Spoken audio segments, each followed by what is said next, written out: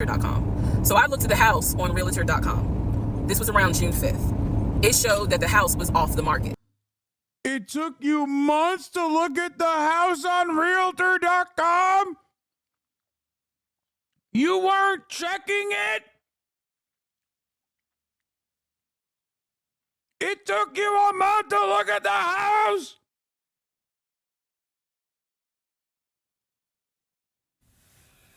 This is 4 hours and 59 minutes, dog. Is this a condensed version? This is a 2-hour one. Part 33. The fuck? It started off with part 30. Oh my God. Hi, and welcome. We all know why you're here. You're here for part of the new series that I'm calling Who the Fuck Did I Marry? I'm going to create this playlist series, and I'm going to tell the story of how I met, dated, married, and divorced a real pathological liar. Okay, I'm already invested. Let's watch the summary first. Summarizing all 50 parts of the Reesa Teesa Who the F Did I Marry videos in one singular part, let's flow. Reesa Teesa and her ex-husband, who she calls Legion, met in March 2020, right before COVID, on 2 different dating apps, which was the first red flag. One was his real name, one was a nickname. They hung out a ton, and when COVID hit, they decided to quarantine at her house, which she agreed was a little fast. Not long after, she gets pregnant, they decide they need to get married. During all of this, they decide they want to buy a house. He can't show proof of funds. Unfortunately, she miscarries the child, and he doesn't even go with her to the surgery and says he has an important meeting for work. Allegedly, at this time, he works as a VP for a condiment company and leaves the house at 6:15 a.m. every morning and comes home at 3:34 p.m. Eventually, they continue the house search and she wants to see his accounts. He shows her a Chase savings account and a Chase checking account where he has money in it, but says he also has money from playing arena football in a U.S. bank account. Okay, this is full of spoilers. I think This is my introduction / disclaimer video. First and foremost, I'm going to be truthful, even if it makes me look bad. I'm going to be honest, but I'm also not going to be disrespectful to anyone that was involved. I'm not going to use people's real names because I don't have the permission to do so, and this does not want any sort of litigation. I will tell you off the top, I have a sense of humor and I have sarcasm. So things that you see me laughing at, none of this is funny. But in order to get through it, I have to laugh. If I cry, I cry. I'm human. I'm a woman. This was traumatic. I'm going to do the best I can to upload as much of the story as I can, because I know people get so annoyed with the follow for part 4, follow me for part 17. I'm just going to do the best I can to keep uploading the videos each at a time. Degree in the mail. So that is a lot of time to cover. Please give me the grace to just get it out. It may not be all in one day. It may not be all in 2 days. But okay, some of this stuff you can condense. Video to cover and start and did happen with things class. Coming contest at the I didn't graduate with a psychology degree, but I'm very comfortable saying that he was a pathological liar. He was a narcissist, and yes, there was some in my opinion, mental health issues going on. Pathological lying part, absolutely. So I want to preface all this by saying you're going to probably think, what in the world? There's no way this happened. Everything you're going to hear me say actually did happen. I never thought I was going to be in some sort of Lifetime movie, but I was. So I will read the comments as best I can. Like I said, I think if you allow me to tell the whole story, things will be answered. And sorry, I do talk with my hands. It's a coping mechanism. So if you're like, why is she moving her hands? Okay, I'm beginning to understand why this is 4 hours long. There's a lot of stuff in here that's like, oh my God. There's a lot of stuff in here that's like, definitely, what is this? We need this guy in the case. Are you serious? Megaphonics, it's already 5 hours and you're in here sending me not a condensed version, but a joke that's unrelated.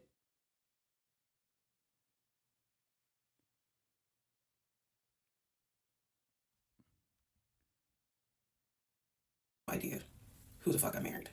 You like how I twisted that? Anyway. All right, y'all. Please excuse the hair, but here is part 20. We met on Facebook dating site, and we also matched on Hinge. I did not realize that he was on both under 2 different names. So one was his actual name, and the other one was a variation, like a nickname that he called himself. Different pictures.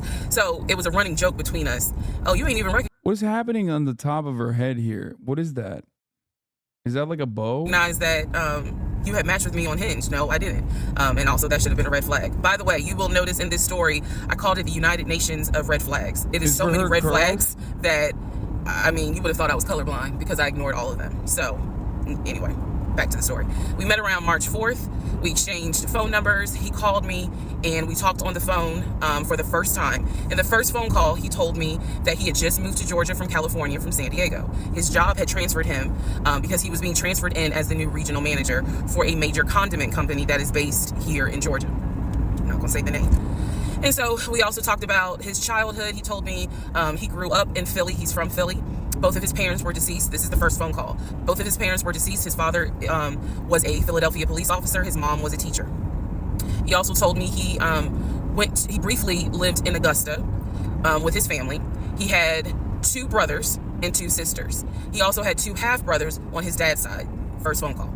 So I'm just giving you guys the backstory. This was the first phone call we had. So we talked about family, we talked about friends, we talked about our jobs. At the time, I was working at Georgia State Patrol. And he knew this and he just thought that was like, wow, so you work with troopers all day. Yes, I did. Also in that phone call, he explained to me that he used to play football. He explained that he used to play arena football. I know nothing about arena football. I know about NFL, I know about college, go Dogs, but I don't know anything about arena football. So he explained to me that he used to play arena football. He used to work at Apple in the off season of arena football. And I remember thinking on that phone call, oh, okay, good for you. I don't know anything about arena football. And I believe I did tell him that I don't know anything about arena football. That'll come into play later on. So he told me, I just moved here. My job is paying for my housing and they are helping me to look for a house. He was like, right now I'm in Gwinnett County, but I'm trying to look for a house, ideally in Atlanta, like Brookhaven, Sandy Springs. He was like, I really would like to move out there. And so I thought, that's great. You're looking to get a house. You just moved here. He was like, I don't really know too many people here because I spend all my time at work and, this job is really demanding. So that was our first phone call. We talked more. He talked a lot, which took me by surprise because I'm not really used to men talking more than me. He eventually asked me out on a date. That's shocking. Our first date was set for Saturday. Because I can tell she's a big yapper. So it is genuinely shocking to me right off the jump that the dude was talking more than her. Saturday, March 7th, 2020. He asked me what was my favorite restaurant. I said Cheesecake Factory. And so we agreed to go out at the Cheesecake Factory in a location that was in between. I lived in Clayton County. We lived about 45 minutes from Sandy Springs, Dunwoody area. See how it goes. First conversation was good. Hopefully he looks like his pictures because, that's always an issue with online dating. Hopefully he looks like his pictures. So on my way to our date, I took 285. And literally right before I got to Boulder Crest, the exit for Boulder Crest, I heard a boom and I lost control of my car. Thank God that not thank God, but I knew what to do. So I did not crash, but my tire blew out. So I called him and I said, hey, I'm so sorry, but my tire just blew on 285. I'm slowly making my way off the exit. I believe I pulled into a Chevron gas station and I said, I got to get this fixed. I don't know what to do. Like I'm a damsel in distress kind of thing. He kind of paused. He got quiet and he was like, tell me exactly where you are. Drop your pin. So I dropped the pin and he came to the gas station. Good guy. Got out the car, and I was so relieved that he actually looked like his pictures that I was like, oh my God, he's actually attractive because he's like 6'4", 6'5". Also, man, I apologize. So let me go back to the first conversation. Let me add something. He did tell me in the first phone call that he was divorced, and that his ex-wife, she had 2 children. She forgot things. Children, a boy and a girl who were teenagers, young adults. I think the girl was about 20, and he said that he had a very close relationship with his stepkids, but that he and his ex-wife had divorced because she cheated on him out in California, and so coming to Georgia was a new beginning for him. She was still out in California. The kids were still out in California, and so. He was like, there's no, I can't. Means you're right off the jump. Couple things I have to add in here. That's how you know she ignored the red flags. Okay. This dude is like, I'm coming to help you. And I'm 6'4". It's Jover. Like, it's just 100% like. Stand her, but I still want to be in the kids' lives. I have to put that in there because that will come back later. So this is just setting the stage. Again, that first conversation was, we talked about family, job, friends, how he ended up in Georgia, me being in Georgia, the things that, I would think people talk about in the first conversation. All right, now back to the tire blew out. So he shows up to the gas station. He changes my tire, which I just thought was the sexiest thing in the world. And then he proceeds to say, hey, I found a tire place around the corner. You need to get another tire. Like, you can't drive on this donut. So he followed me to the tire place, and then helped me get a tire, paid for it. So I was Bro, she about to get pulled over for having her phone while she's definitely driving. like, wow. And so the vibe was good. So anyway, I get the tire fixed. We follow each other to the Cheesecake Factory over in Perimeter. We hold hands walking into the Cheesecake Factory. So in my mind, I'm like, this is just this. Oh my God, I had butterflies. That's the look of a woman who had butterflies. So I had butterflies. And we go in, there's a long wait. And so we sit outside and we just talk. And the conversation's great. And this is where he tells me what it is he's looking for. He tells me, you know, I believe at the time he was 42.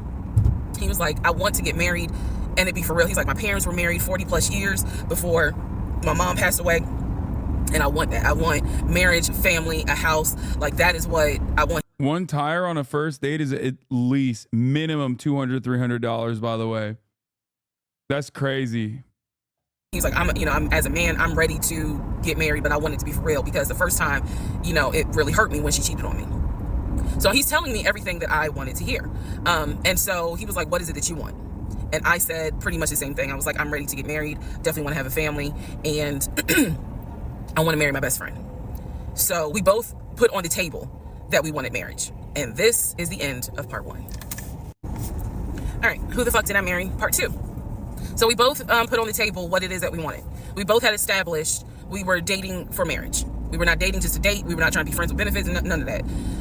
So the dinner at Cheesecake Factory went really well. We laughed, we joked, we talked about people, which is kind of up my alley, my sense of humor. It was a good vibe. So at the end of the date, at the end of dinner, we sat in his car and he played this song for me by John Legend. I don't know the name of the song. By the time this video posts, I will put the name at the bottom. I can't remember the song. I just remember that John Legend was talking about, I think I met my wife tonight. And I thought it was a sign. So I was like, he's laying it on thick, dude. That's the thick 8 of laying it on, okay? So anyway, we ended up sitting in the car talking just about life and experiences until about midnight. So during this conversation, he again is telling me how it was, you know, what it was like living in California, how he went out there, he went to San Diego State, he played football for San Diego State. He talked about how, you know, he loved it out there, so he stayed. That's when he joined the company. And then he explained that he also did arena football, but only did it for about 2 or 3 years. He claims that while he was doing arena football, the team that he was on won a championship. But again, keep in mind, I don't know anything about arena football. So I was like, okay, I didn't know they had championships. And he was like, you know, he got a little offended, like, yeah, they got championships. And, you know, he was on that team. So he talked to me about how he worked at Apple. He worked something in the IT area of Apple, but it was in the store. Again, it was one of those, it's like when I tell people I used to work at Amazon. I really wasn't paying much attention to it. Why?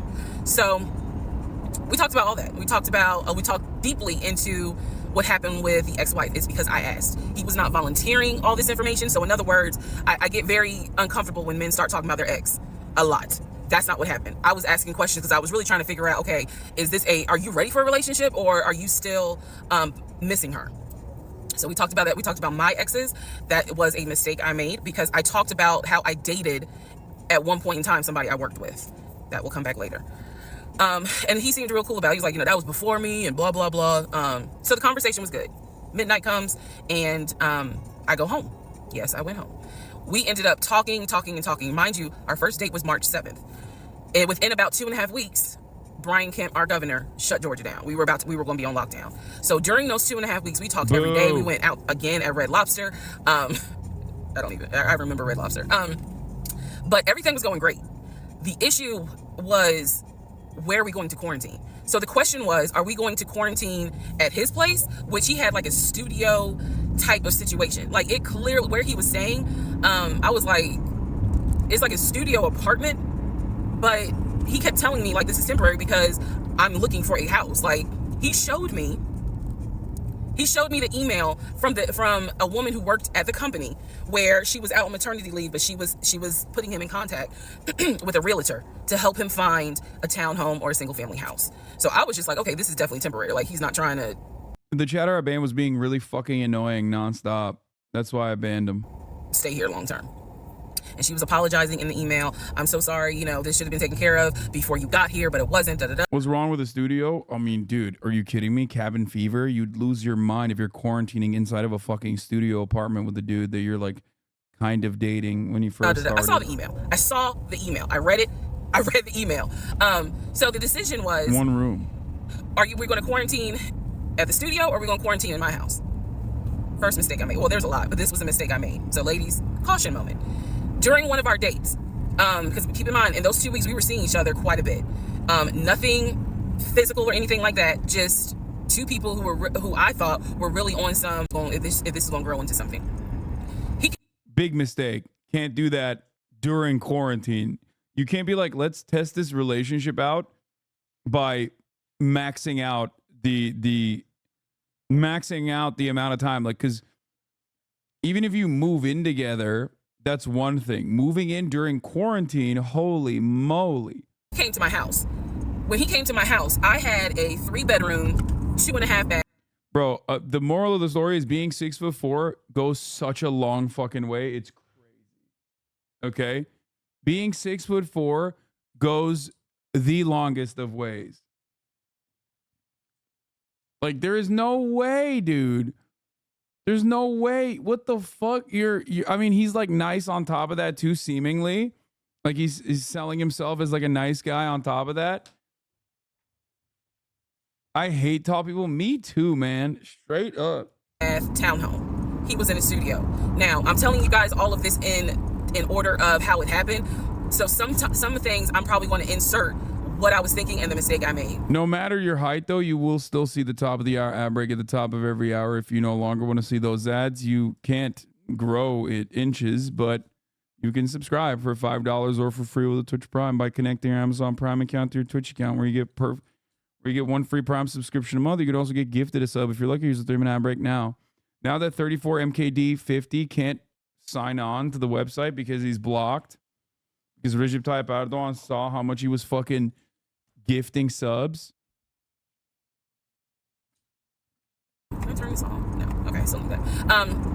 And I say that to say that I did not realize inviting him to my home probably made his eyes go, oh shit, she's a keeper. She got this 3-bedroom, 2.5 bath townhouse, and I'm in like a little studio. Yeah, let me go ahead and pursue this. What I need to do to quarantine here. The decision was made, quarantine at my house. So the state went on lockdown. He came and stayed with me in my home, and for the most part, in the initial beginning, it was fine. It was fine. The reason why I hesitate is because I grew up in the church. So for me, it was really like an internal struggle of, bruh, you always said you would never live with a guy unless he was your husband, and now you living with a dude and he ain't your husband. Like, it was a struggle for me because I knew better. And don't come for me. I'm just telling you the way I grew up. It was like that. It was not sitting right with me. But at the same time, I didn't want to quarantine by myself. I did not want to. So there we go. So he moved in. We talked about the bills. Let me clear something up that I said in the other video where I said he paid all the bills. He paid all the household bills. He did not pay my car payment, my cell phone, or my car insurance. He paid the rent, because my rent at the time was less than $1,000. He paid the utility bills. And so when he's telling me that he's a regional manager, I was like, wow, okay, so you got money. And so he paid all the household bills. So my check really was just taking care of me, myself, and I. And I am not, this is where it's not gonna make me look good, but it's the truth. It was intoxicating to not have to worry financially about how to pay the bills. It was a wonderful feeling. And so I don't understand how you get a 3-bedroom for less than $1K. Did we misunderstand that?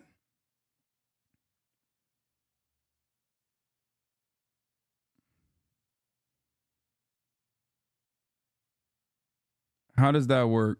Or is she also a liar? Like, what's happening?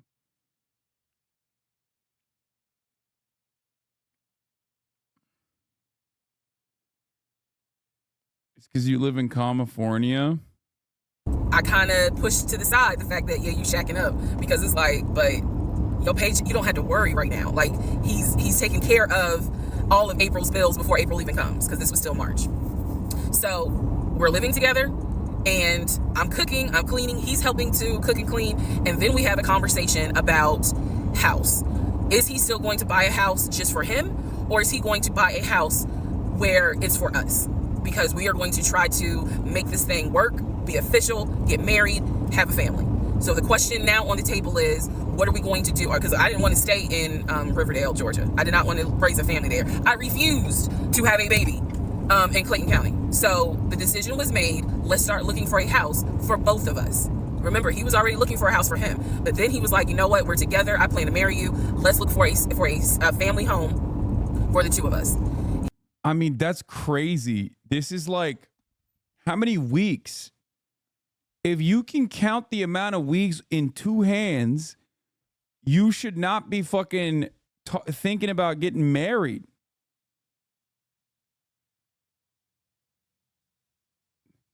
No, I don't think this is immediately after one date. I think this is like, this puts the lesbian U-Haul memes to shame. Okay, this is like this is way faster than any kind of lesbian U-Haul joke I've ever seen in my life. This is crazy. He was like, this is how much I was approved for. That's when he showed me the Chase paperwork. It was a letter stating that and it had the Chase emblem at the top. He showed me a letter stating that he was approved for $700. All right, part 3, who the fuck did I marry? So this is when he showed me a letter from Chase with the Chase logo. Bro, where is she driving? Is she driving? Like, it's morning now. It was nighttime. Where the fuck? How long are the roads in Georgia? Georgia! At the top, stating that he had been approved for a mortgage, for a $750,000 mortgage or $750,000 house. So he was like, we can't go over $750,000. And I said, I remember asking him, can you afford the mortgage on a $750,000 house? Because I know I can't. This is when he explains to me, I told you how I played arena football. I invested my money really well. So he said, I have money that will help pay for the mortgage. He was like, you didn't Google like how much an arena football salary is? Okay, let's Google it.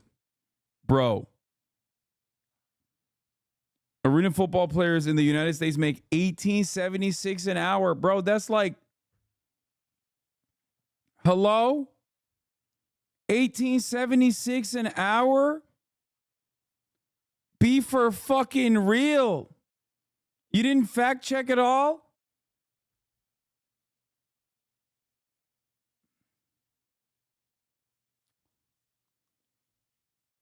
This man out here like, oh yeah, I was making McDonald's pay. And I fucking invested wisely. Anyone that says, oh, don't worry about the finances, I invested wisely, that's how I made my money, know that they're lying to you, okay? HasanAbi rule.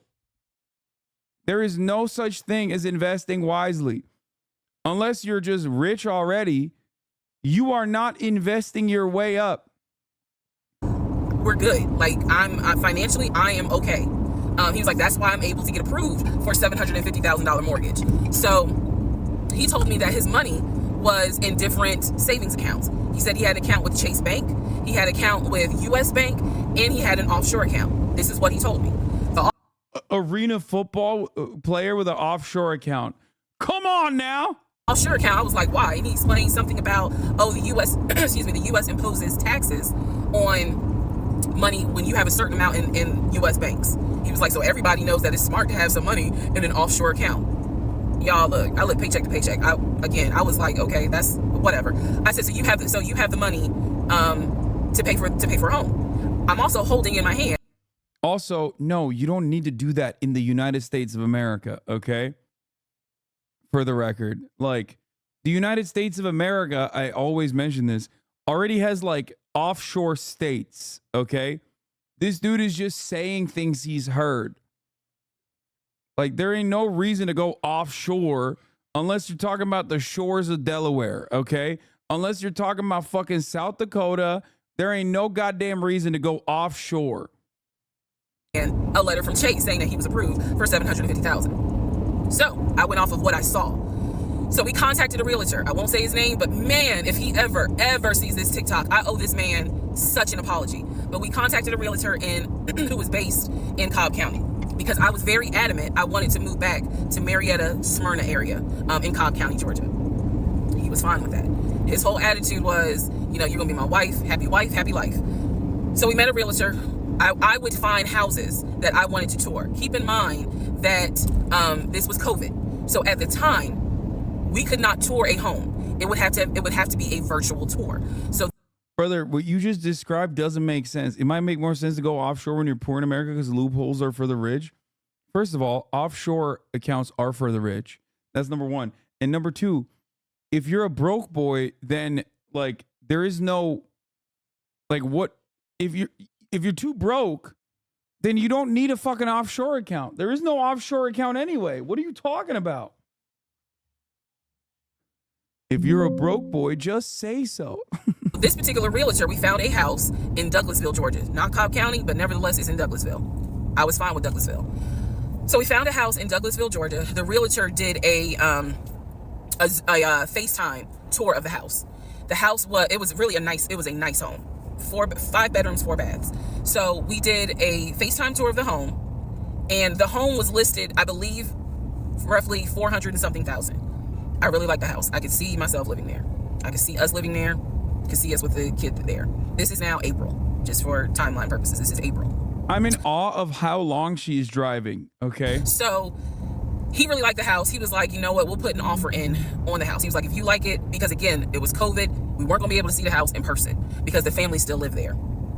So he said, I'll put an offer in. We'll see if it's accepted. I said, okay. So he puts an offer in. He's telling me he put an offer in. I need to clarify some things he told me and the things that I actually saw. So for this house in Douglasville, he told me he was putting an offer in. The realtor would call me because one thing that the realtor told us, he was like, if the woman likes the house, typically the house is going to get bought. So he kind of dealt with me a bit more than he did my ex-husband. And again, this is April 2020. This is before we got married. So at the time, he was my boyfriend. So the realtor was calling me and it was like, hey, you know, I put the offer in, and what they're asking for is proof of funds. And I did not know anything at this time about buying a house. So I was like, hey, you probably need to talk to him because I'm not even listed on the mortgage. Like from the paperwork I saw, it was only in his name. So he called him. I guess they talked. I was not there, but I'm assuming that they had talked. So the boyfriend is coming, my ex is coming home saying, yeah, I talked to so-and-so. I sent him over the paperwork. The offer was approved, and they are going to try to do a virtual closing. First, we got to do an inspection. If the inspection goes all well, then we have to do a virtual closing. He also told me that he put down earnest money on the home. She never steers. It's amazing. Yeah, I'm beginning to feel like Georgia is just like one straight interstate. Like it just keeps going and going and going. Someone who's like more autistic than me has to math this out.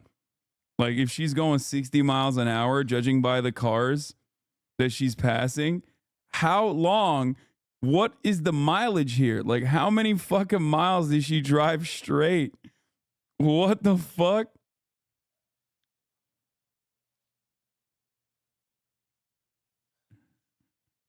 What the hell, dude? He put down, I believe, $5,000. He said, I just transferred the money over to account or whatever, so that it could be earnest money for the house. So I'm just like, okay, great. He was like, so realistically, this is April. We should be able to get in that house by June. Okay, no problem. So this is what he told me. About 3 or 4 days later, I get a phone call from the realtor.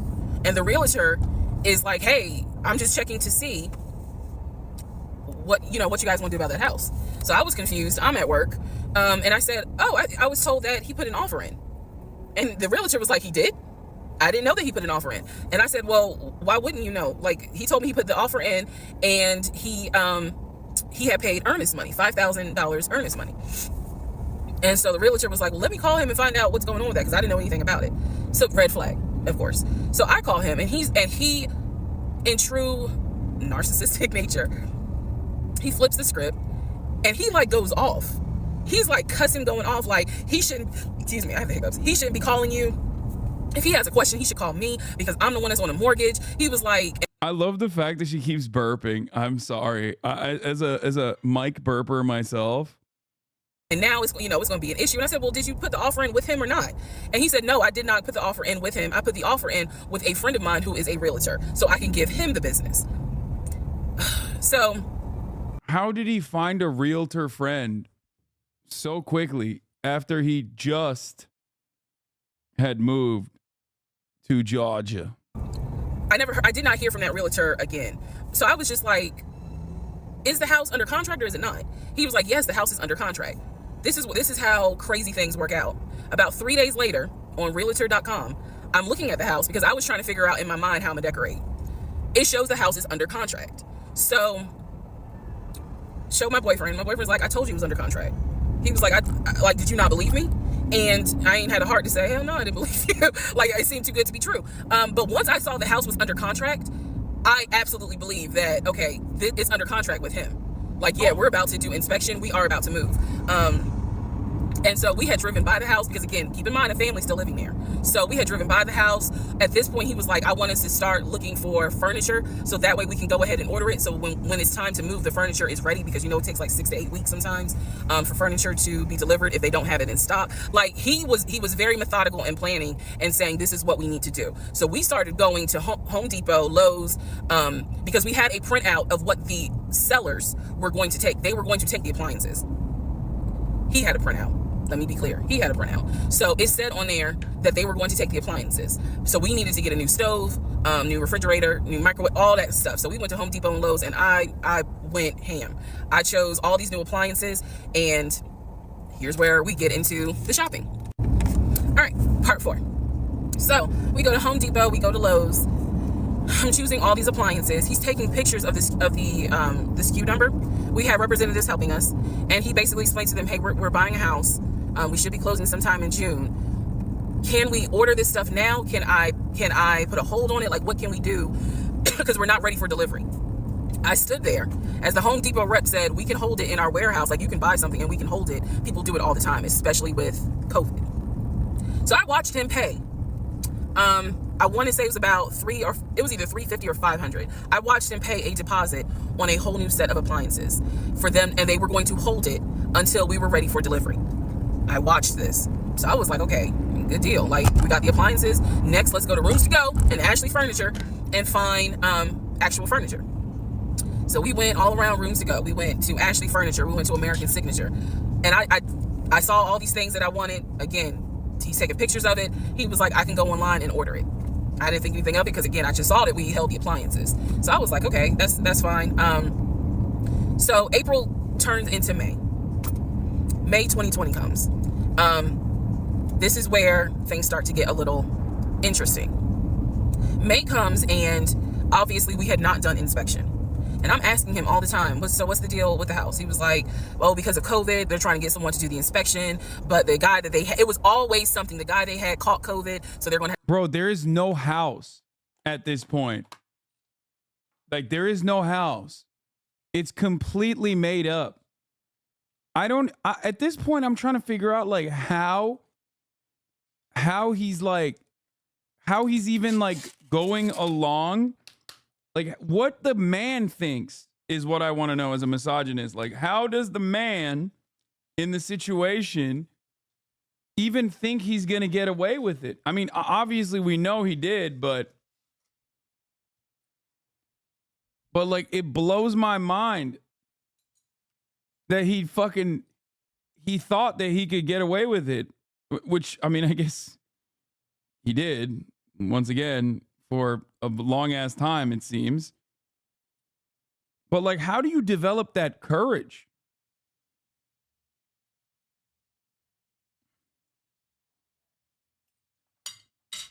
Six foot four. I had to get somebody else, and he's like 15 houses backed up, so it'll be a while.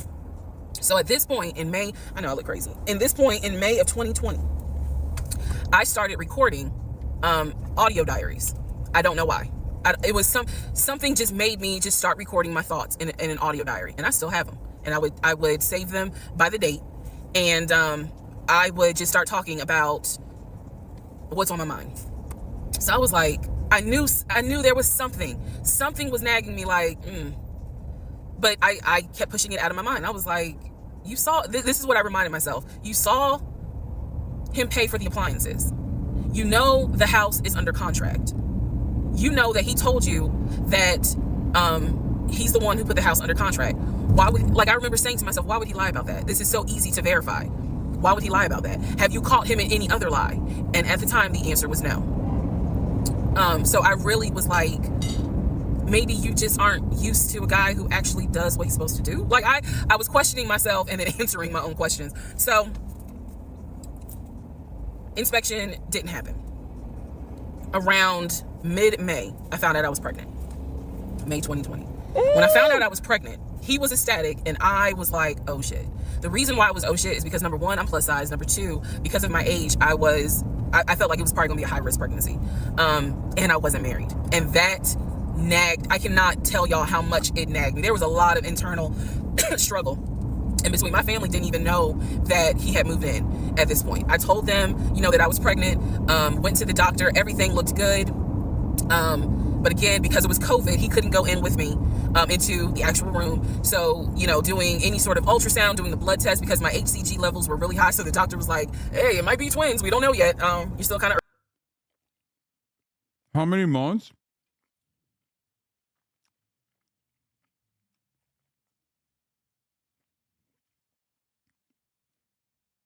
Two. Maybe three. Early, along. They gave me a due date. The due date was January 26th of 2021. May, found out I was pregnant. So there was now more of a push into, we got to get a house. We got to get the fuck up out of here. I'm not having a baby in Riverdale. Okay, nothing against Riverdale, but I ain't having a baby in Riverdale. So we need to find out what's going on with this house. And so he was on top of it. He had an answer for everything. He was like, I'm gonna call and find out what's going on, blah, blah, blah. He then magically told me about a week later, oh, they're going to do inspection on the house like in 2 days. So I was just like, okay, keep in mind, I'm taking his word for it. I'm taking his word for all this. So he's like, they're going to do an inspection. Once we get the inspection report back, then we will know what we are going to be responsible for. What are we getting ourselves into? So, I guess they did an inspection. He showed me an inspection report. The only thing that they said that the roof had just recently been replaced, which I remember he was very happy about. And the issues that there were for the house were minor. It was not a bad, because we did have a discussion about it. He was like, it's nothing that we can't handle. Then he said that we were set to close the end of May. We were set to close the end of May. He told me it was going to be a virtual closing. You're probably like, what the hell is a virtual closing? Because again, he's saying because of COVID, people are... Wait, why? Wow, fuck you, Hasan. Why are you so pressed? Not closing in the office. They're doing a virtual closing where you would need to electronically sign the paperwork. This is what he's telling me. And so he was like, we're set to close like just before Memorial Day. And so for some reason, again, there's still that nagging part. For some reason, I didn't start packing.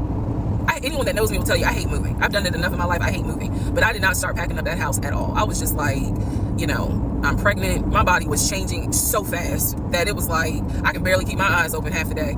And so, no, I didn't start packing. And I remember I did record, again, I was recording audio diaries just about every day. When something didn't sit right, I would verbally record it in the audio diary because I was like, I don't know what it is, but there's something. That was the theme of our relationship. I don't know what it is, but I know there's something. And so what the fuck? I remember talking to myself in my little prayer closet. I don't get it. Does she not have like any friends? Why is she talking to Jesus when she should be talking to Jesus? You know what I mean? She don't have one friend that she could be like, hey, this smells a little funny. What the fuck's going on? It makes no goddamn sense. That's where I would do my recordings. And I remember thinking, what if we don't get this house? Like, what if he's lying? But again, there goes that thought process of, why would he lie about this? Like, who makes up that they're buying a house when in fact they're not? And then he's showing you all this paperwork. Like, come on, you can't be that jaded that you don't even believe what's in front of you. All right? So now we're going to go into part 5. Okay, part 5. Who the fuck did I marry? So I'm questioning all this stuff in my head out loud on my audio diaries. And then once again, I'm like, but look at what he's giving you. Like, he's paying, it wasn't a question about money. it was just a question of, are we really about to move into this house? And keep in mind, he's paying all the household bills. He still is. So we were supposed to close before Memorial Day. We didn't. There was an excuse. There was always an excuse with him. Always an excuse. And I can't be the only one that's like phenomenally invested in this, right? Like, I get why people watch through this entire thing. She does have a very long-winded way of describing these stories, but like, it is captivating. I'm fucking hooked. I'm locked in. And I didn't know enough about the process to question stuff because I really wasn't involved. I'm sitting my white ass down and I'm listening, okay? The way I should have been. And it was giving me a lot of anxiety. So I'm pregnant with a lot of anxiety. And if I'm gonna be 100% honest with y'all, I was not expecting that I was probably going to have a healthy pregnancy because I was stressed. And what I was stressed about is I didn't know what was going on because I wasn't really involved the way that a normal relationship would be involved. Just being honest. So we did not close. We moved now into June. This is now going into June. Around June 5th, I looked at the house again on realtor.com. 4 months in. I don't know what made me do it other than, and I don't mean to sound super spiritual. I know that people are like, you know, you may or may not believe in God, but I'm telling you, I believe with all my heart, probably the Holy Spirit was like, look at that house on realtor.com. So I looked at the house on realtor.com. This was around June 5th. It showed that the house was off the market. It took you months to look at the house on realtor.com? You weren't checking it? It took you a month to look at the house?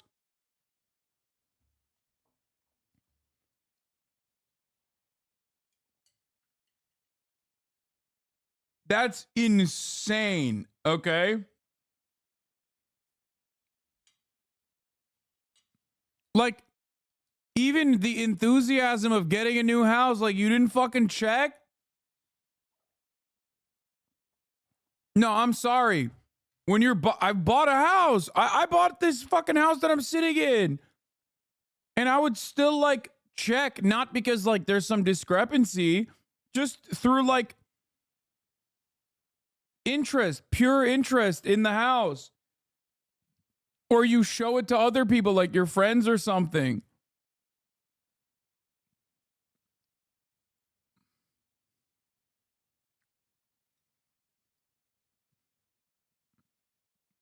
Yeah, like, damn, am I really doing this? Am I really owning this shit? That type of thing. And I remember being like, okay, wait, what does that mean? What does that mean? Because ex-husband is telling me we're about to close on the house. We're about to close. It's our house. We got furniture, he's also telling me that he's been in contact with the realtor, his friend, who was telling him, you know, this is what was happening next. Here's what's going on. So the guy that we initially worked with apparently is completely, I was not heavily involved.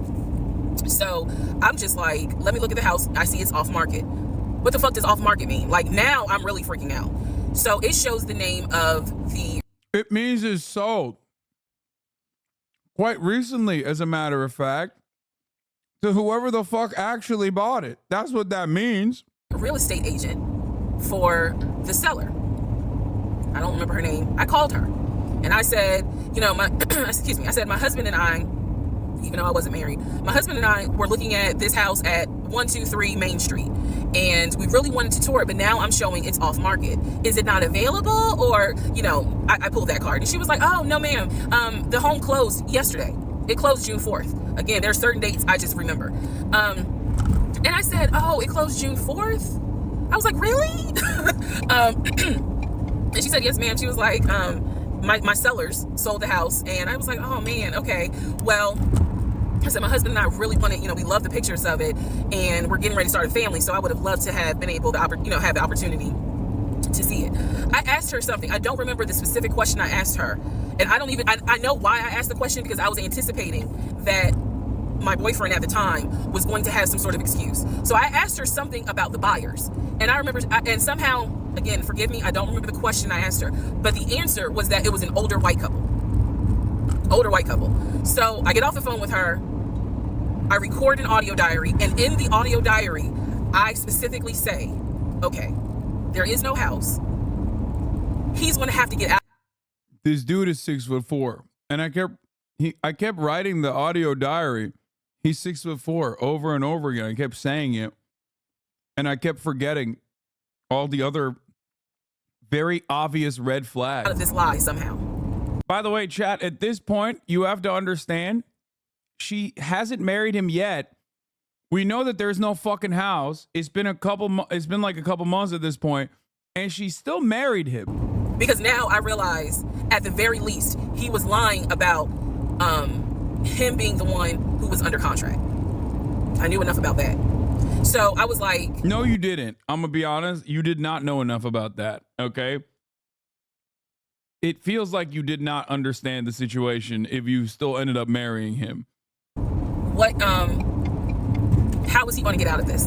Again, I've listened to the audio diary in 2024. I literally said in that audio diary, how is he going to get out of this lie? And I was trying to think of ways on how he's going to do it. And something said to me, because I say it on the audio diary, I said, he's going to say it's a bad deal. And he's going to say he wants to pull out. Y'all keep in mind, I am pregnant. So I had a decision to make. As ugly as this decision was, I made the decision, you're about to have a baby with this man. He's paying all the household bills. Let him get out of the lie. And that's what I did. I purposely made the decision that I knew he was going to come back, and I knew he was going to give me some bullshit on why he couldn't buy the house, because he didn't know that I knew that house is already sold. The house is already sold. And this is the part where I said, I'm gonna be honest, even though it's gonna make me look bad, because most women in their right mind would have been like, I'm out. And I didn't. Yeah. So get an abortion. Sure enough, he came home. He didn't really say anything that day. The next day I asked him about the house, and he said, my friend, the realtor, he was like, I'm talking to him because something's going on with the interest rate. And when he said that, I felt so much relief, because I knew that I had been prepared for he's gonna give you some bullshit. So when he said there's something with the interest rate, I said, you know what? This is literally what I said, y'all. If the interest rate isn't good, then we shouldn't move there. We should probably let this house go. We should cancel whatever furniture we... Why did you give him an out? Wait, what? Why did you give him an out? Yeah, this is a classic no, I don't support all women moment, okay? What the fuck?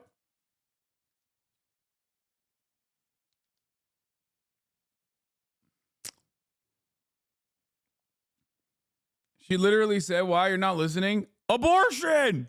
Abortion! Aborabo! Abort the baby!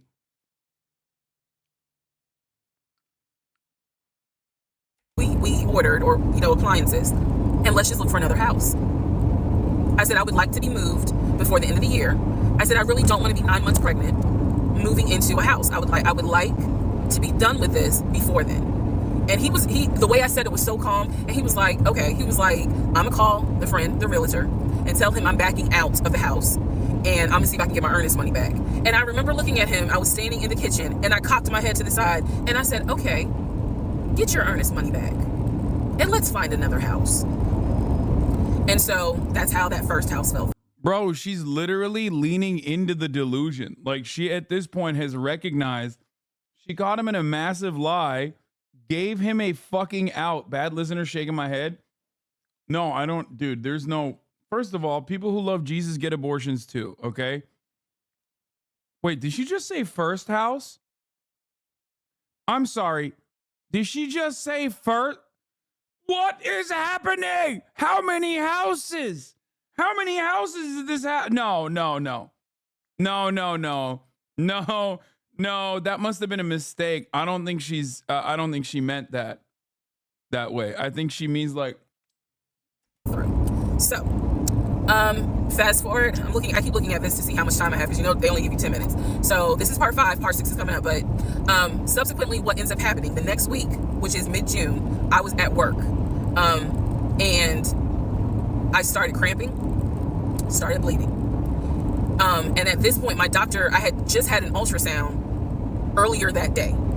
So I went to work, because the ultrasound was fine. I went to work, and the cramping and the bleeding started, and I started crying because I kind of knew what was going on. And my doctor had called me and told me that when they did the ultrasound, they did not see a heartbeat. So she was like, this pregnancy is not. Dude, okay, that's like, dude, Christ saved you. Okay? Don't sag, chatters. What the fuck? Oh my God. I feel like we're on totally separate planets right now. Bro, she knows the dude is like lying to her at this point. She knows the dude is lying to her. The baby trap was part of the reason why she was still on board.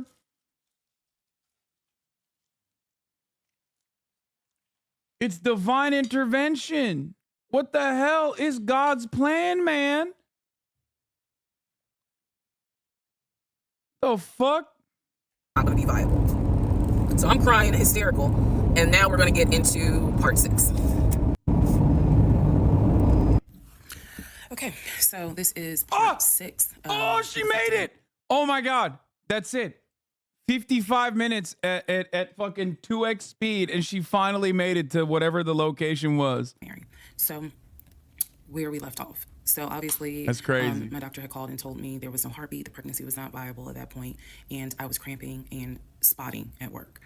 Went into my best friend's office and immediately started crying. She was like, what's going on? And I said, I told her what the doctor said, and she grabbed her keys, grabbed her purse, and was like, let's go, I'm taking you home. On my way home, I called my boyfriend and told him what the doctor said, and he was like, I'll meet you at home. So he was coming from Duluth, went straight home.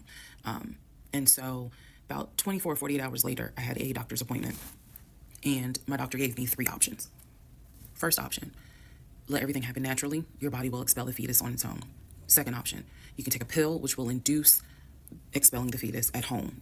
The pill basically will cause you to contract and expel. The third option was to go into the hospital and do a DNC. I did not want to do a DNC because I did not want to be in a hospital with COVID going on. And for whatever reason, I did not do the option of let it happen naturally. So I chose to do the pill.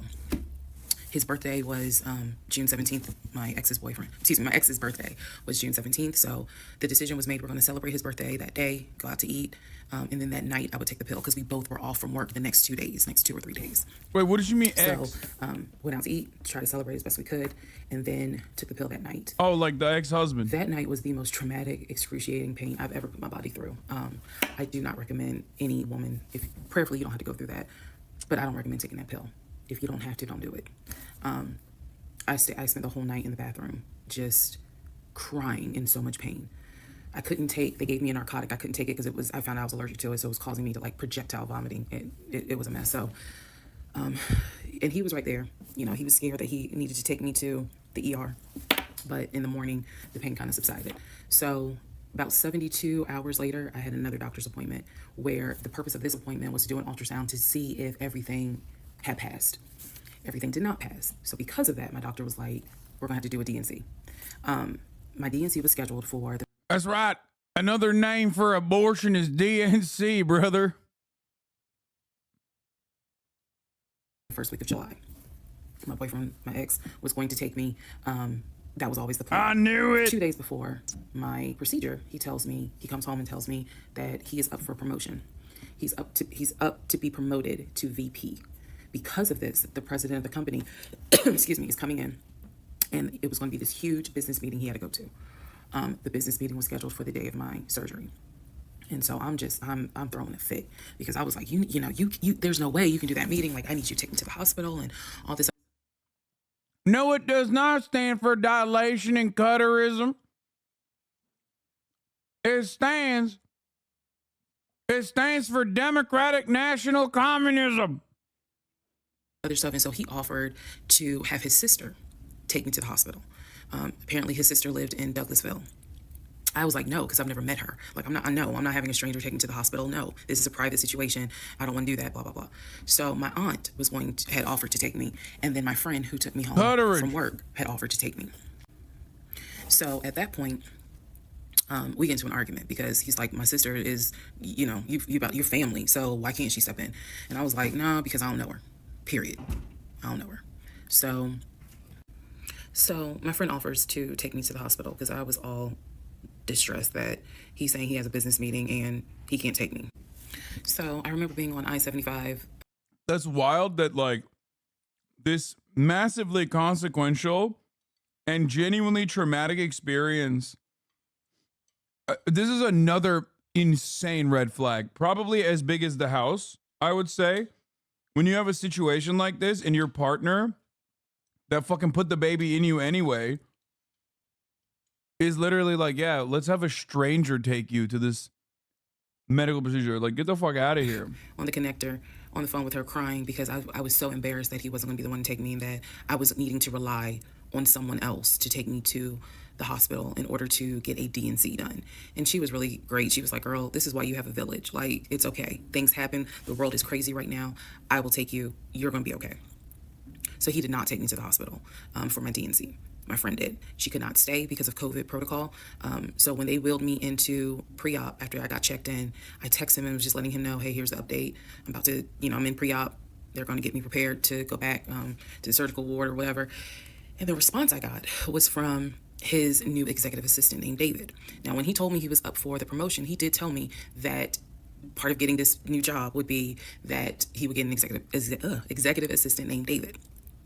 And he did tell me, I'm going to make sure that I inform David, if you get a text from this number, meaning from me, pull me out of the meeting because, my fiance's having a procedure done and I'm picking her up. So it's important that you come get me if it's something serious. So I text him. David responds. He said, yeah, Mr. Blah, blah told me that you are having a procedure done. If you need me to get him, I can go get him. He's in a meeting. Just let me know what you need. And I just said, no, don't bother him. I'm just giving an update that they're about to take me back. And David responds and says, I'm so sorry you're going through this. Please let me know if there's anything I can do. So I have the procedure. I wake up and I am now in recovery. I should be in recovery 45 minutes up to an hour and a half. There ain't no way that's a real David. Might as well be Michelangelo's David, okay? That's just fake, dog. That's not a real person. That's him. He's doing the classic Better Call Saul shit where he's like making up a fake voice basically to be like, I'm David. Hello, David here. I wake up, first thing I ask, and I remember asking is, where is so-and-so? The nurse who was so sweet, she was like, everything went well. You're doing great. She said, we spoke to your fiance. He's on his way. So I said, okay, I kind of dozed back out, but I could still hear everything that was going on. I just could not keep my eyes open to save my life. So I hear her talk to the other nurse. And that's when she said, yeah, Dr. So-and-so called her fiance and his executive assistant picked up. And the executive assistant said that he was in a business meeting and that, you could relate to him what you need to say and he'll tell the fiance. And my doctor was like, hell no, HIPAA, I need to speak to him. So apparently my fiance called the doctor back about 30 minutes later. And the doctor informed him she'll be ready to be discharged in about an hour. You can make your way and come pick her up. He said he was on his way. He was on his way from Duluth to Atlanta, which is not a huge distance, but the time of day, one thing about Atlanta, there's always traffic. So he should have been there within the hour. I should have only been in recovery an hour and a half. Let's go to the next part. Part 7, who the fuck did I marry? So I should have been in recovery at Northside Hospital for about at most an hour and a half. Subsequently, I ended up being in recovery between 3 to 3.5 hours. The nurses kept calling my ex, asking, what's the status? Because they were actually getting ready to do a shift change. So they kept calling, asking, what's the status? What's the status? Like, where are you? I want to say that they called a total of 3 times and they spoke to him twice. So at this point, I knew that they were all like... He's like, sorry, honey. I was playing arena football with my offshore account managers and David, who is my executive assistant. Where is her fiance? Like, what is going on? He said he was stuck in traffic, and so he was making his way there. He eventually did get to Northside Hospital, and they wheeled me down, because again, he couldn't come in just because of the protocols. So when I got in the car, and I'm in pain, but yet drugged up. Bro, she married him after this, by the way. That's crazy. Couldn't keep my eyes open, I was just out of it. But I remember him calling my aunt and my mother and letting them know, I picked her up, we're on the way home, let me get her settled, and then I'll give you guys an update. I remember that. What I did not know was that he had texted my aunt and my mom and asked them to not bother me for like a week. Like, just please don't reach out to her, let her just rest. I am from New Jersey. I am from an African-American family. You don't tell my black mama or my black aunt that, please don't bother her for a week. I didn't know this at the time, but I'm just interjecting that part. I'm trying to stay in the timeline, but he did apparently do that, and my aunt was like, "Why will fuck you up?" Anyway, so go home. He waits on me hand and foot. I recover. Just needed about 24 to 48 hours to just get my mind right. During this time, in between when the house in Douglasville fell through, talked about a house. So I guess it was about a week later after the DNC. He decides that, do you want to start looking for a house again? Excuse me, I have hiccups, y'all. Do you want to start looking for a house again? Because of what happened with the house in Douglasville, I felt like I was smarter this time to say, She was not. I suspect, judging by how things have gone thus far, I'm going to go ahead and make an educated guess that she was not making a smarter assessment. I want to be involved in every aspect because I don't know what the fuck happened with that house in Douglasville. But what I do know is that he lied to me. I didn't. She rolling ones, crit failing, and using the wrong spells? Think. I didn't know then what I know now. Yeah, remember how you always tell us the bar for women is in fucking hell? Yeah, I think the story perfectly illustrates that the bar is in fact deep in hell. 100%. No, 100%. Is this just TikTok 90 Day I just got here? This right here, what we're watching is like every single one of these like 50 episodes has like 6 million fucking views and has been going absolutely nutty mode apparently. So I dove into it thinking I could just like skip around and then realized like, never mind. This is actually insanely compelling. Okay? Stop fucking complaining. Just buckle in and enjoy the goddamn show. I don't know. Maybe we'll speed it up if it gets boring at certain points. But so far, it's been pretty goddamn good. Lock the fuck in! Lock in! Buckle down! I just knew he lied about I knew he lied about being under contract. So I told him, I said, I don't want to work with your friend who I've never met, never talked to. I know that he has talked to him because he's talked to him in front of me. And I'm going to demonstrate on one of the videos how he used to do his phone calls. Don't worry, it's coming. So we found a new real estate agent. Really nice guy. His name was Scott. I am using his real name. Really nice guy. And we told him what the budget was. And Scott was like, okay, when you guys are ready, we can start looking at houses. Try to look for houses that are empty because you can actually tour those. If it's a house where someone's already living in there, chances are it's going to be a virtual tour because of COVID. So I found a house that I absolutely, in total, we must have looked at about 15 houses. But I found a house in Smyrna that I absolutely loved. We toured the house. Everything about this house was perfect. The house was listed for $699,000. It was a brand new construction build. The only issue was that the basement was not finished, and he wanted the basement to be his man cave. Again, I went with him to tour this house. So this was already feeling very different than the situation in Douglasville, because we did not actually tour the Douglasville house. We only did a FaceTime virtual tour. This house in Smyrna, we toured. We toured this house more than once. And it was gorgeous, fucking gorgeous. So we talked about it. He said that he had the... I'm so mad that all the houses that they're pointing to are basically like around the same size as my house. And it's fucking $600,000. I bought my house for 2.7. Money. Again, the price was $699. He said he felt comfortable putting in an all cash offer. If you remember on the videos before, he told me he had money in his savings from when he played football. So when he said an all cash offer, even I knew, you got that kind of money? Like, where you can cut a cashier's check for $699,000? And he told me he did. No, he did. No. That's not how anything works. Hello? No, why would you believe that? Did you forget the last house? Did you forget how the last house wasn't a house? Oh my God, how far can being 6'4" carry you? What the hell is going on? Oh my Lord, dude. He had money in savings from when he played football, and he was very comfortable paying all cash for this home.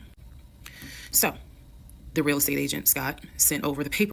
Bro, it is pretty funny that we established early on episode 2 that arena football players make $18.57 an hour. Okay. Which is why the whole like, oh, arena football got me. If nobody got me, arena football got me is such a hilarious thing to say. The paperwork was sent in both of our names. It was sent to my email. That was another thing that I changed after Douglasville. Everything gets sent to me, and then I will be sure that he signs it. So he sent it to me. I looked over the offer. We were going to put in an all cash, full price offer with a request to have the basement finished. Also, not to defend a villain here, but modern dating can be tricky. High expectations lead to some lie. It's not about blaming women. Societal pressure plays a part. Red flags, and she still married him. Must have been tall and wealthy, I guess. Brother, you are, I think, maxed out on being an incel. Like, I don't, like, this is like what I suspect a dude says and believes before they just like shoot up a fucking sorority house or something. Please, for your own sanity, just literally do everything in your power to reorient your fucking brain. Okay? This woman is a victim, dog. I know I'm joking about the 6'4" shit, but god damn, brother. Like the Geiger counter, my incel Geiger counter is broken. You broke it. Okay? I can't even do the bit, like the Hitler particle shit bit. Okay? I can't even do that.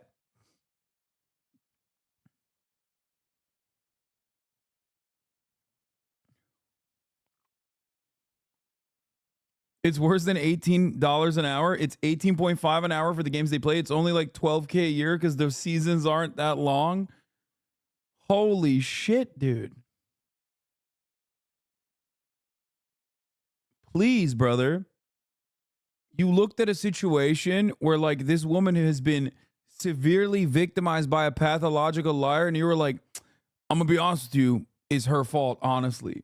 Like, yeah, we are joking about how he's like 6'4" and it goes a long way. And now she's being like, you know, not the smartest here. But god damn, dude, you're casting aspirations and motivations here where none from your framework should exist. Or if you understand the dating pool, then you understand why she is personally that desperate. Like you just said, you just personally recognize how like modern dating sucks ass. And for some weird reason that didn't lead you to think like she's desperate. Like it's a aspersions, not aspirations. Wait, what do you mean? Why not?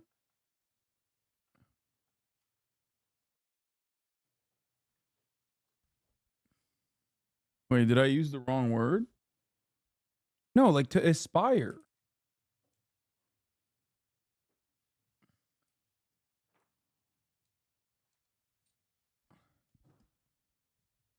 Yeah, a hope or ambition of achieving something. No, I used it in the right way. No, I was saying like you're looking for her motivation. I'm using aspiration as to aspire. You have decided that her motivations are wrong.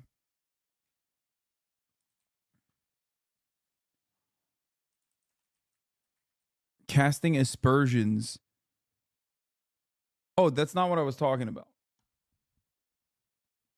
No, I'm talking about like her motivation. I'm not saying you're criticizing her. That wouldn't even fit in that situation. No, I'm saying you're looking at her motivations. Like I meant casting aspirations in this situation. What I meant there was you're like casting as in why am I talking about this? This is a 5-hour video. Okay, we're gonna keep going. We were requesting for the seller to give us an answer within 24 hours. We were requesting a quick closing. These are just some of the things I remember. I remember 24, like I didn't want to wait on, y'all think about it. 24 hours, let us know if you're accepting the offer or not. And then also a quick closing because it was a new construction. So we didn't have to wait for the current tenant to move out. We didn't have to do that. So I watched in our bedroom as he pulled it up because it was a electronic document. He signed his name to the offer for $699,000 cash. He requested again, the seller let us know in 24 hours if they were accepting the offer. So we submitted the offer at around 6 p.m. We were requesting that by 6 p.m. the next day, they let us know if the offer was accepted or not. I watched him sign the offer. I sent the offer back to Scott from my email. All parties had signed. Scott texted us and said, I got it. I'm submitting it. I will let you know what they say. Let's go into part 7. Sorry, let's go into part 8. Good grief, this is getting long. Okay, so I just want to clear up some things that I realize is kind of creating some confusion. So just allow this video to serve as a stop sign. Let's clarify. First of all, the story, background. He was born in Philly, raised in Philly, and moved to Augusta. Story is he moved to Augusta for high school. Okay, we're skipping this part. Spoke until he all right. So this is a recap. Every single day. Bro, she got filler episodes, man. God damn. Bro, she got filler episodes, bro. Saying to herself, okay, it's time for me to ask some questions. That's my hope. All right, part 8 of Who the Fuck Did I Marry? So we submitted an offer. Bro, we need to put a fucking one pace up in this bitch. God damn. This is like, oh my God, dude. We need literally fucking, no, we need like, this is crazy.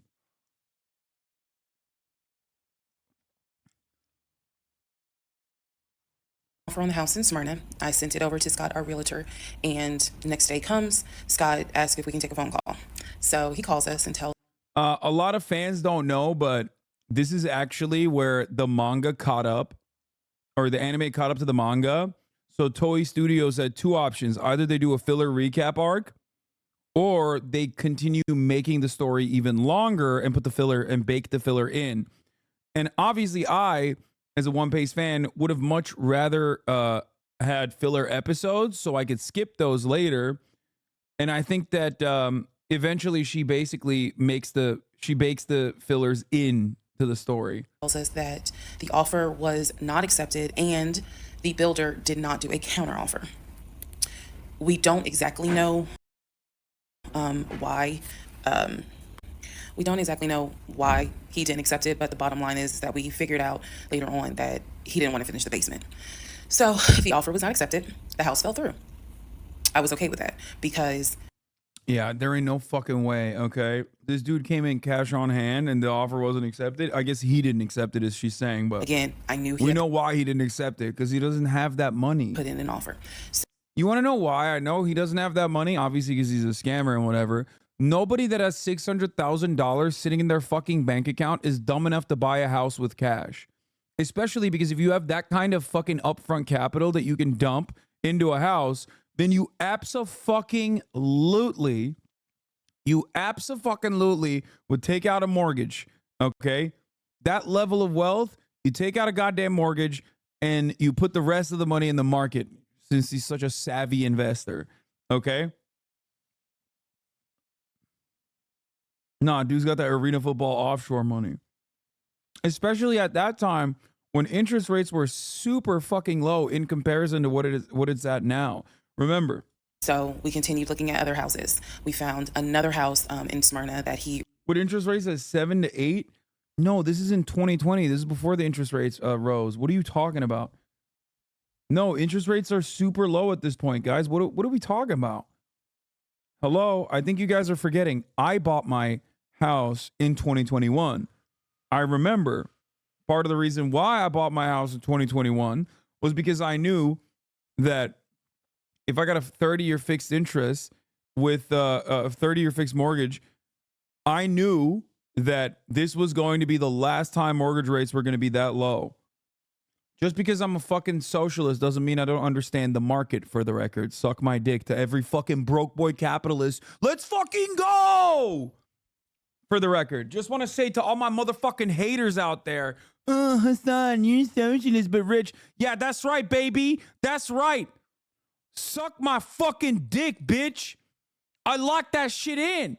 I locked that motherfucking shit in, dude. This house is larger than mine. I am so mad. Oh my God, this is a bigger house than my house. And it's literally $700,000. I am going to die. Okay, that's besides the point. This is a bigger house than mine. It's besides the point. Oh my God. Oh my fucking God. Why is Atlanta so much cheaper than Los Angeles? That's crazy. Anyway, my point was, yeah, although I had not established credit, so my interest rate was high, it was still fucking lower than it would have been if I bought it after the peak started, after the interest rate started going up. Really liked. I thought that it was way too big for just the two of us. And so the price of this home was much higher than the $750,000 that Chase had approved for the mortgage.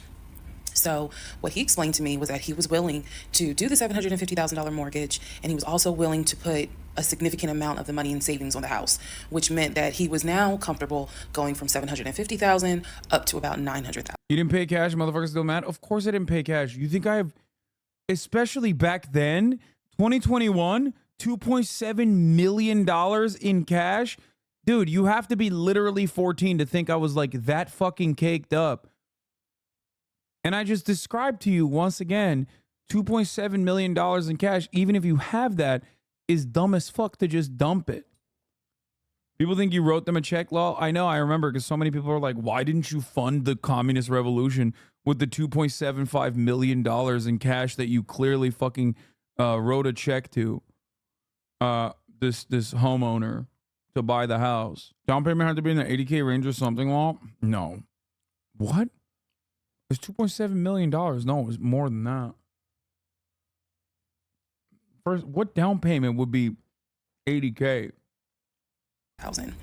Again, his whole explanation was, I have the money where I can put down a substantial down payment, bring down the price of the home, and then basically mortgage the rest of it.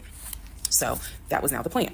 I was not comfortable with a home over $900,000. But again, keep in mind, I saw the Chase paperwork. So yeah. Chatters are so funny. They're like, oh, my $5 is for a revolution, not hats. No, brother, your $5 so you avoid the top of the hour ad break, which comes at the top of every hour. If you no longer want to see those motherfucking ads, all you need to do is subscribe, baby. For $5 or for free with a Twitch Prime, you can do that shit. Okay? Going straight to the fucking house fund. Woo! Hasan, I've been trying not to talk about his knowledge on money, impossible challenge. Yes. Because I think people legitimately think that I don't know how to make my money work or some shit. Okay? That's not the reason why I don't make my money work for me.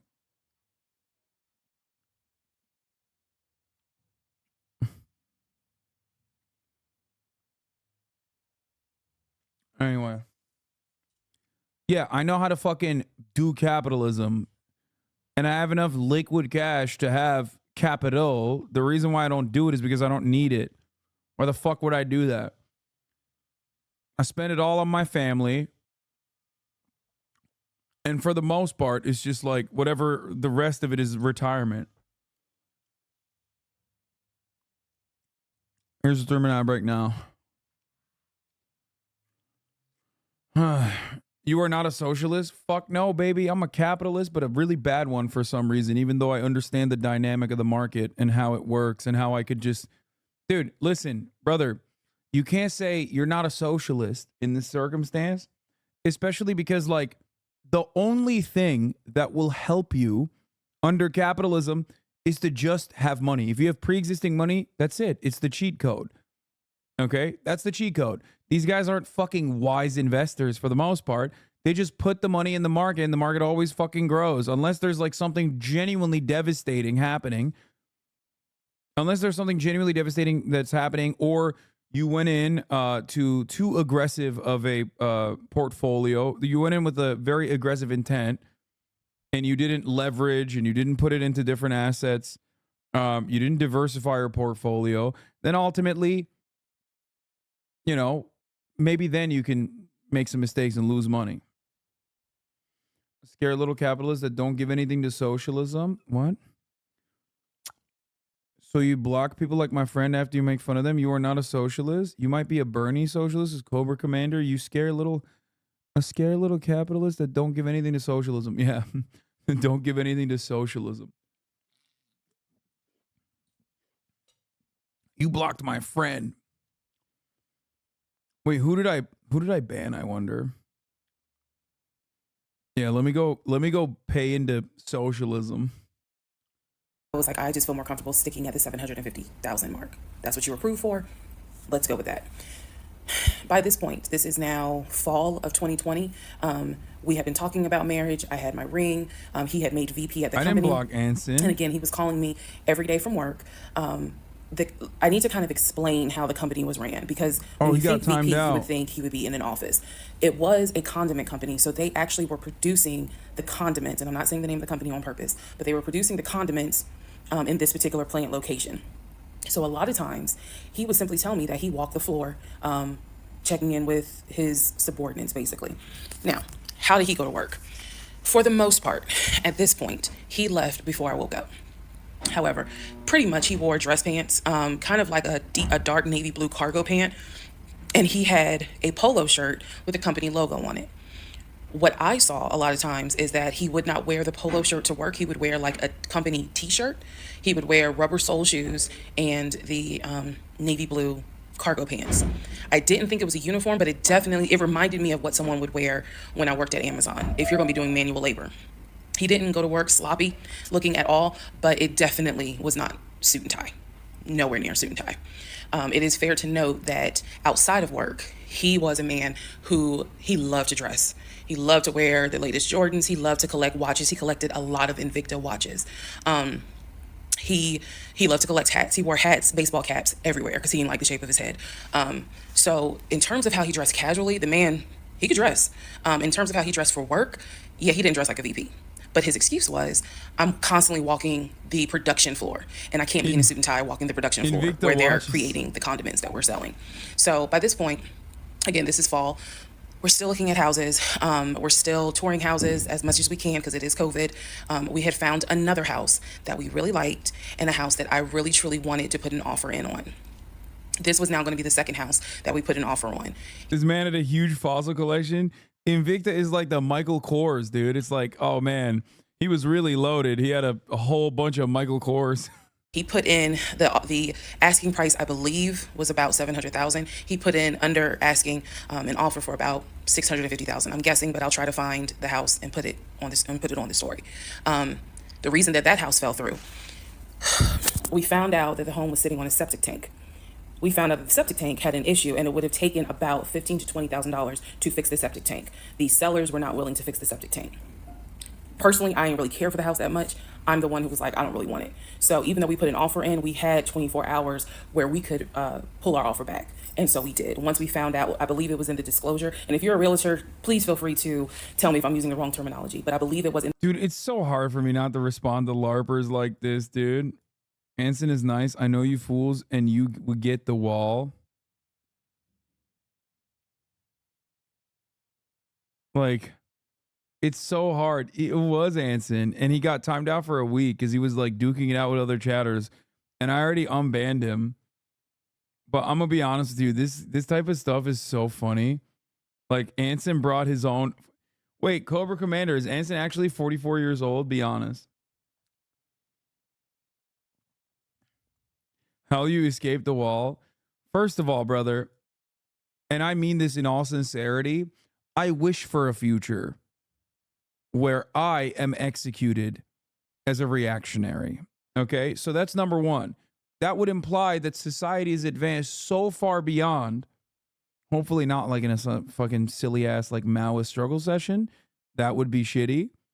But like actually we have progressed so far that like I'm being fucking executed because they're like, this man is too reactionary. Okay?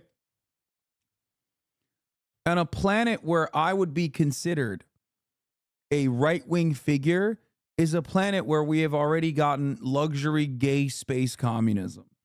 Okay, we're talking Star Trek at that point.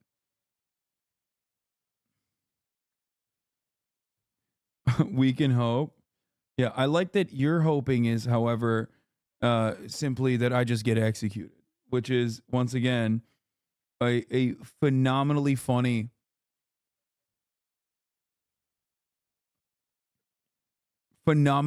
way to operate, to be like, yeah, I'm an anarchist and my biggest enemy is a fucking Twitch streamer. Are the Danes okay? I don't think they have been okay since they flubbed the whole conquering England shit. All right, let's continue. In the disclosure that they told us the septic tank needs to be replaced. That's when I was like, nah, I don't want that house. So we pulled out. The house fell through. And so I was fine with it because, again, I was heavily involved. I saw him sign the offer. I knew every step of what was going on. Our real estate agent, Scott, was amazing, but you will see when I get to it where he made a mistake as a real estate agent. So house number 2 fell through. We then moved on, saw a few more houses. Shocked to find out that house number 2 also fell through. Then we get to house number 3. I'm going to pause talking about the houses because now I need to introduce what happened with the cars. Stay tuned. All right. Part 9 of Who the Fuck We're Did back. She's driving again. It's going to be another long one. So we're pausing on the house stuff. Let me tell you about the car. So when I met my ex-husband, I was driving a 2012 Nissan Rogue, fully loaded. It had quite a few miles on it, but it got me from A to B. It was in good condition, but I was upside down in the car. He was driving a 2018 Ford Taurus, sport mode. I know he had a sport mode on the car, and I love driving that car. When he told me how he was a regional manager, he told me that one of the perks that came with the job was that he would be getting a company car. And so we spent time going to Range Rover of South Atlanta. We spent time going to Jaguar. We spent time going to BMW. We spent time going to Ford. Ain't no way they're giving my boy a fucking Beamer, okay? Which was on Mount Zion in Morrow, if you all are familiar with that area. He test drove a whole lot of cars. In the end, he decided on a BMW sedan. I was there when he test drove the car. I got in the car with him. I loved it. And he explained to the salesperson, you know, I'm getting a company car. I need to get a printout of the full price of the car, tax, tag, and title. Because what my company is going to do is wire over the money for the car. The salesperson was like, okay, you know, apparently that happens a lot. So he gave him a printout with the tax, tag, and title for the car. In front of me and the salesperson, he called the person in the finance department for his job. Obviously, I have no idea what this person's name is, but he called. I'm gonna be honest with you. This kind of seems like the New Yorker magazine story or whatever. Was it the New Yorker magazine where, like, last week or so, they wrote an article about how, like, the personal finance person for the New Yorker talked about this, like, incredibly elaborate scam, or The Cut, sorry. Talked about an incredibly elaborate scam where, like, that person basically gave away $50,000 in a shoebox or some shit. Okay. And honestly, at that point, the grift is so, like, it's so elaborate that I do kind of understand why. Like, I know for a fact that, you know, there are plenty of people that try to fucking do this kind of shit on me all the time, right? I have a pretty good nose for this sort of thing, I think, but I also kind of understand why a grift that complex is probably going to be like, there's some red flags, but ain't nobody is going this far. You know what I mean? Like, this makes Ludwig look like the savviest person who has never been scammed. Called the person, he explained to them, this is the amount of money. He said the president of the company, so-and-so, has authorized for him to get a car, not spending more than, I think, $90,000, tax, tag, and title. The BMW came out to just under $90,000. And so I remember this conversation so fucking vividly.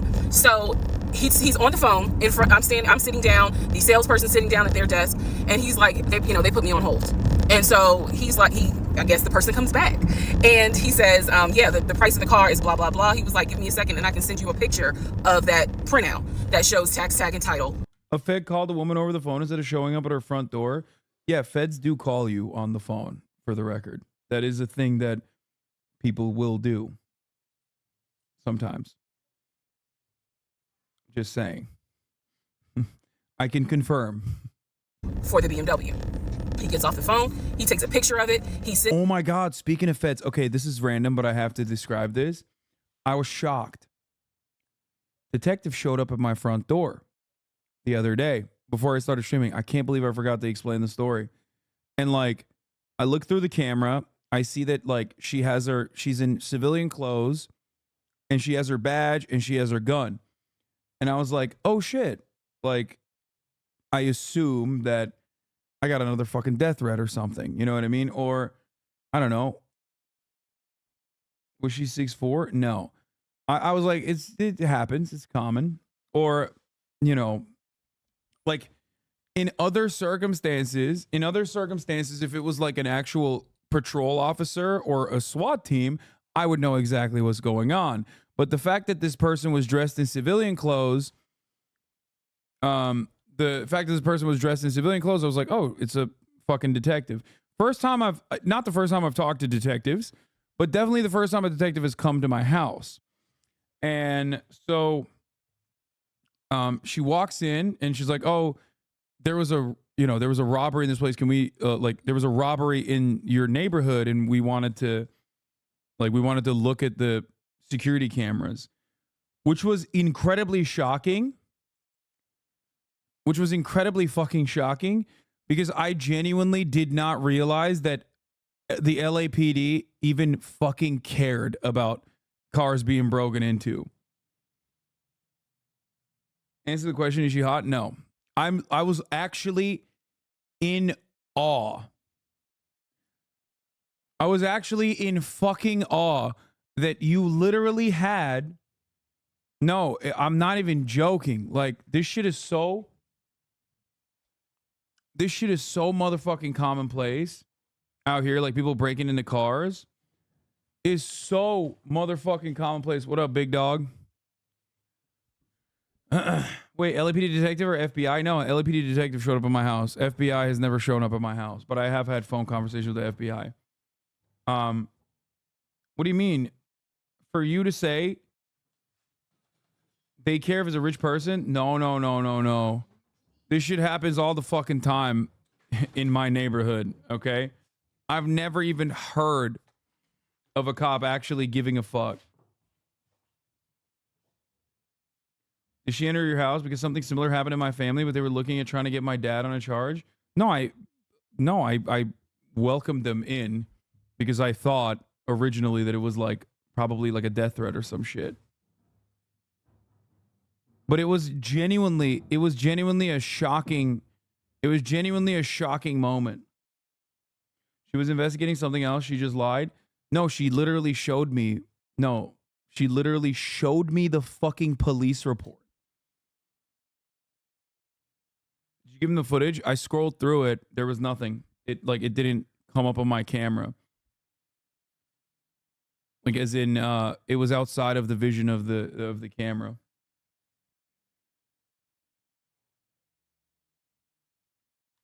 This is commonplace. It's scary. I'm sure you've thought about it a lot. Have you stumbled upon what you think would be a solution to this?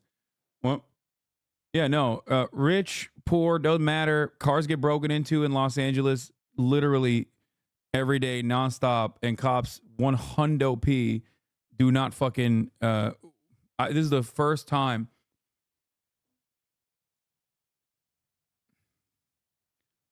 This is the first time in my life living in Los Angeles, living in shitty neighborhoods, living in obviously richer neighborhoods. This is the first time I've ever seen a cop actually follow through on it. A detective, not even a cop, a fucking detective.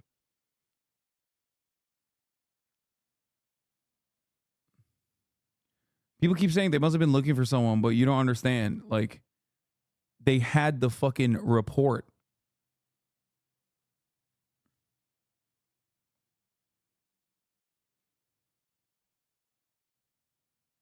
Anyway. Sends it to whoever. He waits about 10 minutes. He calls the person back. He says, did you get it? Apparently the person did get it. But the person who can actually physically do the wire transfer had gone home for the day. So what he says to the BMW salesperson, he's like, okay, we're going to have to do this tomorrow because so-and-so went home for the day. I don't know who the salesperson is. I can only tell you from my viewpoint what I thought. I had no reason to think this was a lie.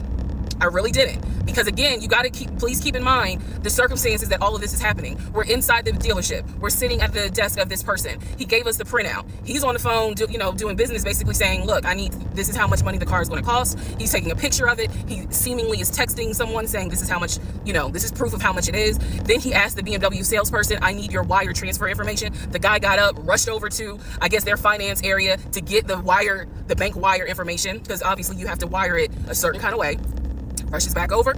I love that she keeps looking over at the camera while she's driving in a straight line. Okay. Gives it to my ex-husband. My ex-husband's like, okay, first thing in the morning, we will get this wired over, and then, I'll come and pick up the car. My fiance, me, will drive me up here to pick up the car. So we leave. He felt like, because at the time that this all happened, I was pregnant. So he felt like, look, we're about to have a baby. I don't want you driving that Nissan Rogue. I want to get you something more secure, something new. I really wanted a Kia. I really wanted a Kia Telluride. And he was like, well, let's look at the warranty. This man knew a lot about cars. He knew a lot about the warranty. He knew a lot about the depreciation value. And so he did talk to me a lot about what will we get the most for our money.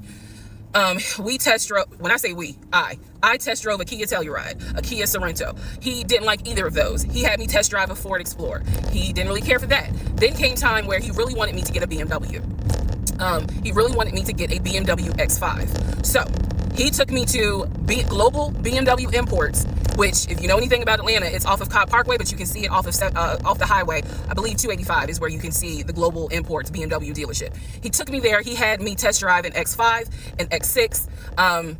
He also had me test drive I think I'm gonna get the numbers wrong, a 525, which was a sedan. I did not like that. I wanted an SUV. I loved driving the BMW. He also had me drive an M-Series, test drive an M-Series. So he was very adamant that I should get a BMW. The reason being is because, according to him, he had a BMW in California when he lived in San Diego. He had a BMW that he loved. It was a white BMW. He showed me pictures of the BMW. So he showed me pictures of this white BMW that he had, and unfortunately, the car got totaled about 2 months before he moved to Georgia. So he had received money, not a lot, but some money to get another car, and he used it to get the Ford Taurus, because he was like, I just need a car that's going to get me from A to B until I get into a house and I'm much more settled. For him, he was like, I'm really giving myself 60 days to get settled here in Georgia after moving from California. But then he met me. Again, that's the story. So he had me test drive the BMW. So much so, I loved the BMW. Loved it. I wanted a dark blue BMW with cognac interior. I wanted an X5, and I wanted an M-Series. So I can clearly tell y'all that's exactly the car I wanted. We were online looking for that particular car because not every dealership had it. I was okay with a black BMW if needed. But I really wanted dark blue, and I really wanted that cognac colored interior. So he felt like, I want you to consider all of a sudden an Audi Q8. Let's just see how you like it. If you don't really like it, then we will go back to the BMW. I cannot tell you why he switched up. I can't. But I can tell you he took me to an Audi dealership on Peachtree Industrial.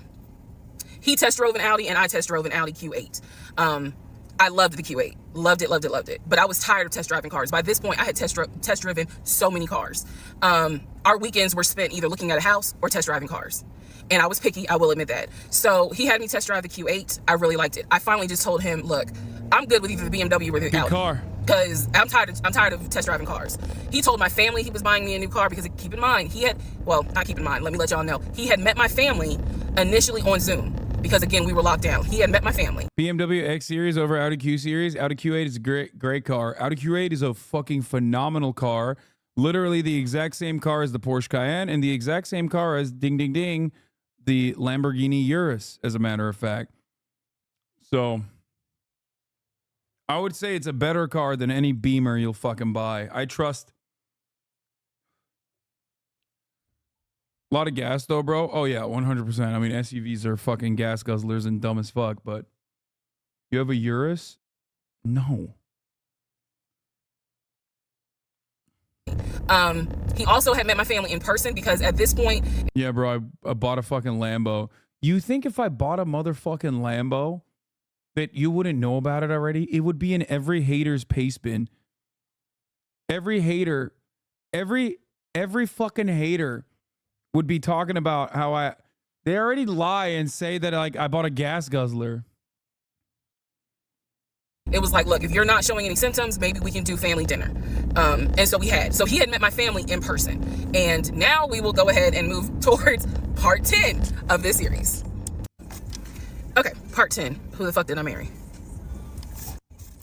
Okay, had to sneeze. All right, so at this point, I had test driven all these cars. Kias, hell, he even had me test drive a Nissan Murano, but the main two were BMW and an Audi. He had told my grandfather he was getting me a car. He had told my aunt he was getting me a car, that he was going to, he was like, she's gonna be my wife. I want her to be in something secure. So my family was really like, wow, wow, who knew that he had this kind of money? And so I hated the fact that he did that, because anytime he got around my family, here's another red flag to put in the United Nations of red flags, he would always talk about money, and he would always brag. I never realized it in real time. I didn't realize it until I was I'm not gonna lie, the only redeeming quality of this guy is that he is a piece of flesh that is around her, and also that piece of flesh that happens to be 6 feet and 4 inches long. That's it. There's like nothing. Everything else is just like bad. Out of the situation. I'm literally trying to find redeeming qualities, and there is not a single fucking redeeming quality here. Always bragged about the fact that he could fight, the fact that he had money, and the fact that he played football. Those are the three things he always bragged about. Back to cars. So I told him he played arena football. Oh my God. I was like, pick one between the BMW and the Audi, because you said you're buying it. So pick one. So this man chose the Audi. So he takes me to the dealership. I wanted a white Q8. He does give me the printout of how much it's going to cost, tax, tag, and title to get this Q8. Gentleman who's helping us gives him the printout. He's saying he's going to pay this money for the car out of the savings account that's offshore. That's the story. That's what he's saying. So he apparently... That's not how this works. You can't just bring offshore cash inshore to buy a car. The IRS would be like, excuse me, what? You bought a $100,000 car cash? Hello? How did you... Like, it doesn't make any sense at all.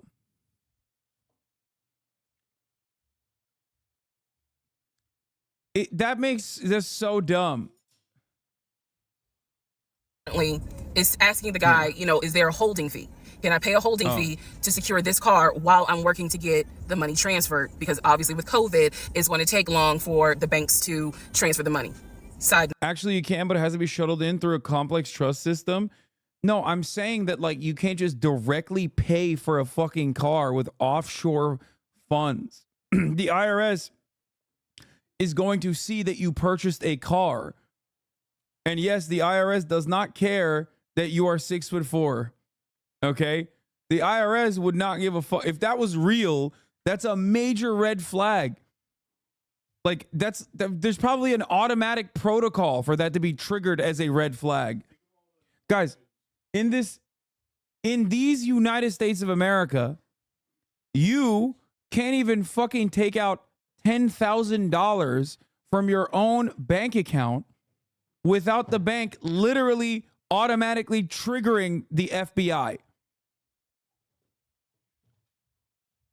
That's insane. They went after Al Capone because he was a short king. True. No, I need everyone to understand. One of the reasons why he was able to get away with the stuff he got away with is because we were on lockdown. It's crazy because it's now 2024, but I don't know. Do we all remember how it seemed like a lot of stuff stopped in 2020 now? Keep in mind, that's not an excuse I'm making. Jesus stopped giving signs at this point, was just trying to see how far he would take this. Everybody was invested at this point. No more divine intervention. Because shit still got done.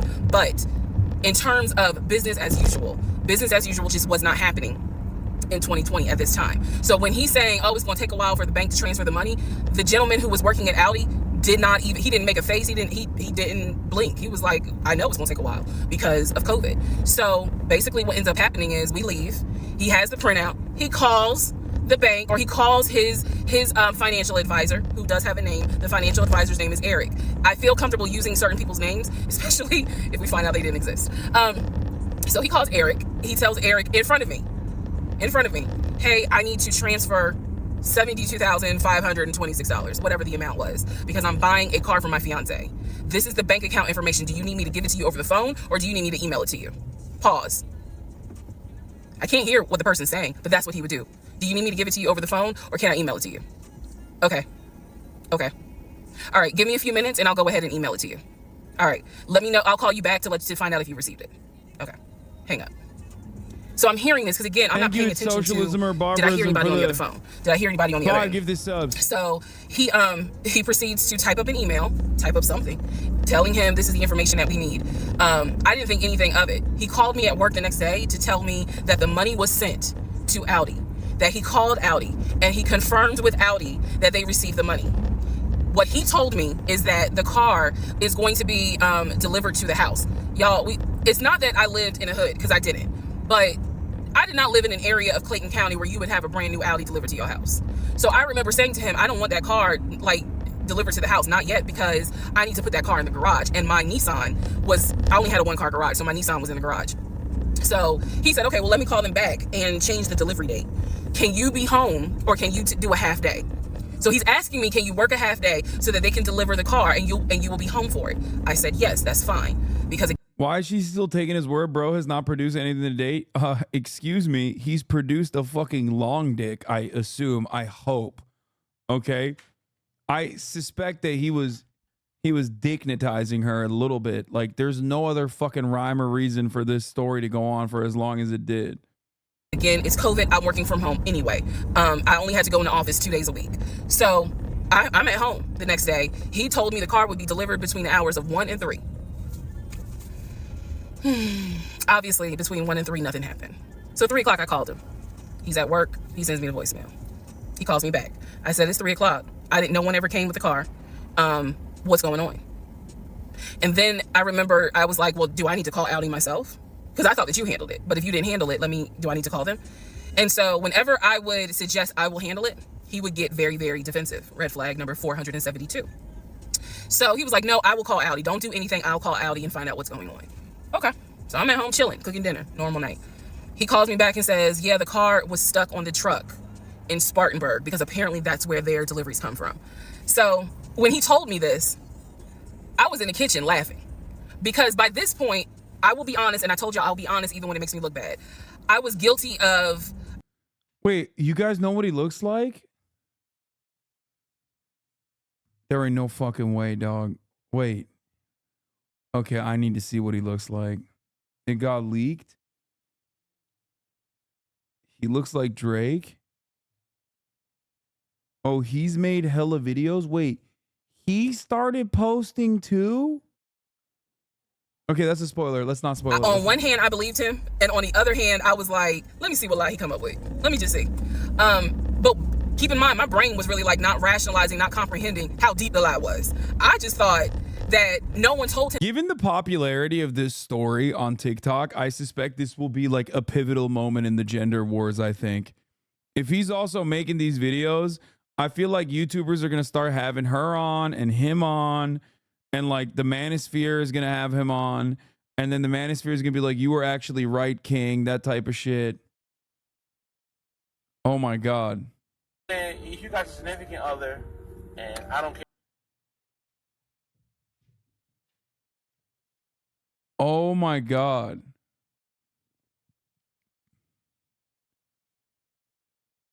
Oh my God. They found him.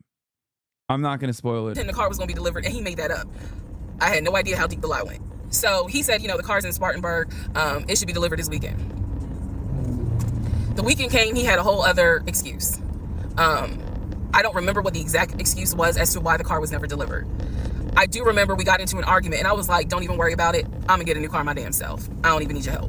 Which is probably one of the worst things you can tell a narcissist, because they love to be the hero. It's all about them. But I was like, don't even worry about it. I'll get when I have the money to get a car myself, I'll do it. I don't want to hear anything else about a new car. I don't want to hear shit else about a car.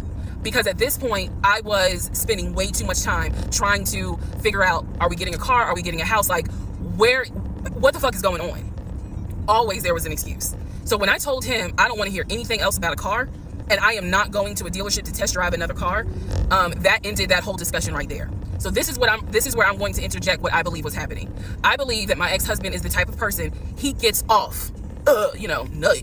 He gets off on you being excited about something that he knows you will never get.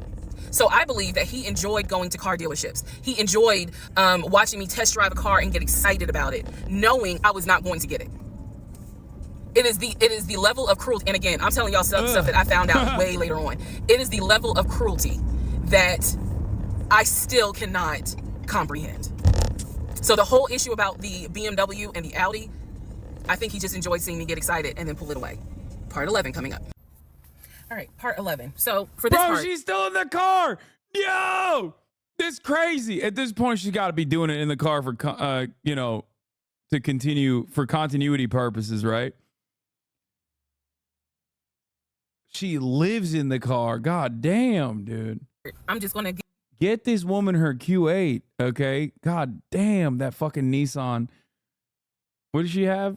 What's she currently driving? give you some backstory on the family. Pause all the stuff about the house. Pause the stuff about the car. This is backstory on his family, my ex-husband's family. Another filler episode. Yawn. I am fit. We're skipping the fillers. We're skipping the fillers. Okay. I know I look rough, but it's okay. It's okay. Anyway, so this is part 12 of Who the Fuck Did I Marry? So this is the backstory on what I was told for the ex-wife. This is important. Pay attention. All right. This is 2020. So this is what I was told in 2020. I was told that he and his ex-wife used to be friends. Then they started dating and subsequently got married. They got married in California. He had bought a house with the money that he made from arena football. They had apparently had gotten married on the downward of the arena football career. Had a nice house. He showed me a picture of the house, showed me pictures inside the house. You literally skipped critical info? Okay, you guys are crazy, dude. The grandmother, brother in Augusta, and then they would reminisce husband's family. All right, follow me. My ex-husband's parents, mom and dad, are both deceased. Mom passed away from cancer. Dad passed away shortly after her. I'm not sure what he passed away from. So he has a number of siblings. He has two, with his parents, he has two brothers. One is older, lives in Philly. One is younger by 2 years, lives in Nashville. He has two sisters. One, Shantae, is older, lives in Douglasville with her husband and two kids, a boy and a girl. Younger sister Kim is the baby, lives in Augusta with her husband, worked at, I think he told me, Procter & Gamble. That was the story. He had two half-brothers that were through his dad. One brother lived in Baltimore. The other brother lived in Augusta. The brother that lived in Augusta, I have physically met in person, shook hands, hugged, all that.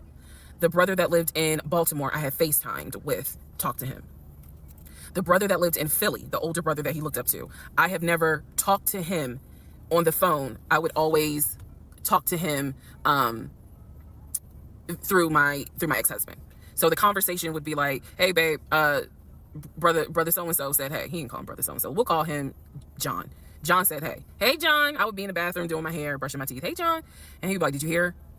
He said, how you doing? I was like, I'm good. How's he doing? Oh my God. Is Brother John fake? And so he would relay back and forth. Oh my God. Is Brother John fake? If Brother John's fake, I'm losing it. He made up a fake brother? Back and forth. He talked to John every day from starting around July after the grandmother passed away. He would talk to John every morning. We both would be getting ready for work and he would be on the phone with John. They would be talking for 30, 40 minutes. Talking about football, talking about other siblings. They would be talking about cars. It was really like arena not football. A big deal. They would talk about the brother in Baltimore. They would talk about the brother in Augusta. And then they would reminisce. This is the conversations I could hear. Let me explain. Yo, I'm not gonna lie. This wasn't a skippable part. This was deep lore. Okay. Holy moly. This was actually good lore. Yo, I'm so invested. When I say I can hear a conversation, what that means is I am physically standing near him or next to him where I could hear him with the phone up to his ear talking to someone, because it wasn't me. Okay. I may not hear the other person because the phone call may not be on speakerphone. But what I hear is, for example, I hear, hey man, what y'all doing? Oh, for real? Y'all barbecuing this weekend? What y'all making? Oh, that's what's up. Nah, I think me and her gonna stay in this weekend because, these numbers is looking crazy with COVID. Yeah, she over here. She's sitting right here. She watching TV. Okay, hold on. John said, hey. Hey, John. You heard her? Okay. All right, bro. I just wanted to check in on you. That's the type of conversation I'm explaining. Okay, so I hope that gives a little more clarity about the type of conversations I'm hearing. So, I don't know why this light keeps going out. Okay, so that's how he would talk to his siblings. The grandmother passed away. He called me around April or May and told me that his grandmother passed away. His grandmother, on his dad's side, had died suddenly from COVID. She had symptoms. She went to bed and did not wake up. Probably the vaccine, brother. He was distraught. He was crying. He wasn't eating. He Even was though just this sitting is before there, vaccines. listening to music, not watching TV, just sad, because he was like, you know, my grandmother was always my support system. So from what I saw, it really bothered him. I did not think anything of it. I'm one of those people. If you tell me somebody in your family passed away, I'm gonna believe you, because I don't play about death. And I guess I expect other people don't either. He did not lie about his grandmother passing. However, that is not the same for everyone else, but we'll get there. Hey, yo! So, family. He talked to he had his sister, Shantae, who lived in Douglasville. Like I said, she was married with 2 kids. Apparently, she was a nurse. So when I had my miscarriage, that was the sister that he was like, my sister will take you to the hospital. Like, that's what family does. Okay? I had never met Shantae. I've been on the phone, or excuse me, I've been around him when he was on the phone with Shantae. Never heard her part of the conversation. But he would be talking to his sister. That's what he said. That's what it sounded like, too. Now, what is interesting is that we lived maybe 35, 40 minutes away from Douglasville. So there were plenty of times that he had invited me to go with him to his sister's house. Okay, let me tell you how this would always work out. Total times he invited me was probably 3 times for different barbecues or whatnot. The first time he invited me, I was like, nah, I ain't going, because again, COVID. And she's a nurse. Hell no. The second time he was like, yeah, she invited us, but I don't think we should go because COVID. No. The third time I agreed to go. I was like, absolutely, I'll go meet your sister. Like, that'd be great. On our way to her house, to Douglasville, to go see the sister. Apparently he got a phone call. The phone was always like on vibrate, but he got a phone call and he told me that something came up, and so she had to cancel the barbecue to get together, whatever. And so I was just like, oh man, you know, okay, well, hopefully we can go another time. It didn't happen close enough for me to have red flags, if that makes sense. But at this point, as y'all probably like, girl, you so blind. But again, I didn't think anything of it, because it's like, okay, if the sister's fake. Ne yapıyorsun lan?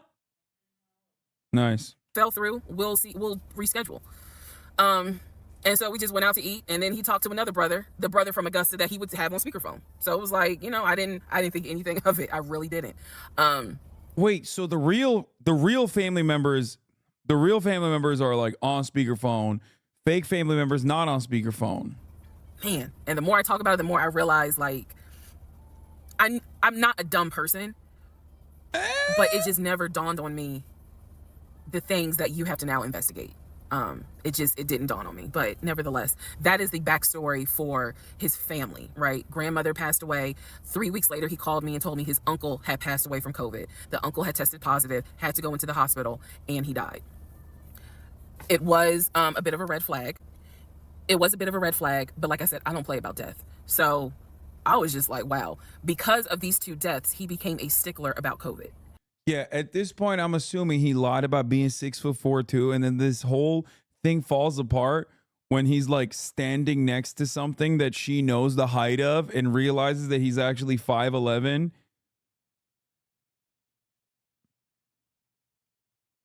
And then drops the whole act.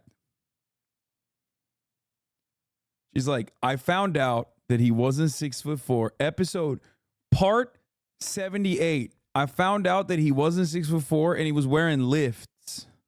And when I mean a stickler, wear your mask, wear gloves, hand sanitize, wash your hands. Like, he was annoying about making sure neither one of us caught COVID. So now I'm gonna give you the backstory in regards to what I was told with the ex-wife.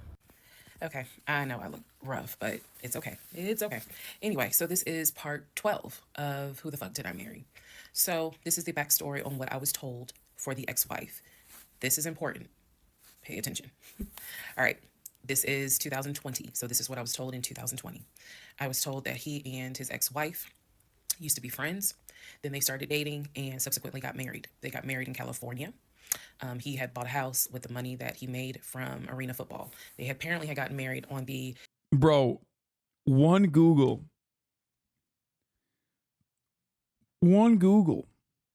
could have saved her life. Like, arena football money doesn't go that way. I Googled it and found out very quickly. I mean, it should have given her some clues. She didn't know what the fuck it is. If you don't know what the fuck arena football is, he's probably not making that kind of money. Downward of the arena football career.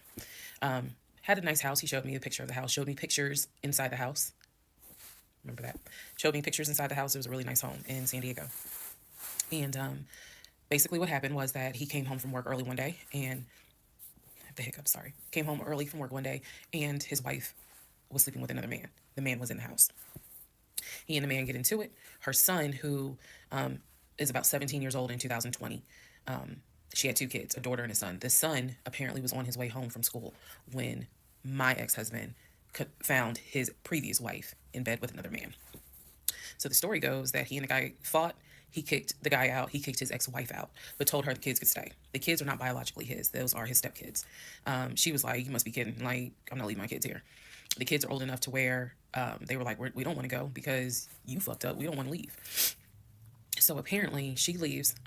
The kids say, what a fabulous, yeah. I'm so sick. The fucking children wanted to stay with me instead of their own biological mother. After they were mad. They were mad at her for cheating on our beautiful stepdad. Yeah, he's the father that stepped up. And then she gets her own place. The kids move out, move in with their mom. He files for a divorce in California. He files for divorce in California, and it was an ugly divorce. She was asking for spousal support, all kinds of stuff. And then it turned into, I'll help you with the kids, not child support, but just I will give you some money for the kids, because apparently he was very close to the kids. The kids he wanted to keep a relationship 6'4". with the kids. Their biological fathers, apparently there were 2 fathers. Their biological fathers were not in the picture. So the divorce starts out contested and ugly, eventually becomes amicable. Eventually they become cordial with each other. So my ex-husband moved. This is all before he ever met me. So I'm telling you the story of what I was told in 2020. So eventually, about 2 years later, is when his job approached him about an opportunity to transfer to Georgia. And so he took it. New beginning, fresh start. He has family in Georgia. He took it. He told me this story pretty much the second or third conversation we had. So it was always from the beginning that she had cheated. He caught her, and he had filed for divorce. But he was still close to the kids. They still had a great relationship. I've heard him on the phone with the kids, just encouraging them, helping the 17-year-old like with homework. The kids really apparently wanted to meet me, and I was fine with that. He would send them money, if they needed something, because he loved the kids as if they were his own. I'm telling you the story as I was told it in 2020. So let's see, around April or May of 2020, he informs me that his ex-wife has moved to Georgia. Apparently she's staying with her sister in Gwinnett County. So she has moved to Georgia. The 2 kids are now in Georgia. And so when he tells me all this, I'm like, so what's that supposed to mean? Now, I will say this. He never made it seem as if she wants him back. He never presented that. It was always, no, we're cool for the kids. We're cool for the kids. But he's never presented that she was trying to get him back. I feel like it's fair to her for me to say that. And again, stay with me. It all comes out. But that was the backstory in regards to the ex-wife, that they got married in California. They divorced in California. And then she eventually moved to Georgia, to Gwinnett County, after he had transferred to Georgia for his job. He did tell me that, every now and then he'll get a text message from her. He told me that he, told her when I was pregnant, he felt like she needed to hear that from him instead of hearing it from the kids. And we got into a bit of an argument about that, but honey, in the big scheme of things, anyway, so we got into an argument about that. I felt like that's none of her business. But that's the overall backstory of her. So remember, because there will be a quiz, but just remember, he met her in California, married her in California, divorced her in California. She moved to Georgia, to Gwinnett County, after he moved to Georgia. Are we clear? Okay. Ex-wife is real, by the way. I know. Part 13 of Who the Fuck Did I Marry? I'm sure he lied about details, but I think the ex-wife is a real person. Let's just kind of recap real quick. So I told you how we met. Met in March of 2020. Basically, Georgia got shut down. I keep saying shut down. Got locked down. We decided to quarantine together. I know it was crazy. It was crazy. I really liked him. And thought he liked me. So I told you guys how we met. Skipping the recap. Come on, man. Baby in June. Had to have surgery in July. That I made note. Result went out the month 2021. Bring him. I got the car in August. It appeared my hopes up. Stuff. So now we're going to segue into fall, going into the holidays.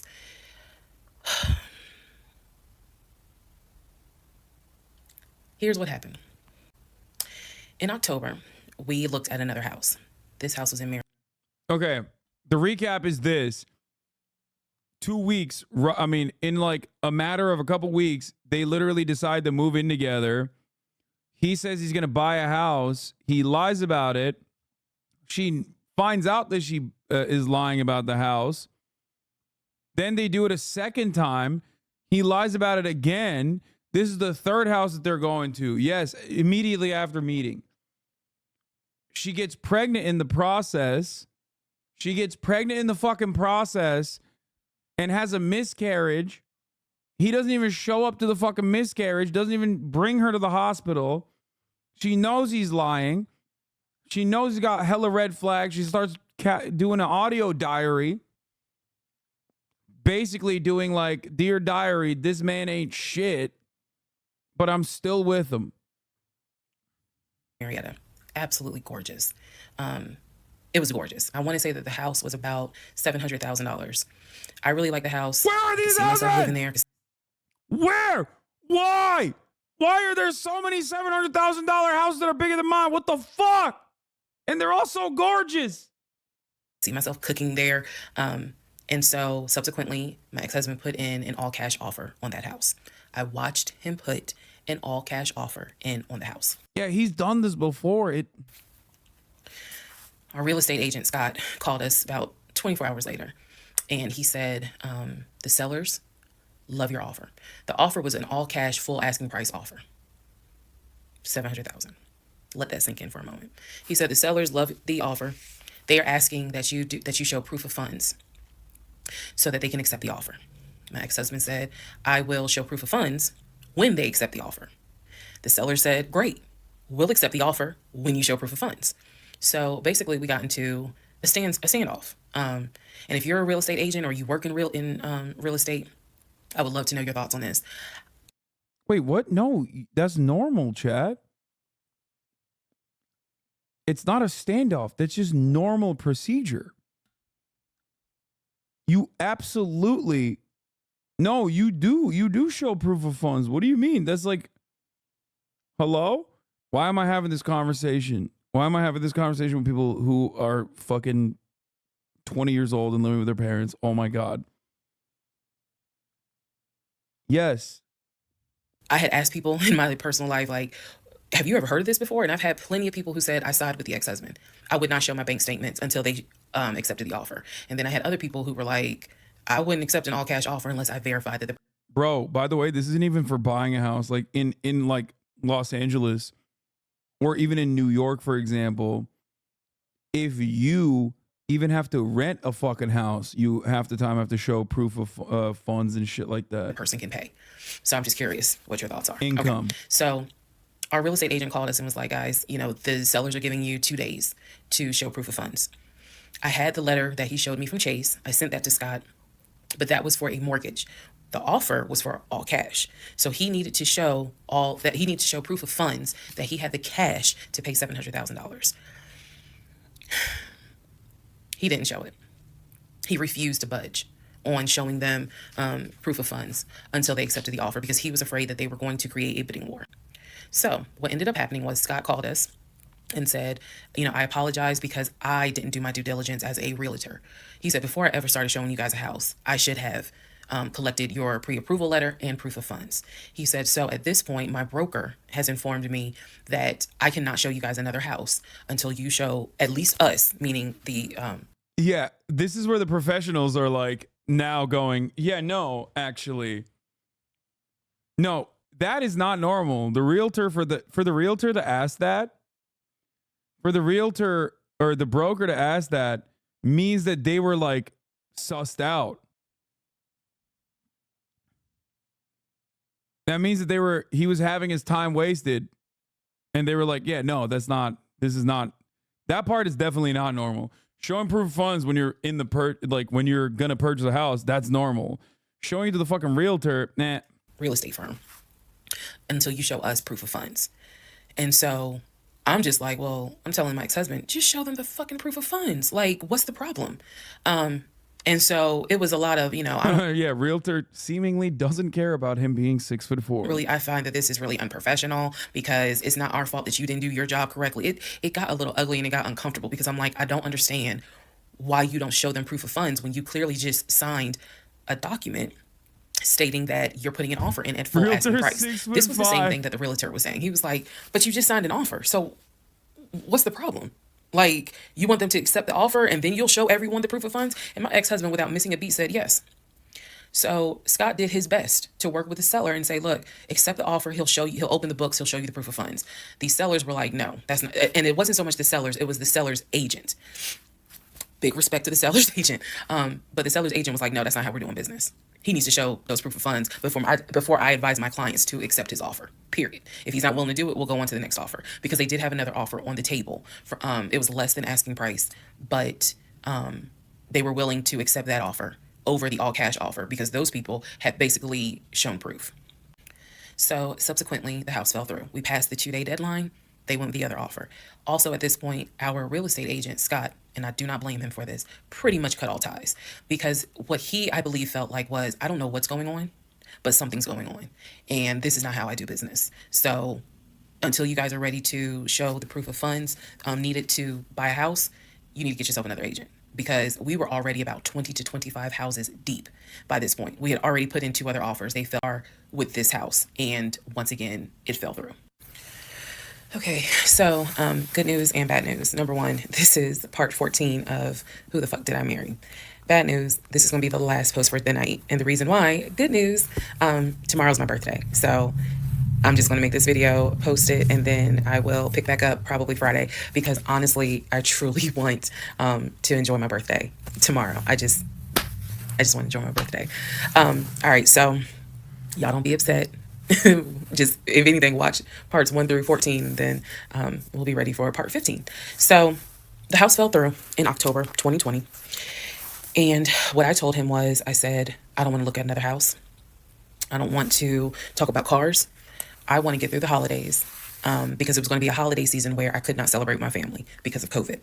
So I said, I just want to get through the holidays. I want to get through the end of the year, and we'll revisit stuff in January. I was very calm when I said it. No argument, nothing like that. And he said he understood. A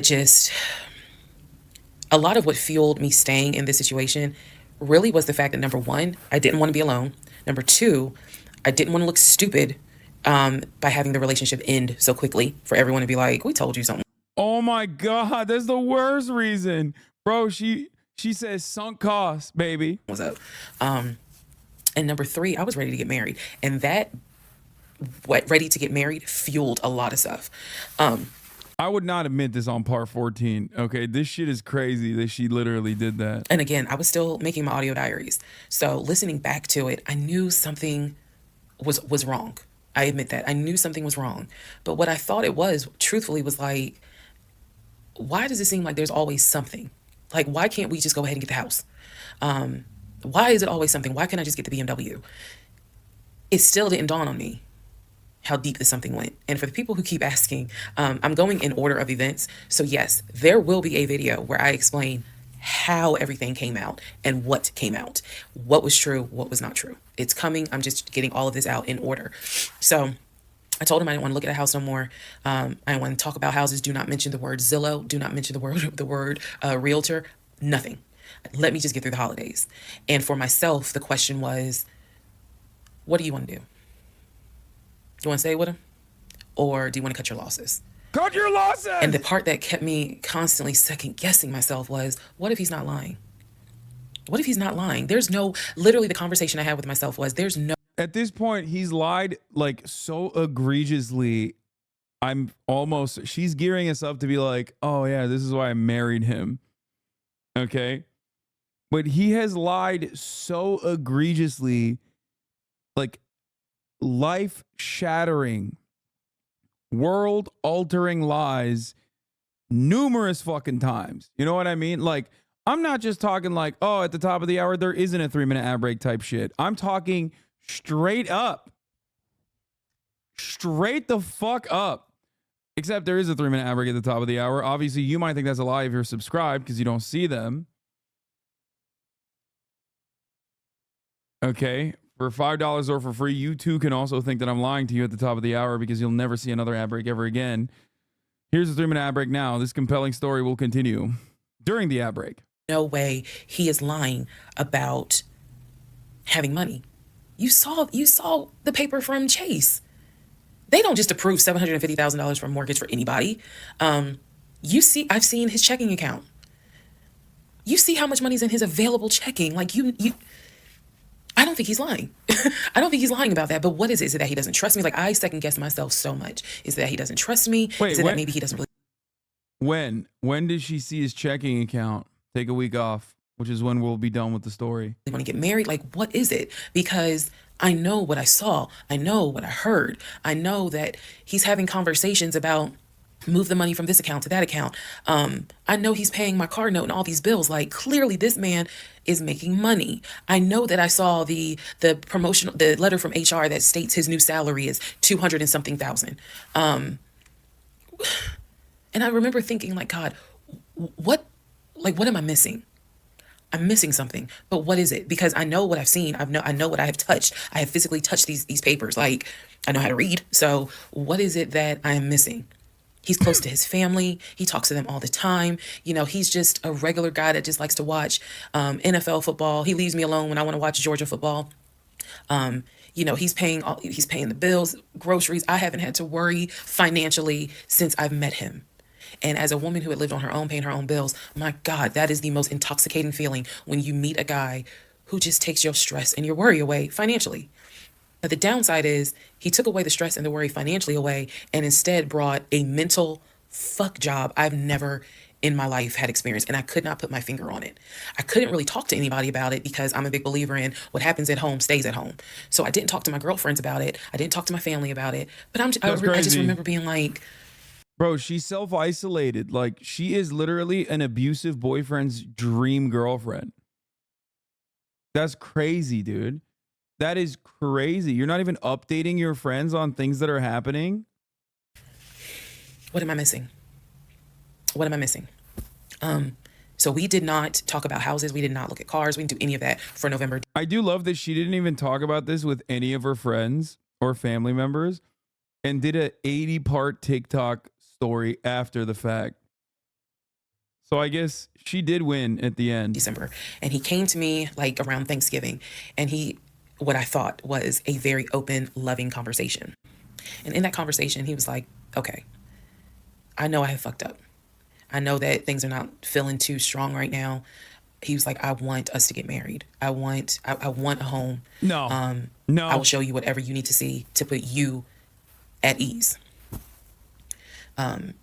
He was very like contrite. He was very just like, what do I need to do to put your mind at ease so that you know I'm in this and that I want this and that I love you and I want you to be my wife. So I was like, show me your accounts. He showed me his checking. He showed me one of his savings. He showed me a Chase savings. He did not show me the offshore. And he did not show me the US Bank. So he showed me those two accounts, checking and Chase savings. So I knew that there was money. What I saw in those accounts, there was money. How much? I told him, I was like, how much money? If we're going to buy a house, I want it to be through the mortgage on Chase. I don't want to deal with this proof of funds shit no more. I said, I do not want to look at another house until the beginning of the new year. He said, okay. That is when we then had a conversation. So I guess I lied because we are going to have a part 15 or 16 tonight. But that is when we then had the discussion about marriage. And that is where religion came into play. What? Yeah, I'll give y'all the other part tonight. Stand by. Okay, part 15. Who the fuck did I marry? So in December of 2020, around beginning of December, we had a conversation, kind of a come to Jesus heart-to-heart conversation. And both of us had grown up in the church. Or come to Muhammad heart to heart. The fact that we were not married, but living together, the fact that almost had a baby together, bothered both of us. Both of our families, my family and his family, were very adamant, like, okay, y'all either need to get married or y'all need to separate. And so I'm walking around with a ring on, which I'll post a picture of the ring because, God, there's so much to unpack. But anyway, walking around with a ring. And so he said to me, please say you don't buy this shit. She would have to be literally the greatest schizophrenic of all time. To be able to make up all of this would imply that, like, bro, come on. This is 5 full hours of her lying straight up. And also, we know it's not fake because the The ex-husband has also started making TikToks, and so is the ex-husband's ex-wife. The ex-husband started making TikToks, and so did the ex-husband's ex-wife. Spoiler alert. Whatever I need to do my part to make this work, I'm willing to do. At the same time, it wasn't that I did not trust him as much as it was I felt like I wasn't trusting myself. Because, again, like I said in the previous video, I know what I saw. I know what I read. I know what I've heard. This is going to be a HBO miniseries. I'm calling it now. But fuck, something was not sitting right with me. And every time I would question it in my head, the other side of me was like, okay. It's going to be a HBO miniseries played by that lady who was on the Variety lineup.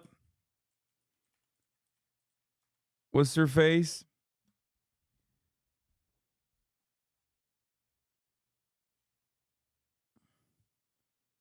You know what I'm talking about? The one that's like, no, not Quinta Brunson. No. I think it might be.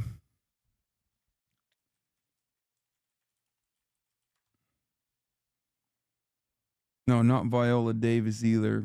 100%. Devine Randolph, I think, maybe.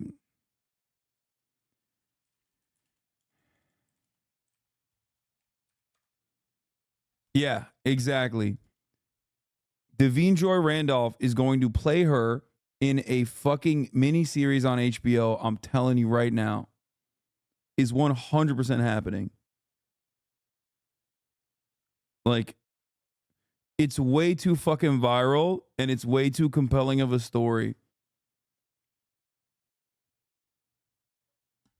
You know he ain't lying about the money because you saw it. No, not Lifetime. Girl, are you that? Like, I remember saying to myself, are you that jaded that you don't even know what it's like to have a decent man? Yes, I really had the audacity to have that thought. So we agreed at the beginning of December, like, we wanted to be together. I believe I loved him. I believe he loved me. So the decision was made that we were going to get married. It's still COVID, so we had to follow certain protocol. So we filed our marriage license in Fayette County, Georgia, because you could not get an appointment in Clayton County to save your life. So we filed the marriage license in Fayette County. On our marriage license, it asked the number of previous marriages. He said 1, I have 0. It asked for our social security numbers. He put his social security number down. Coleman Domingo as the husband? No shot. I mentally wrote down his social security number. And I did a background check. I did a background check after I had filed a marriage license. Yes, I know, but I did. The background check, nothing came back. It was like no results found.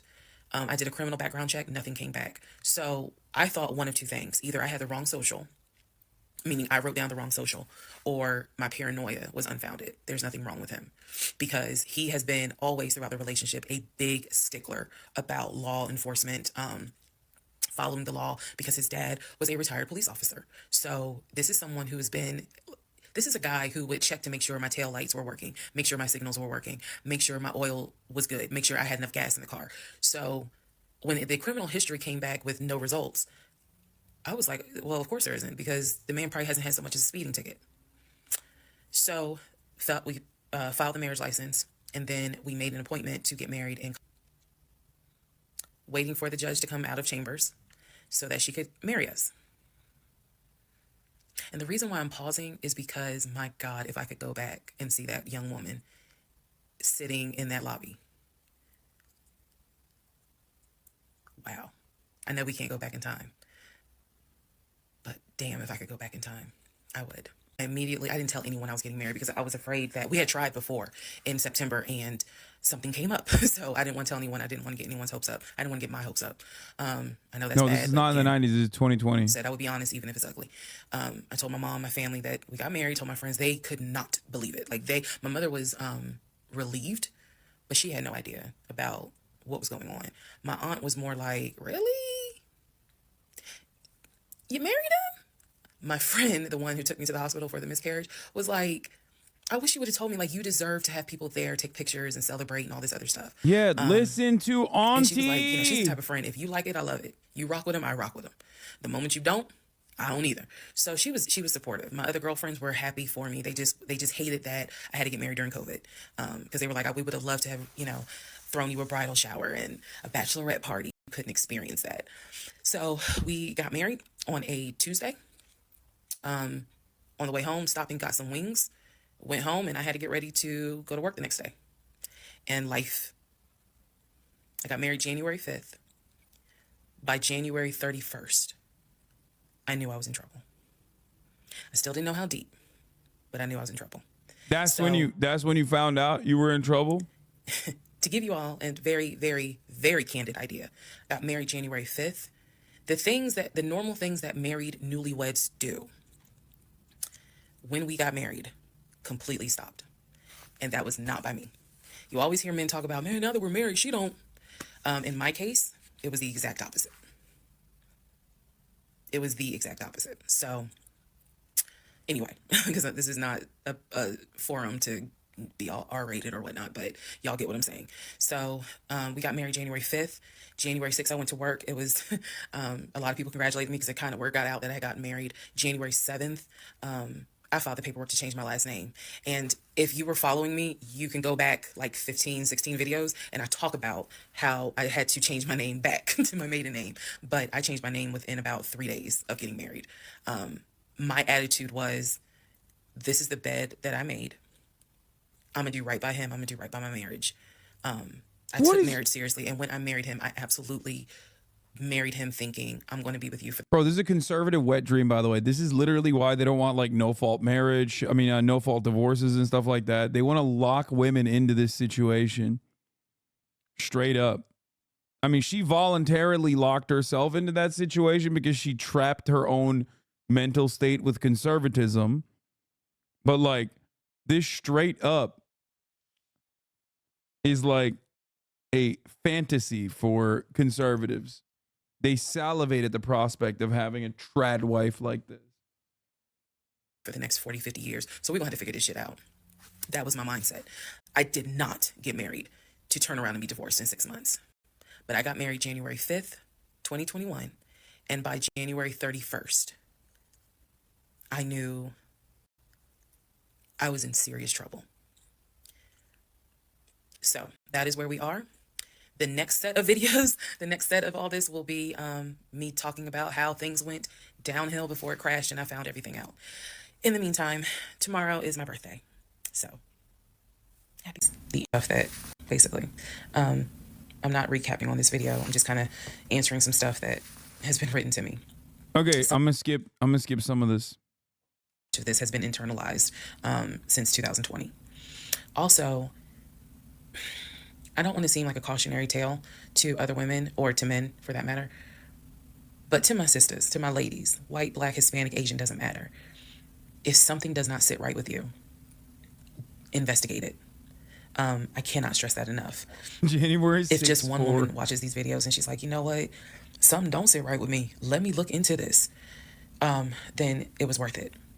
Yes, it is a Lifetime movie. Yes, it is Netflix. Yes, it is crazy. Yes, it is hilarious also. Okay. It was traumatic. This is the type of content you watch at 1.5 speed? Bitch, I'm watching it at 1.5 speed. But what the fuck I went through. 21 right after getting married. So when I think back on it, there's things that I'm very, very grateful for. And why did you not leave? I don't remember the woman I was before I met that man. Changes you. And I've seen some women in the comments who were like, I was married to a habitual liar. I was married to a pathological liar. My baby daddy's a pathological liar. And my heart goes out to them because until you have dealt with someone so depraved, you really don't quite know how bad it can get. So I'm not have overlooked. I argued away things I should not have argued away. I still feel like God is sitting on the throne and he's like, I never planned for your monkey ass to marry him. I never even planned for you to go out and date with him. That's why I blew your tire. But you hard-headed and you went anyway. And then I tried to go ahead and show you signs. You ignored them. Like, I feel like God did everything to help me as his child. Be like, this is not who I created to be your helpmate. And I... Yo, you literally got a miscarriage. Was like, and these are the... God literally the entire way was like, come on, I gave you the fucking warning signs. What the fuck are you doing? Consequences that I'm paying for basically telling God. And then God literally tapped out. Okay. I'm not even kidding. God, after a certain point, was like, all right, fuck this. You're on your own. You took This is too compelling. Let's see how far this goes. And I feel like God's grace is sufficient. It is. I do feel like when I sit back and I replay the events that happened, I truly cannot believe that was my story. Because all I wanted was to meet a guy, for him to be my best friend, for us to get married, have a family. I wanted someone I could make fun of his big old forehead, and he make fun of my nappy head and all my wigs. God and was yet, like, he was my ride or die. popcorn time. I wanted someone that I could be like, man, help me with these kids, and he helped me with the kids. We had a nice home. We were comfortable. That is what I wanted. And I've said this before, and I say it again. I truly hoped it was my turn. You see the women who are, so happy and, they're in these loving marriages and life just looks good. I really, really wanted it to be my turn. And so I excused away a lot of stuff that I hope Told the you, she next was just woman who sees desperate. this Like, it's not does just that he's excuse. 6'4". Like, Because we I don't joke wish this about on that, but she's anybody. also very I desperate. don't wish this on anyone to feel the way I felt the moment I discovered the whole truth. So I just wanted to say that because I think it's important to try to answer why is she posting this? Honestly, I was tired of holding it in. Hey, if you Aquarius, I'm marrying. Good night, y'all. Part 17, who the fuck did I marry? So for context and just to clarify some stuff, going forward, I'm going to now call my ex-husband, I'm going to use the name that I call him in real life. So that way it clears up the whole fiance, boyfriend, husband, ex-husband thing. So his name is Legion. Anyone that knows me will tell you that is what I call him. So Legion and I, when I left off at part 16, part 15. Okay, that's a cool as fuck name, dude. I'm not gonna lie. Like a Lenovo laptop, yes. That's a cool fucking name, dude. Legion and I got married January 5th of 2021. It's also a villain name. Like, nobody who's a good guy, no one in any story that's a good guy is like, yeah, they call me Legion. You know what I mean? Like, he came in hot. He's like, what's up? They call me Legion. For the first 2 weeks, things were fine. We got into like a routine, basically. I would go to work, he would go to work. He was still leaving the house at around 6:15 every morning. He was still on the phone with his brother, the one that lived in Philly, every morning. That was their time to talk. From what I was told, the brother got off work. I guess he must have worked the third shift. And so he was getting off work as Legion was getting ready to go to work. So that was the perfect time for them to talk. He would talk to his brother in Baltimore and the brother in Augusta. Pretty much, just a quick phone call here and there, if not every day, every other day. So everything was pretty much the same. I would talk to my mom almost every day. I would talk to my aunt almost every day. So it was nothing to kind of, that's weird. That's what the morning routine was. He would talk. So I worked at Georgia State Patrol. And I took... No. He calls himself Legion. She's not calling him Legion because it's a biblical reference that means like a bunch of demons. Even though the irony is there. But said this in a previous video, but again, there were things I said in previous videos that I remember saying, hey, remember that because it's going to come back later. So I worked at Georgia State Patrol. I had been working there for almost 8 years, 7 or 8 years by the time Legion got into the picture. He was fine with the fact that I worked within law enforcement. I'm not a trooper. I'm not a sworn officer. I'm a civilian. However, he, again, his dad was a retired police officer. So he was perfectly fine in the beginning with the fact that I worked for Georgia State Patrol. He had been to my office before. He had met some of my co-workers. Obviously, even with COVID, because I still had to go into the office 2 or 3 days a week, he had been up there. So the friend who took me to the hospital when I had my miscarriage has met him. He and I have been to her home with her and her significant other before. So again, even in the world of COVID, when there were little times where you could get together with people, he has met people in my life. He has met my friend, or that particular friend, and he has met some of my coworkers. So when we got married, the first 2 weeks, like I said, was fine. And then it's as if something snapped. Something just changed. What was totally acceptable before, suddenly little comments were made. Why are you wearing that to work? You get off at 3:30, so you'll be home by 5, He's right? acting different. Things that had never happened before. He had never questioned what time I'm gonna be home. Really, he didn't need to question it because when I'm off work, I leave. So, Oh, dude. Oh, no.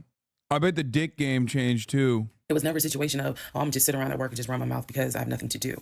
And then it turned into, he would call me every day from work. And I'm going to demonstrate how those phone calls went. But he would call me every day from work. And if he even so much as heard a male voice in the background, True, she did he say would that. have You're little right. comments to me. Who was that? Are they in your office? Man, I never know who's around you, because it seemed like every time I call you, I have a hiccup, sorry. It seems like every time I call you, there's some man around. And I'm just like, at first I kind of shrugged it off. I laughed it off because it really truly was absurd to me. But then it became a bit more frequent. And so I really just didn't feed into it because I'm like, I don't know if this is some insecurity. I don't know if this is jealousy, because nothing has ever been done to make you feel any sort of insecure type of way. I've never entertained another guy, never flirted with another guy. Like, I don't know where this is coming from. So it is also important to note, we got married January 5th. Things started changing around 2 weeks later. And the reason why I know it's 2 weeks is because I had recorded an audio diary on January 21st is the date of the audio diary. And I talk about how maybe I had unrealistic expectations because it seemed as if things were changing with he and I. So 2 weeks pass, he starts making little comments. End of January comes, he informs me that he wants to start looking for a house again. I had no real desire to go through that process. So what he decides is that he's going to look for a house for us using his friend, the realtor, the one I did not meet. So he tells me that he and his friend have been talking and he's going to start looking at houses. And what he's going to do is basically, if he feels like it's a house I would like, then he wants to show it to me, because he feels like, I know that your attitude really isn't, you're in the mood to look for a house. So I'm going to start looking. And then if I think it's a great house, then, you can come see it. And I remember thinking, that's not going to work. You're not going to choose a house without me. And he was like, no, I'm not going to choose a house, but I just think that, me and old boy have been talking. And so he has some houses that he is representing. He wants to show me. So why don't you let me look at it? And if it's worth the time, then I'll bring you to look at it. So he already had some sort of plan in place after talking to his friend about how he's going to start looking at houses. This is the end of January, 2021. So I kind of threw my hands in the air and was just like, whatever, because I'm not getting emotionally involved in looking at houses. And for me, that's kind of what it was. I felt like I would see a house, I could picture us living there, and then it gets snatched away somehow, some way. I didn't want to go through that. So the reaction that he wanted, which was for me to throw a fit, I did not do. I was just like, okay, all right, like, I trust you. And remember that I said the reaction he wanted, because that's going to come back later. So he started looking at houses. Funny enough, the houses that he looked at, none of them I actually saw. But he would call me and say, I'm at this house in Sandy Springs with the realtor friend. Apparently his realtor friend's name was Scott, not to be confused with the other Scott, the one that was actually helping us, that dropped us as clients. I want to make that clear. There were two Scotts. One is the realtor who was representing us, who said, hey, I need proof of funds. If you don't have those proof of funds, I cannot show you any more houses. The other Scott is his friend, who he had talked to on the phone at least 50 to 100 times in front of me. That's the Scott that he said is going to show me this house in Sandy Springs. Apparently the house was like $800,000. So he was like, I think that if I like the house, then I'm gonna bring you out here so you can see it. All right, now let's go into part 18. Okay, part 18, who the fuck did I marry? So he starts looking at houses in Sandy Springs, Alpharetta area with his friend Scott. I did not see any of these houses. I did not go. I didn't want to go.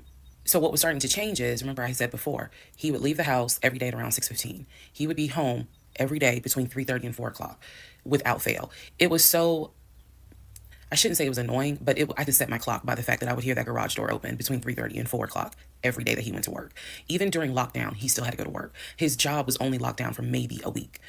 For me, I was allowed to work from home, but unfortunately, I did not handle it well. And so I would fall asleep and not check emails. Yeah, because so my boss he was like, worked yeah, at you a want to come back to the fucking office. distribution facility or some shit. There's no way. You're not trustworthy. And I wasn't. I mean, I would watch Netflix and not even be on my computer. So I had to start going back to work every day, 5 days a week.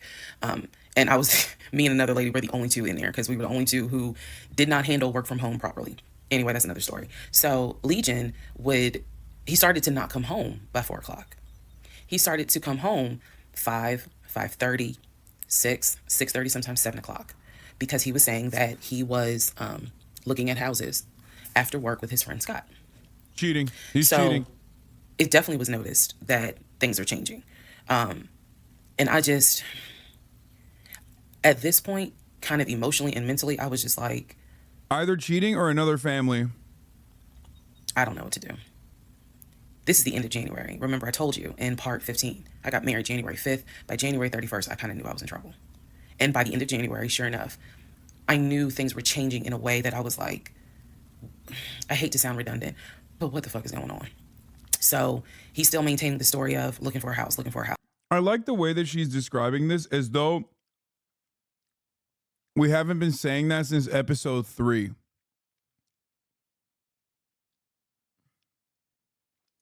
Like, no, we don't think it's weird that you're just, we don't think it's weird that you're finally starting to come to terms with the fact that it's weird, the situation is weird. We're coming to terms with the fact that it's weird because it's taken this far. It went this far until you were like, damn, shit is kind of fucked up. House. I had already let him know my lease is up in August. When my lease is up in August, I am moving to Cobb County. And my attitude was kind of like, you can go with me or you can stay here. I don't care, but I'm moving. I'm leaving Clayton County. The reason why I was so adamant to move was not because of Clayton County. It was not because of the house that I was in. It was because Legion had started to create this narrative that he was beefing with my female neighbor. He was trying to get me to believe that my female neighbor to the left of me somehow was interested in him. And so she would make these little comments, and he would come in the house complaining about her and her music and the fact that she had, different men over to the house. It was driving me crazy. And all of this was kind of starting in January. So when I say that, it really seems like we got married January 5th, and then we had 2 weeks of peace, and then something just snapped. I literally mean something just snapped. So he's looking at houses. Now we're moving into February. February obviously is my birthday month. He did good. He did good to make Valentine. He went all out for Valentine's Day. To be fair, he is 6'4", so maybe the neighbor was like, damn, he's got enough for both of us. You know what I'm saying? The neighbor was like, he could break me off a piece of that dick a little bit on the side. All out for my birthday. My birthday and Valentine's Day are February 14th and February 15th. So he went all out on both days. Y'all ain't even gonna believe this story. But I said I would share even when it makes me look bad. So the weekend after my birthday, and what I mean by that is if my birthday was on a Tuesday, we're talking about Saturday. The weekend after my birthday, he gave me money to go to the nail salon, go get a manicure and pedicure.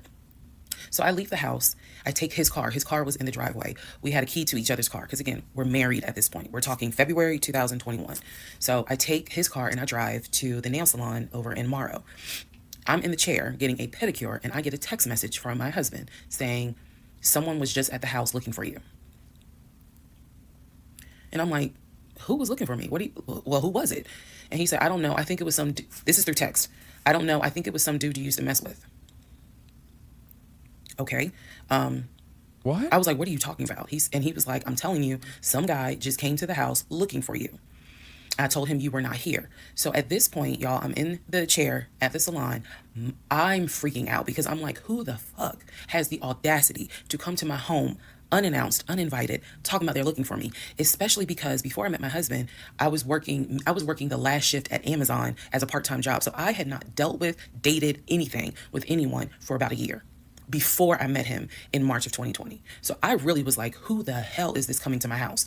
So I finished the pedicure. I head home. Once I get home, I'm like, what are you talking about? What happened? And so I have to interrupt this broadcast for a moment. I'm a mobile chatter. I'm 6'4" with a normal sized cock, and I've seen women's disappointment when I take my pants off, and I've compared with my coworkers. We had average cocks. In parentheses, I was in the army.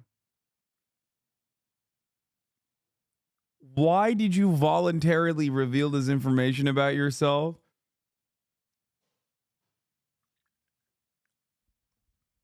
Thank you so much. Thank you so much for bringing this up.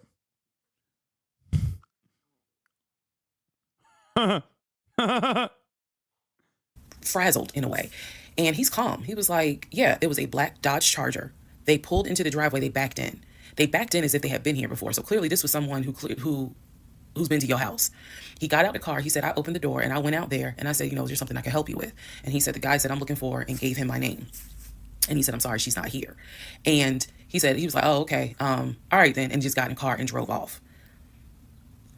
And I was like, my brain stopped working, because I'm thinking, who the heck could this be? A Dodge Charger? I was like, are you sure that it wasn't law enforcement? Like, was it the sheriff's office trying to serve me with a lawsuit for a credit card I didn't pay? He was like, no, he was in regular clothes. He was like, and it was not a police car. It was on a marked unit, basically. And so I'm just like, who the heck could this be? And he was like, I know who it was. And I said, who? He was like, I think it was your ex. I said, what ex? He was like, the one that you had dated for 2 years. Remember back in like part 3, part 4, I told y'all, he told me about his ex. I told him about mine. I thought we were being honest with each other. So now, fast forward to February 2021, and he's telling me, yeah, I think it was the ex that you had been dealing with for those 2 years before you met me. I said, so you think that he showed up to the house uninvited after 2 years? And he was like, well, whoever it was clearly was comfortable backing into our driveway, getting out the car, and was like, I'm here to see, and gave him my name. I feel like he's looking for an out, right? And so he was like, she's not here. Is there something I can help you with? And the guy was like, nah, it's cool. And they just got in a car and drove off. So, again, brain is like, who could this be? So then Legion says to me, you know what? The way that you reacting to this is real suspect. And I'm like, what are you talking about? He was like, you over here freaking out. I told you I took care of it. I told you it was fine. And you over here freaking out, which makes me wonder, what have you been up to? Now, let's go to part 19. Okay, part 18. Who the fuck did I marry? So he says 19. To me, the way you're acting is real suspect, because I told you it was fine. I took care of it. He was like, I ain't even worried about it. He was like, obviously, that nigga didn't know that you now married, that you've moved on. And so now he knows it. But for me, it was the fact that I don't do pop-ups. Don't come to my house unannounced. So if someone has done that, for me, it automatically feels like a violation, and it feels like it needs to be addressed. So it was not as simple as, I already took care of it, it's fine, let it go. No, we ain't letting nothing go, because you don't have my permission to show up to my house. And before this turns into something where I'm going to be on Fox 5 News, I need to address that with you, because that is not okay. So he didn't like the reaction I had to the story he told me, where someone basically disrespected my home. And he felt like my reaction was really suspect. So what I'm going to get into the little details that he did not know about. So he tells me, again, it was a black Dodge Charger. They backed into the driveway. A gentleman got out of the car and he asked for me by name, and Legion said, she's not here. So I asked him, what does the guy look like? And he was like, why does it matter? I said, what the fuck does he look like? So Legion proceeds to give me the most generic description you can give. He was like, well, he was shorter than me. Ex-husband is about 6'3", 6'4". He was shorter than me. He was brown skinned. I said, did he have a hat on his head? Mind you. Shorter than me. 6'3", 6'4". This guy, he's lying about his fucking height too. I understand that before marriage, I was a damn fool. Understand that. But every woman has that moment where you only gonna fool her but for so long. And eventually puzzles start coming together. For me, I felt like moving into marriage, certain things started coming together. So I said to him, did he have a hat on his head? He was like, nah, he didn't wear a hat. So in my mind, I'm mentally going down a list of every possible man it could be. And it was only like 4 men. I had been in that house about 3 or 4 years at this point. So I knew all of the people, and I'm talking about from maintenance down to ex-boyfriends. It was a total of like 4 men. So when he said that it was a black Charger, I immediately was like, okay, I know that crosses out one. He said he was shorter than him. All of them were shorter than him. I said, did he have a hat on his head? He said, no, that crossed out one, because one in particular was a maintenance guy who always wore a hat on his head because he had like a bruise or something, and he was just self-conscious about it. So he always wore a hat. That leaves 2.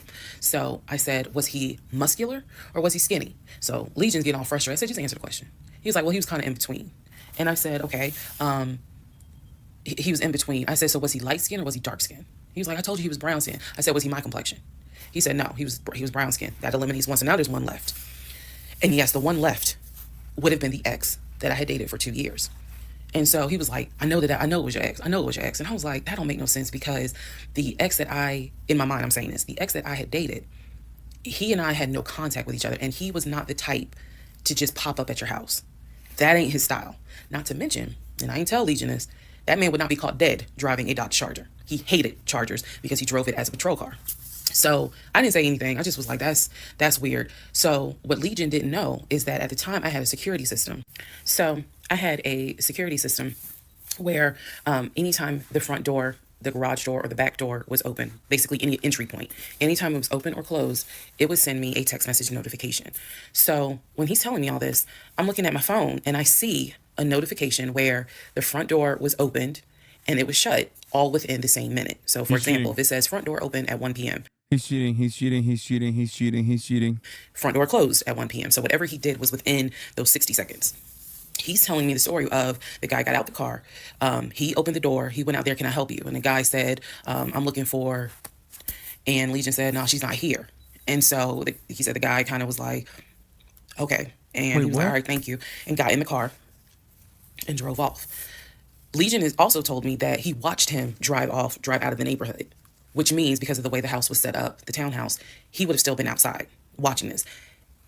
I could be wrong, but something in me was like, that would take more than 60 seconds. So for the door to have been open and shut within the same 60 seconds, I was like, okay. So also what he didn't know, we didn't have a Ring door camera, but my neighbor did. And her Ring door camera caught my driveway. The view of the camera could see my driveway as well as her driveway. She went to the and so neighbor? whoever was coming in the door, our driveways were right next to each other. And then on the other side of it was the grass. So it was a perfect view of my driveway. So she Bro, at this point, I mean, okay. She knows. She's not a cop, chat. Shut up. She literally is a civilian that works for the fucking Georgia State Police, okay? You can talk about like her, morality in the situation if she is a participant of the police state or some shit, but like that's besides the point. Just fucking drop the leftism for 1 second, okay? And consume a compelling fucking story for once in your goddamn lives. I texted her and I said, hey, were you home? I think I texted her the next day because I said, were you home on Saturday? And she said, no, I wasn't. What's up? Everything good? And I said, can you look at your security system and see if there was a car that came to my house at such and such time? And I know I did not tell her the reason I was asking, but I was like, is there any way that your security camera caught if someone came to my house at this time on Saturday? She's like, yeah, sure, I'll look. And so maybe about a couple of hours later, she texted me back and said, hey, I looked at the camera, but I didn't see anything. And I said, okay, by any chance, did it catch if someone maybe walked up the driveway? Like maybe it wasn't a car in the driveway, but someone walked up. She said, I didn't see anything with your driveway yesterday. So I said, okay. And I knew that something in me, again, was like, nobody came to the house. So now here we are, a month and a half married. And now is when I'm like, why the fuck did he make that up? Because no one came to the house. No black Charger came to the house, pulled back into the driveway. Nobody got out the car and asked for me. Nobody was looking for me. So now I was sitting in the bedroom thinking through all this, and I'm like, why the fuck did he make that up? Because that's what happened. I'm looking at the text messages on my phone where he's telling me someone just came to the house looking for you, but no one came. So what was the purpose of that? And then something said to me, something in me said, he wanted to see your reaction. He just wanted to see the reaction. I don't think it was that. I think he's setting up. He's setting up for something. I think he's cheating. I'm already convinced that I believe he's cheating. That's why the dick game went sour. Okay? And he's like designing this so that he could be like, you're at fault. You're had cheating been too calm. too. And so he wanted to see a reaction. So this man gaslit me like I was Georgia Natural Gas just to get a reaction. Welcome, ladies and gentlemen, to part 20 of Who the Fuck Did I Marry? Damn, she's starting to get All right, angrier. part 20 of Who the Fuck Did I Marry? So after the black Dodge Charger incident, things were quiet. Legion was fine. Legion slept just fine. Me, that shit played over in my head for days and days and days. On one hand, I was like, I know nobody came. My head knew nobody came to the house. My heart was like, but maybe he didn't make it up. Stop! So the head and the heart. No! Stop listening to your heart, lady. Stop, not the heart. Bro, I swear to God. God needed to smite this man Legion for her to get free. We're absolutely playing a tug of war because Again, I really couldn't fathom that he was making it up. But nevertheless, I filed it in the back of my mind in my little filing cabinet. Bro, how can you? No, you didn't file shit. You saw direct evidence of him lying yet again. Bro, we're a couple months into this story at this point, and she's still acting a fucking fool like she did originally when she first found out that the whole situation with the first house that she was supposed to buy was a fucking lie. Post-marriage, she's supposed to not be as desperate at this point. It's been a year, not even a couple months, sorry. Let me tell you something. It's been 1 year. 1 year ago, she very quickly found out in a couple months that he was like, oh, I'm going to buy a house. And then literally fucking found evidence that he was lying.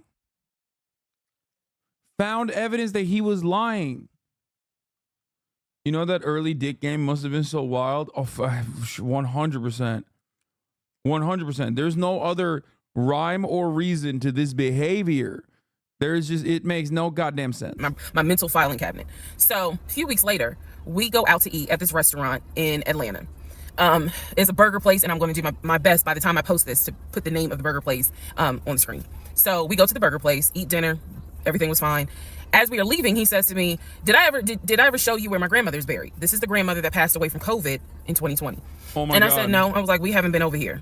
And so he was like, let me show you. So he drives us to the cemetery, which is half of this shit, it makes no sense too, because it's like there's no rhyme or reason for him to like fake having a grandma that died to COVID. not far from the restaurant. He drives us to the cemetery, goes around and around, and then it comes to like a little hill in the cemetery. And he was like, you see the headstone? The headstone had like the family name on it. And it did not have, for example, John David Doe. It just had Doe. Okay, so there were no dates on it. So it reminded me of just a headstone where it was probably multiple family members buried underneath it. That's what it reminded me of. And so he was like, my grandfather and my grandmother are buried there. I do recall him telling me when the grandmother died in 2020 that she wanted to be buried next to his grandfather. And so we're sitting in the car because we can see the headstone like on top of the hill from the car. And he tells me that is where his grandmother and grandfather are buried. That the family was able to get her, her wishes were to be buried next to the grandfather. Okay. So as we are leaving, we take a different route home. So we get on the highway. If you're from Atlanta, you'll know what I'm talking about. We get on I-75 North. And we're just driving around, to be honest with you. But we're taking the scenic route. We get on I-75 North because the reason why I remember is because when you're on I-75. Bro, that is straight demonic to find someone who has your last name and to go to their random family's fucking grave to be like, that's my grandma and grandpa right there. And it's just a whole ass different family. And it's like, it's also not worth. He's crazy. This is crazy. 5 North, going towards Atlantic Station. On the right-hand side, you will see the Varsity. You'll see all these tall skyscraper buildings. One of the buildings has the letters NCR on the building. As we're coming up towards the building, he says to me, do you see the NCR building? I said, yeah. He said, the building behind it, my job bought that building. That's where we're going to have, we're setting up operations. And I was like, why the hell would y'all buy a condiment company in downtown Atlanta? He was like, no, we're not doing production there. It's just going to be offices. And that's where we're going to handle like the business portion. The production. He's like, bro, you don't understand. This condiment business is booming right now. Okay. He's like, dude, these are such funny lies. Okay. It's like the condiment business that I'm the vice president, the regional manager at is booming. Okay. Is still being done in Gwinnett County out in Duluth. And so people I was like, love the mayo. Oh, okay. He was like, that's where I keep the company car. So I was like, the company car? I said, aren't you supposed to be bringing the company car home? And he was like, I don't want to bring the company car home because it's Clayton County and it's a $90,000 car. And I don't want no problems. So he's telling me that he keeps the company car at the building downtown Atlanta that's behind the NCR building. I barely could see what building he's talking about, but he was like, it's the building right behind it. And so he's telling me that that's where his office is. So I said to him, take me to your office. I know it's a Saturday, but shit, you wanted the VPs, right? So take me to your office. No, I had not been to his office simply because, again, COVID. So I was like, take me to your office. And he was like, I can. He was like, that's no problem. So do I have the other phone? I do. So y'all are in luck. So bro, I really, really, really appreciate his dedication to the bit. Like that time when he took Like that time when he fake took her on a journey to go towards his fake sister. Oh my God. This is the most invested I've ever been in a fucking React video, by the way. I just want to say, like he was like, oh yeah, of course we'll go to my sister's barbecue. Like we'll go link up with her.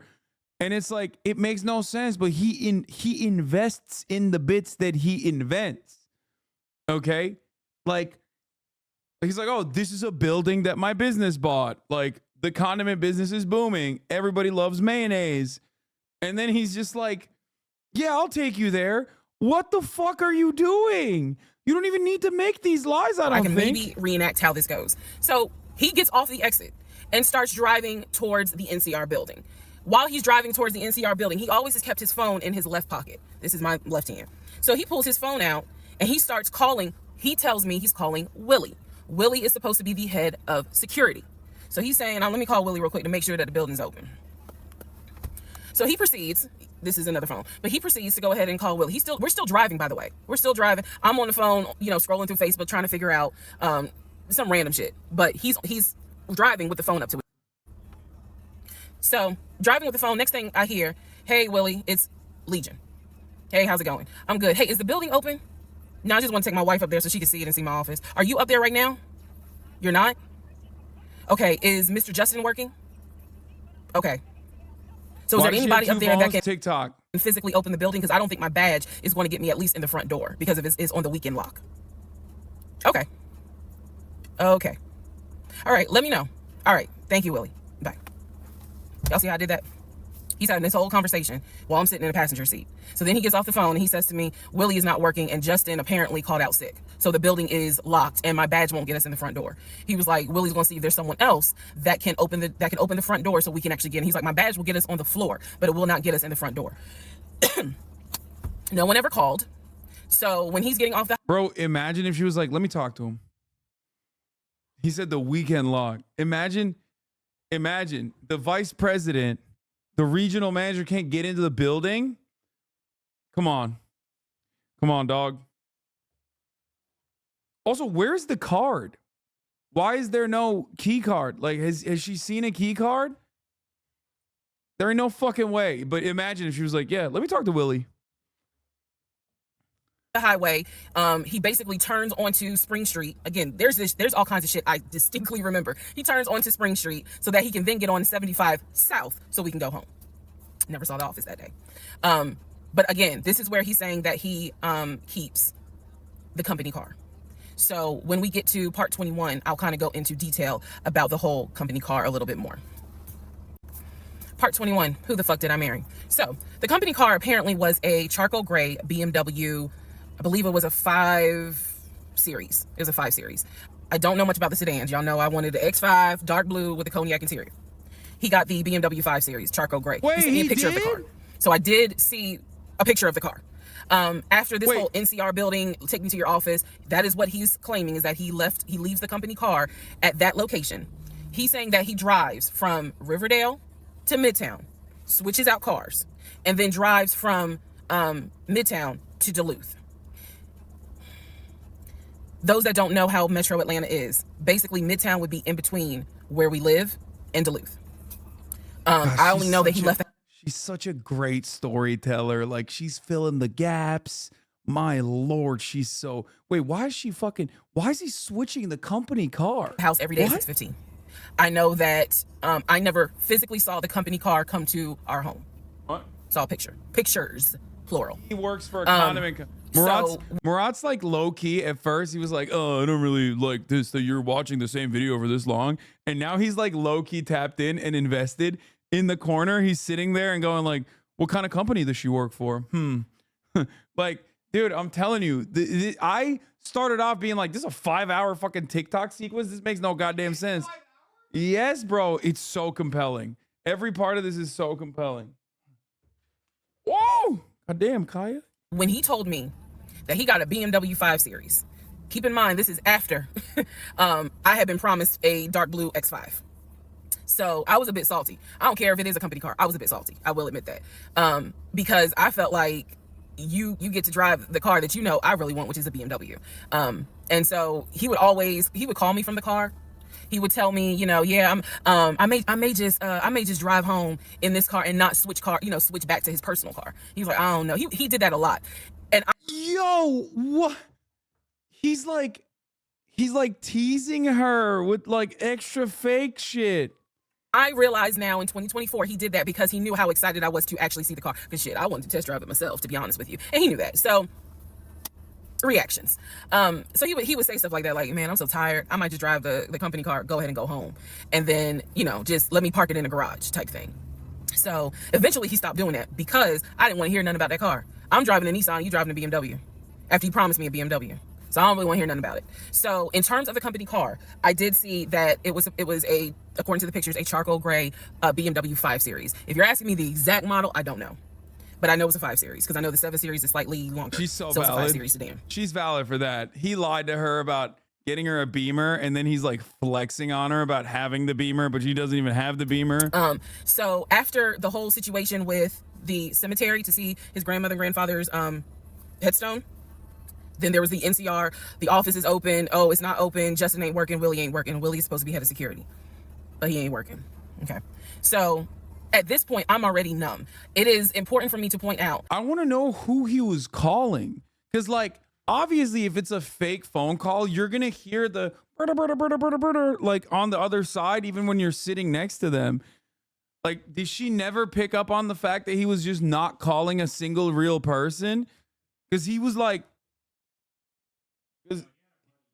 you're sitting next to this person in the car, you're going to see him type in numbers or like pull up a contact to call, right? It makes no sense.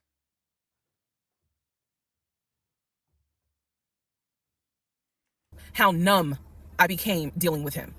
Mind numbing, because I just got to a point where it was like, there's always something. There's always something. So of course we're not going to go to the office because there's going to be something. So this is the end of February. My birthday had clearly was tension on my end, not so much tension on his end. So I get home a couple of weeks later. We are now in the beginning of March. This is something personal about me. The only way you would know this is if you know me. I have been dying to go to London and Paris. I had a layover in London when I did a study abroad, but it's not the same. I want to go to London and be a whole tourist. I don't care. I want to see Buckingham Palace. I want to see the Tower. Damn, this is sad. Let me tell you, okay, there's plenty better places to go to than motherfucking London. I feel London, bad. I want to see Paris. I want to see the Palace of Versailles. This is something, if you know me, you know she wants to see Paris. She wants to see London. So I get home from work. This is the beginning of March. I get home from work, and on the counter is a folder with like a little bow on it. And I'm like, oh, what is this? Is this like mail? Like, was this something that you got at work? He's like, nah, it's a surprise for you. I open up the folder. Inside the folder is like a trip itinerary. It is not an actual booked trip. It's like an itinerary. A trip That's for fucked up. two That's fucked up. That's fucked up. He's doing to a go from fake Atlanta one. to London. The trip should have happened, and it was the month on there was like July, so it was a summer trip. So he tells me, I'm gonna take you to London. He was That's like, evil. I wanted to take you for your birthday, That's evil. but certain things fell through. He was like, so this summer in July, That's we're gonna go to wicked. London. He was like, I've already made a reservation for us to stay at the Savoy. Again, there are wicked. certain things that my brain just was like, remember that. He said, I've already made a reservation for us to stay at the Savoy. I know, as much as I want to go By the way, London in the summer, holy moly, shit's about to get humid as a motherfucker. And oh, ew. to London, y'all, I didn't know anything about the Savoy. And so I remember going to look it up because I was like, what is the Savoy? Well, apparently the Savoy is bougie, very bougie. So I was so excited. I cannot tell y'all how fucking excited I was when I saw that he had printed out British Airways. Like, he was speaking my language. I am one of those people, I'm a planner. So when he's saying, I'm gonna take you Yeah, and you know them oi bros don't have fucking AC, man. No aircon, mate. Fucking hell. Even at the Savoy, yeah? We've got no fucking aircon. to London, and he took the time to research flights and print it out and research the Savoy and print it out. And there were different, not excursions, but there were different things that you could do. You could go see the Tower of London. You could go see Buckingham Palace, changing of the guard. We could go have high tea at certain places. He was like, I don't really want to go, but I know you're dying to go. So he was like, you know I love you, and I would do anything for you. Blah, blah, black sheep, have you any wool? And so he was like, I'm going to take you to London in July. The trip did not include Paris. That's fine. But I was so excited. So excited. And so this is the beginning of March. I was like, this is great. Hopefully this happens. I knew I needed to renew my passport. And he was saying that he had to renew his passport as well because his passport had expired. So both of us were like, okay, we need to get on this if we're going to try to make it to London in July, and it's now March. Me being the planner I am, I think I went to work the next day and printed out the passport applications so that we could fill it out and go ahead and get that process going. So needless to say, something must have happened, and I don't remember what it was. We just simply didn't fill out the application for the passport. So fast forward, we're now at mid-March. Mid-March, the decision was made that my mom, who lived in Arkansas, was coming to visit us. She would be coming, I believe, the second week of April, and she was going to stay a week and then a few days. So like maybe a total of 9 days. Not quite 2 weeks, but a little over a week. So she was coming in April, and I was excited. Legion was excited. By the way, you can't just renew your passport like that unless like you literally get the expedited shit. Either you can renew it immediately before travel or months in advance. Like there's no in between. Because he was excited to physically meet my mom. He had talked to her on Zoom, he had talked to her on the phone, but he was excited to physically meet my mom. And my mom was excited to physically meet her son-in-law. So this is mid-March. I'm going to go into part 22 where I explain what happened with Facebook Messenger. Part 22, who the fuck did I marry? So now we are in March. This is right after he had surprised me with the announcement of we're going to go to London already. for... This is like post-marriage. I mean, he's been pulling schemes since day one, though. Murat said, fuck this guy. For a trip in July, because we definitely didn't do a honeymoon. We definitely didn't do any sort of trips together. So... Will you go to France with Etoile? Yes, I will. The idea was we're going to do a trip in July together. One thing about Legion was that he was the guy who was like, I have nothing to hide. I don't lie. I don't like liars. If we're in a relationship, then everything should be out in the open. So I've always had his cell phone passcode. Never felt the need to look through his cell phone. And funny enough, I can tell y'all right now, disclaimer, I will never go through his cell phone again. You never felt the need to look through his cell phone? That's crazy. I think that that's a healthy relationship, and it's like basically literally the foundation of a healthy relationship. If your partner feels the need to look through your cell phone, something is genuinely fucked up. Except something is genuinely fucked up. This is the one instance, like when the fucking house fell through, you look at the cell phone, okay? You're like, what the fuck's going on here? Because that's crazy to me. That's crazy that you did not look at his cell phone until like a year into this relationship when he's been lying to you, and you know he's been lying to you. You've caught him in a lie. You literally lied back to him to keep pumping the fucking narrative. That's crazy. Cheating piece. So anyway, so one day, this is mid-March, going like around March 20th. So we're heading in towards the end of the month. He was in the shower. Keep in mind, my mom is coming for a visit in April. So he was in the shower, and he received a text message on his phone from a woman. The text message, because it was a preview, so the text message was something where if you didn't know the context of the text thread, you could either go left or you could go right with it. So me being just curious, I opened up the phone, put the passcode in, read the text, then read the thread. Come to find out, it was a text from his aunt. His aunt and his ex share the same name. That's why I say it could go left or it could go right. Text was from the aunt. So I looked at the text, went through the thread, nothing in there. So I went ahead, X out of the messages. I see that he has Facebook Messenger downloaded, and obviously it shows you the number of unread messages in the icon. So it showed that he had like 5 unread messages. So I clicked on it, just being nosy. And what do my wondering astigmatism eyes see? So in his Facebook Messenger is about 7 women. I can see their profile picture, and I see their names. Some of them had a preview. The ones that he had not read, I could see the preview of the message. One in particular said, when are you going to come get this? Y'all know what I'm talking about. So I clicked on that one first. And I'm reading through the thread. And so she's saying, when are you going to come get this? But earlier in the thread, or further back in the thread, he had asked her, when are you going? This what? This what? This pizza? This hamburger? What is Don't give this me. mortgage? Yeah. So when are you going to come get this mortgage for the house that you're buying? And she said when lockdown is over. So from what I could piece together, he had not yet physically gotten with her. But had there been no COVID, he would have smashed all day, every day. The other messages were innuendos, meaning the other messages from the other women were innuendos. They were not as graphic as the one between him and her. So I'm reading these messages, and what is interesting is that the person I am married to is not the person in these messages. Like, this man was on some nasty shit. And I say nasty, not in a judgmental way, but with me, he seemed to act as if I was damn near virginal white. And I clearly see evidence that you into some shit that with me, you acting like, nah, I ain't really into that. So I confronted him. I absolutely confronted him and was like, what the fuck is this? If 2 + 2 is... Oh, hell no. Oh, this is when it's starting to get fucking fun. She saw those messages. He was like, yeah, baby, at the top of the hour, there is a 3-minute ad break, and I'll serve it to you. Unless you subscribe. That's right. We got to wear protection. My wife will find out if I don't. And that protection? A $5 a month subscription or a free one in the form of a Twitch Prime. That's right. Let's get down and fucking dirty. Let me serve this ad break to you. Oh, yeah, but you like that ad break, huh? Here's the 3-minute ad break now. Come get this. Come get this ad break.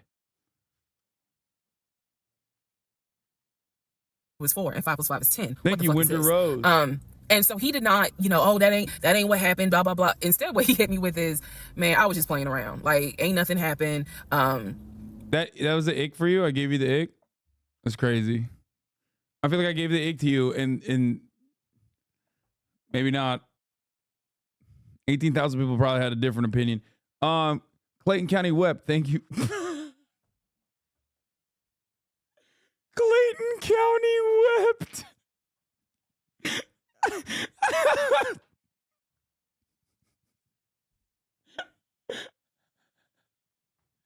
Come on, chat. What the fuck? Hey, it's Kev. Thank you for the 12 gifted.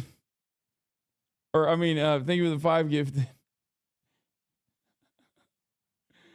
Oh, Jesus Christ, dude. Okay, let's continue. I shouldn't have said all that, but I was just flirting. It ain't mean nothing. I don't even know that girl. I was just flirting. And so I'm like, is this what you into?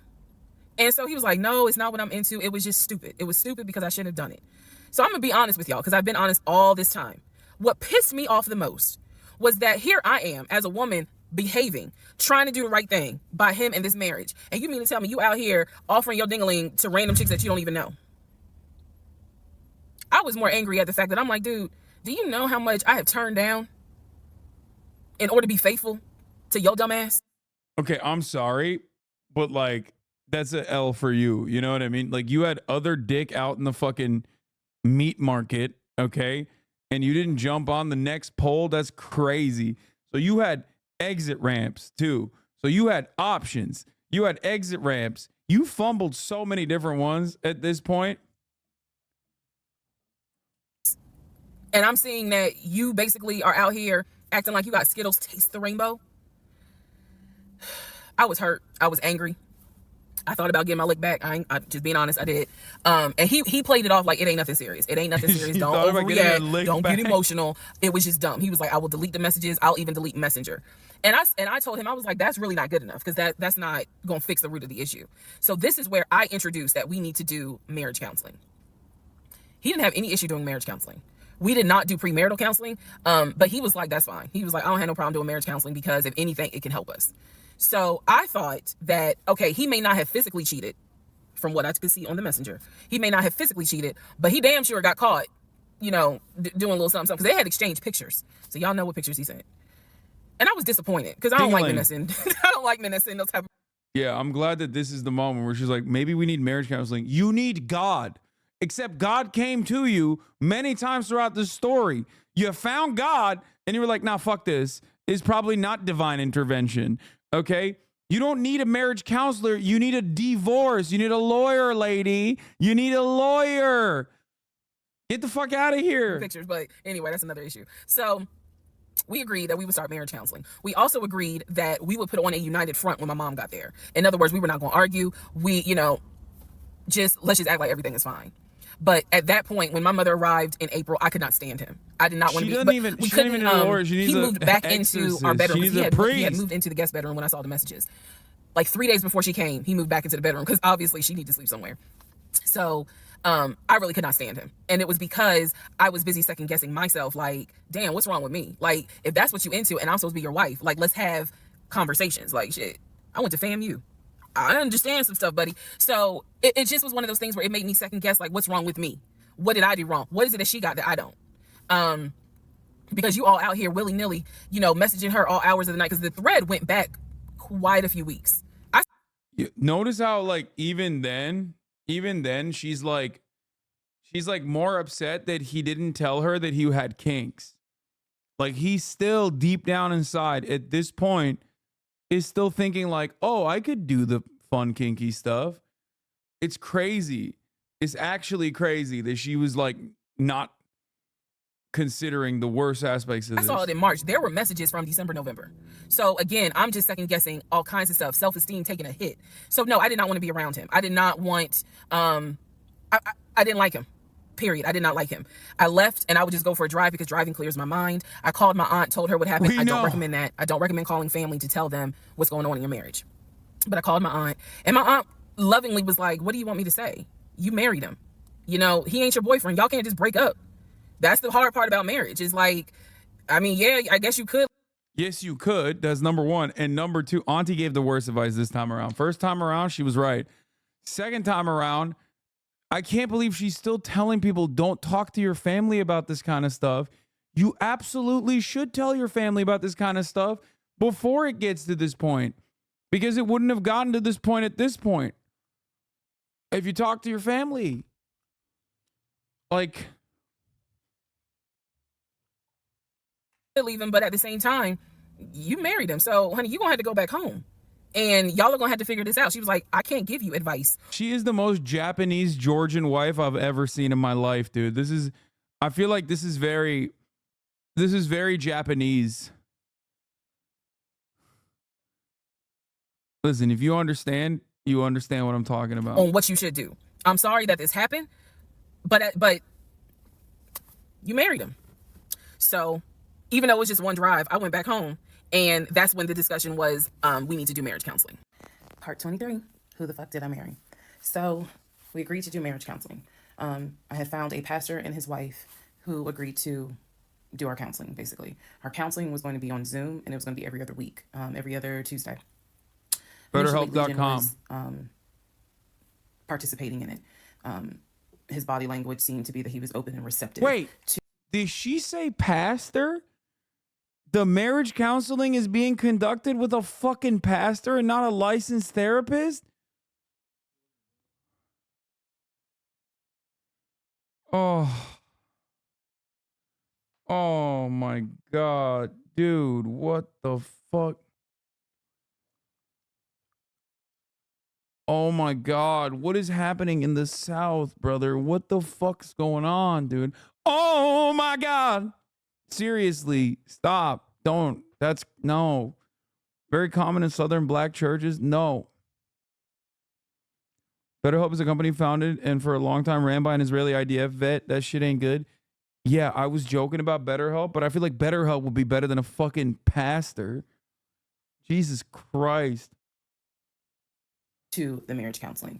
Now, the pastor and his wife were deeply concerned at the fact that we had only been married 3 months. And we were already dealing with some form of infidelity. We were in marriage counseling. And as the pastor would put it, there seems to not be any sort of intimacy. They were concerned.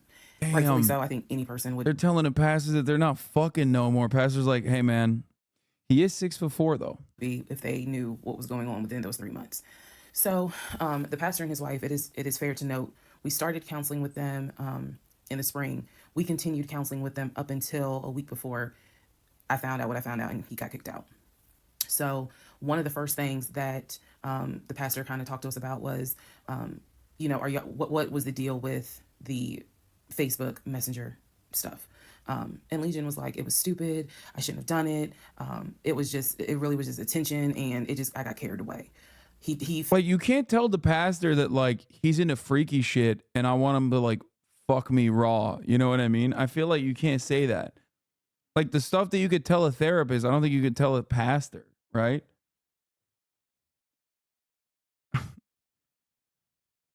It's just like, I don't understand. Felt like he kept saying, I'm not going to keep apologizing. I'm not going to keep getting persecuted.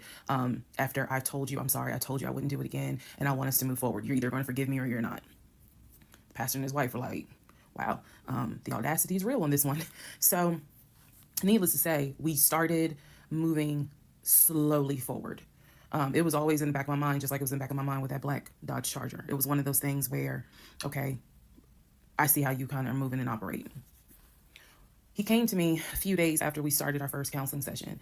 By the way, when I said you need to find a pastor, I meant to exorcise the demon out of Legion, not to like do marriage counseling, okay? He was like, we should get a joint bank account. What he wanted to do was to each one of us have our own account and to get a joint account for our money to go in there for joint expenses. Now, up until this point, he had been paying the rent, the utilities, and I really was just paying for my stuff. So now he's suggesting, look, we're married now. Let's go ahead and get a joint account.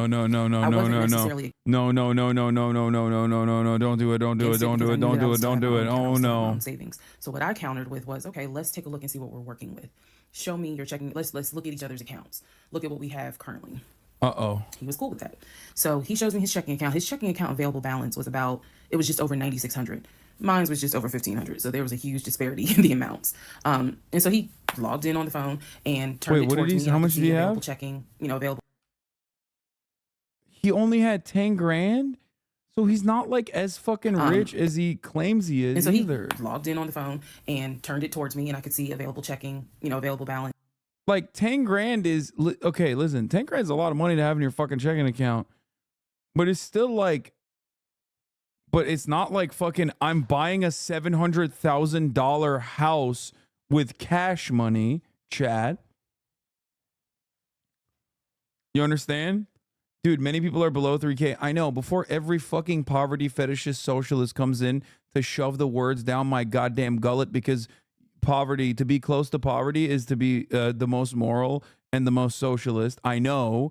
I'm saying, if you weren't here from the fucking beginning, if you're just hopping on board, okay, and you're not following the anime for the 700 episodes, there was a point early on when he literally said he could buy a fucking whole house cash. The house was $700,000, okay?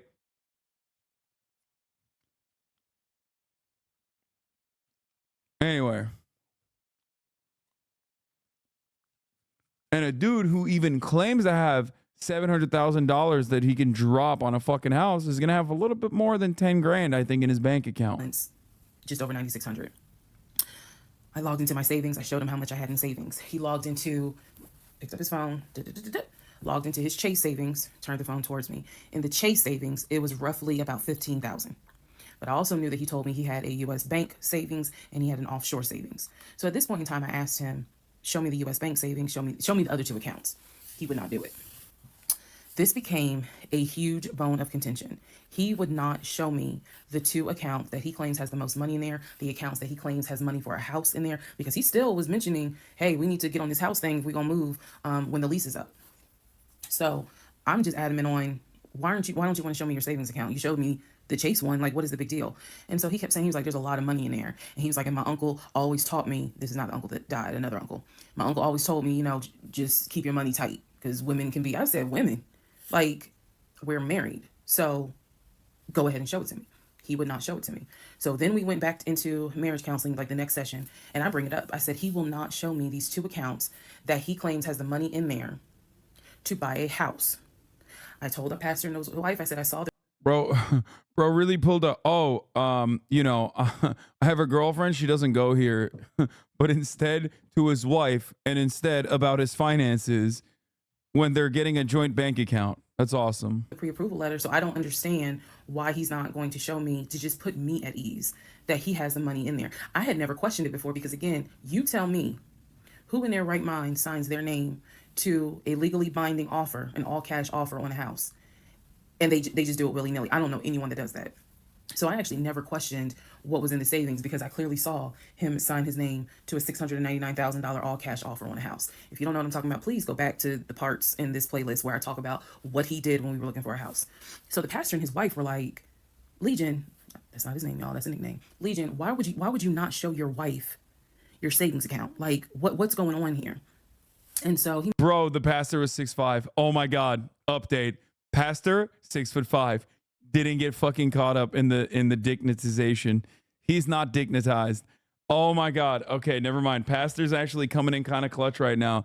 Obviously, he has religious moral obligations to make sure that the relationship continues. Ain't no pastor is gonna be like, yeah, you guys need a fucking divorce. Are you coming over here? Don't fucking come over here after 700 episodes. You can't fucking come over here, walk over here, be like, let me get a closer look at what's going on here. Admit you're captivated. Oh, it's very captivating, isn't it? He just slowly walked over. He's like, I'm locking in. He made up some bullshit. And I remember the pastor's wife was like, something ain't right. And so at this point, Legion kind of shuts down. He's just like, look, y'all are not going to tell me when and where I open up my accounts to show anybody the money I earned. I earned that money. I earned that money by playing football, blood, sweat, and tears. He went to this whole Denzel Washington monologue about how he brought up the arena football to the pastor. Okay, now a third party has officially found out about the arena football situation. Please tell me the pastor was like, let me Google this shit real quick. What the fuck do you mean arena football? No one is going to come in and tell him that he needs to open up the account. So then he starts talking about the ex-wife and how she tried to get money from him in the divorce back when they were in California. So now the pastor and his wife, their red flags are just like, whoa. So much so that the pastor's wife said, and I will never forget this, she said, I don't think you all are going to make it to January. What she was talking about is, I don't think y'all are going to make it either. Oh, the pastor's wife. God damn, even the pastor's wife's like, nope, it's not happening. And I really, truly was like, we're going to make it. Like, of course we're going to make it. And she was just like, I don't have a good feeling about it. And so Legion's all defensive. He at this point, he's folding his arms and because remember, we're on Zoom. He's folding his arms and he's just like, I'm done with this. Like, I'm not going to get attacked because I'm not comfortable showing you the amount of money that I have. Money changes people. And I'm not comfortable. So he's playing that victim card. Pastor's wife, 7 feet. Everything in this story is always going back to fucking height, dude. Pastor's wife is in the WNBA. She's playing for the Georgian WNBA team. And she had no time. She was like, nope, not happening. I know exactly what the fuck's going on here. As a 6'7", as a 7 foot tall Atlanta Dream WNBA power forward, not power forward, at that point you'd be a center.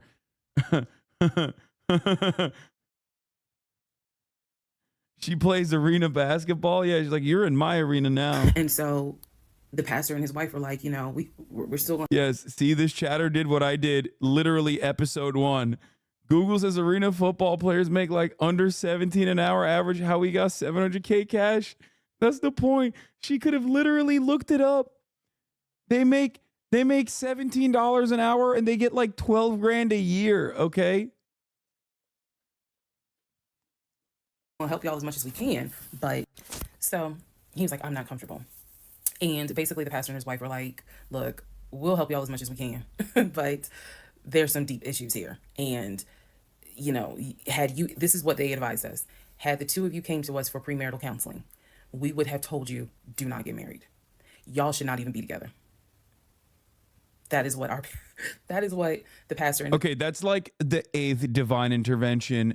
Lady, you literally had, like, at this point, Jesus Christ himself could come into her dreams and be like, hello, I am Jesus Christ, savior of mankind. I died for your sins. Please, you are out of your fucking mind. Break up with this man. His name is literally Legion.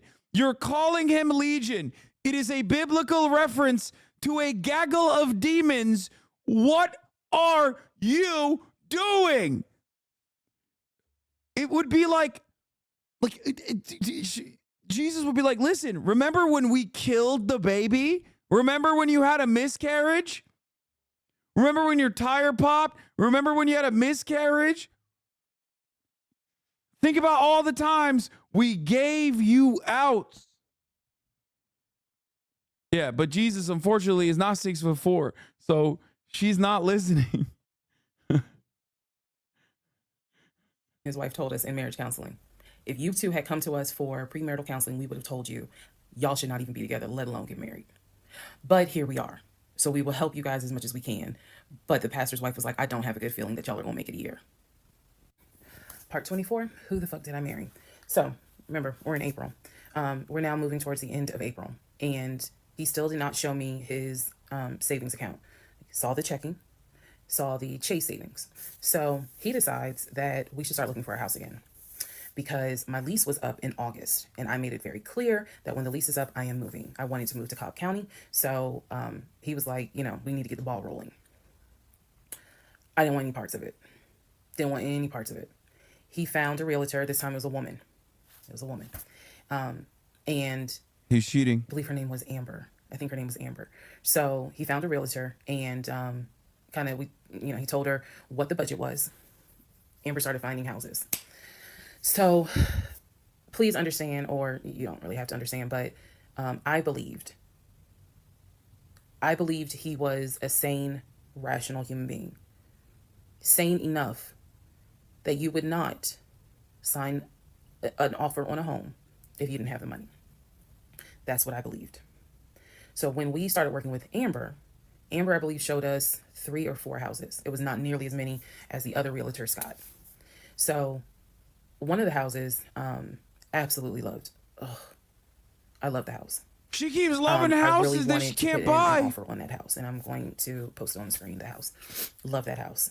It was just absolutely beautiful. And once again, he wanted to put in an all-cash offer on the house. But before he could put in he had told Amber, I want to put in an all-cash offer. And what Amber, the woman, was smart enough to say is, okay, let's just go ahead and take it one step at a time. Let's go ahead and get your pre-approval stuff together. She said, I work with a great lender who, if you're not already pre-approved, he can get you pre-approved, no issues. And then if you want to do an all-cash offer, then we'll go ahead and get the proof of funds together, so that way we can submit it all with your offer. Jesus. Y'all already know what happened, because you remember what happened on the last house with Scott. Basically, Legion. Last 4 houses at this point. We're on house fucking 4, man. At this point, I can't even be mad at him. I mean, this is like fool me once, shame on you. Fool me twice, shame on me. But like, fool me 8 times. Oh my God, I'm now saying J. Cole lyrics. I just realized, okay? Fool me like 8 more fucking times. It's, I don't know what to do at this point. It's just like, keep doing it, I guess. Fuck it.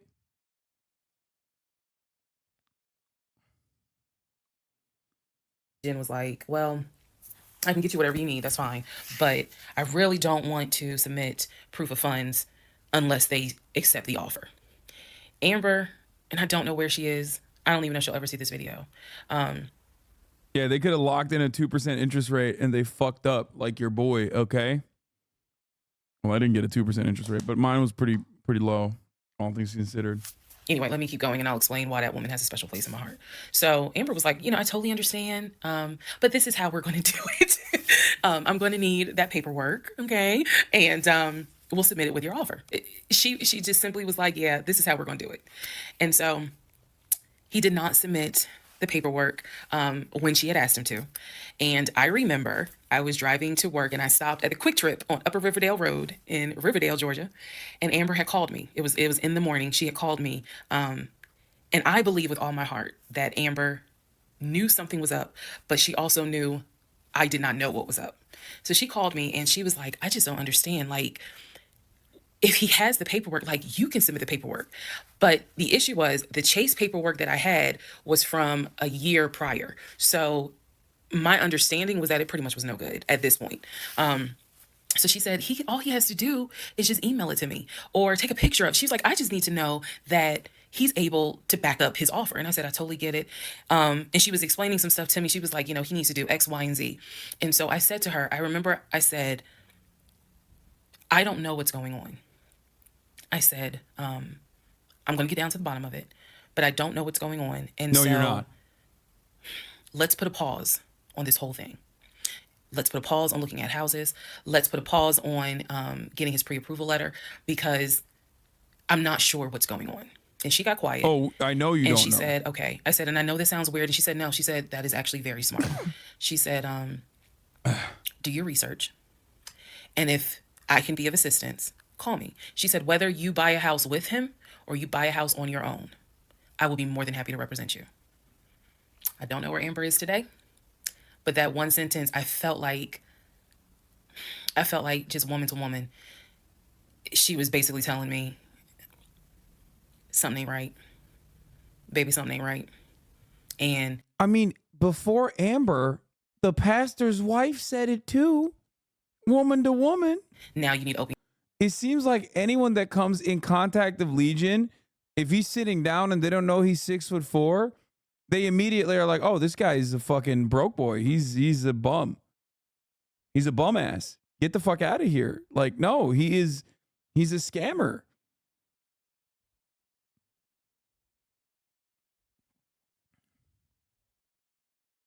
It's like, also, yeah, woman to woman, I'll take that. I'll take the percentage off that sale no matter what. Your eyes. I'll be more than happy to work with you. If y'all get your shit together, I'll work with both of you.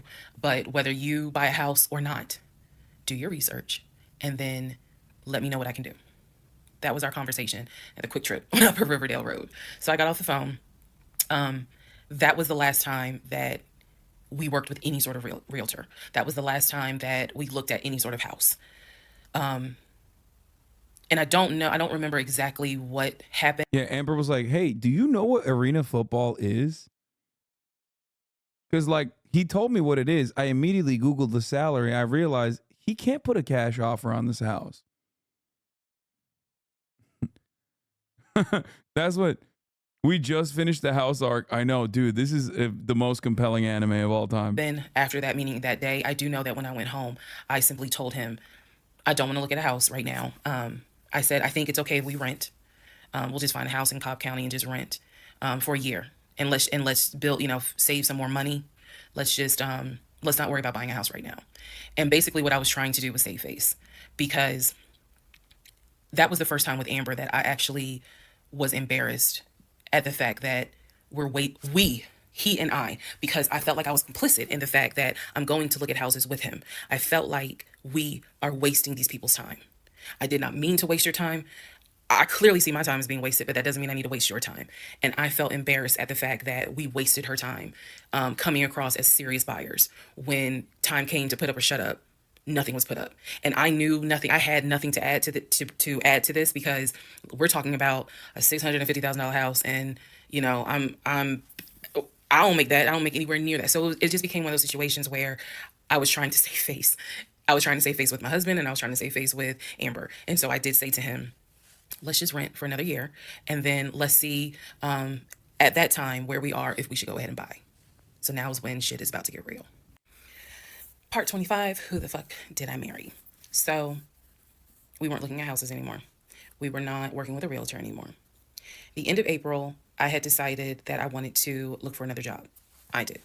The reason I wanted to look for another job is petty. Yeah, it is. I wanted to look for another job because I was pissed off at the fact that I had basically was dependent on him to help with the car note. So I wanted to look for another job where I could afford life all by myself, including that car note, basically where I would make more money. I told him that I was going to start looking for another job. He laughed. And his exact words were, "You're not going to leave Georgia State Patrol." He was like, "I swear you love them niggas more than you love me." He laughed. So that fueled me even more. So I was hitting the pavement hard trying to find another job. I was applying to all kinds of places. Got a phone call from my current job. So this is how I ended up in my current job. Got a phone call, they had sent me an email with a background packet. The background packet was long and extensive, but in the background packet, it asked for my spouse's full name, my spouse's date of birth, and my spouse's social security number. So I showed it to Legion, and I was like, I need your social because, I'm applying for this job. It's a great job. It's way more money. And, we're talking about moving anyway to Cobb County. So this, this is a God thing. They're going to steal the votes. He didn't. Oh my God, this is going to tie in. This is going to tie into the election. Chat, it's going to tie into the election. This is how they stole Georgia. Oh my God, I knew there was a compelling finish to this. Oh my God, it's coming together. That's right. He is a fake voter. Did not want to give me his social. I showed him the paperwork where I was like, look, because we are married, I can't lie on here. So help me. So he writes down his social security number on the background packet.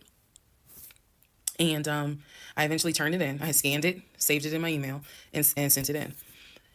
He put a fake social security number for a person who's like a serial rapist or something. That'd be really funny. And on accident, he puts a fake social security number. It turns out it pings like it's got a rap sheet the size of fucking Mount Everest. I looked at it one day, just going through it, just making sure I didn't really miss anything. All T's were crossed, all I's were dotted. And I looked at his social, and something about the social seemed different than the social security number that I remember seeing when we did our marriage license. And so for those who you remember in the previous part, I said I had ran his social security number from the marriage license. Nothing came back. So I thought that I had written it down wrong. Basically, what it is that the first three numbers were different on the background packet than what was on the marriage license. Bro is really Saul Goodman, though, for real. Like, this is... If you don't know this, here's a little trivia.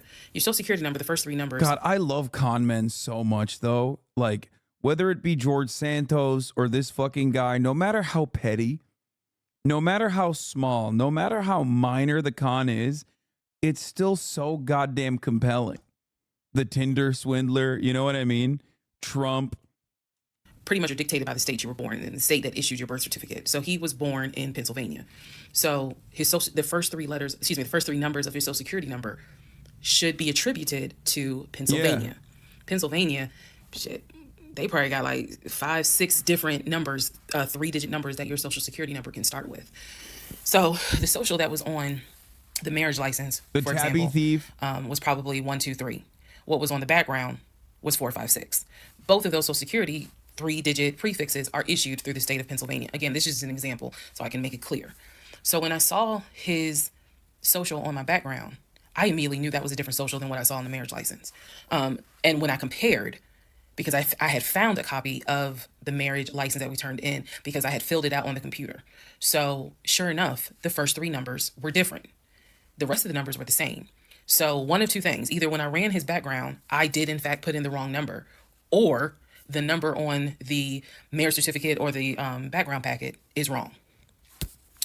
So I decided that I was going to roll the dice and take the social from the background packet. Again, this is the background packet that I had to fill out to get my current job. I was trying to get a new job. Okay, so I took that social and I ran a background check on it. What came back on this particular background was all the addresses that the social security number, I guess, had been attached to. So all of the addresses, the states were Georgia, Rhode Island, Pennsylvania. What I did not see California. was California. So I thought that was my weird. God. I thought, okay. Oh my God, is California fake? Did he never go to California? Oh my God, did he never play arena football? Oh my God. Oh my God. If he never played arena football, it's over. He's not 6'4". Maybe this is not a complete background because clearly he went to San Diego State. It's on his resume. It's on quite a few things. Social media. He didn't have a LinkedIn, but it was on his social media. So clearly he had been to California. So maybe I just need to do a different background check. Did you also see a to photo? note during this time, I think I told you guys he had hit his leg at work. So I'm not gonna lie, I would not believe this man if I saw Instagram photos of him inside of San Diego State University wearing San Diego State colors. I would still be like, nah. I don't think I could ever believe a thing that comes out of his mouth. There's just nothing he can do to prove his innocence at any circumstance.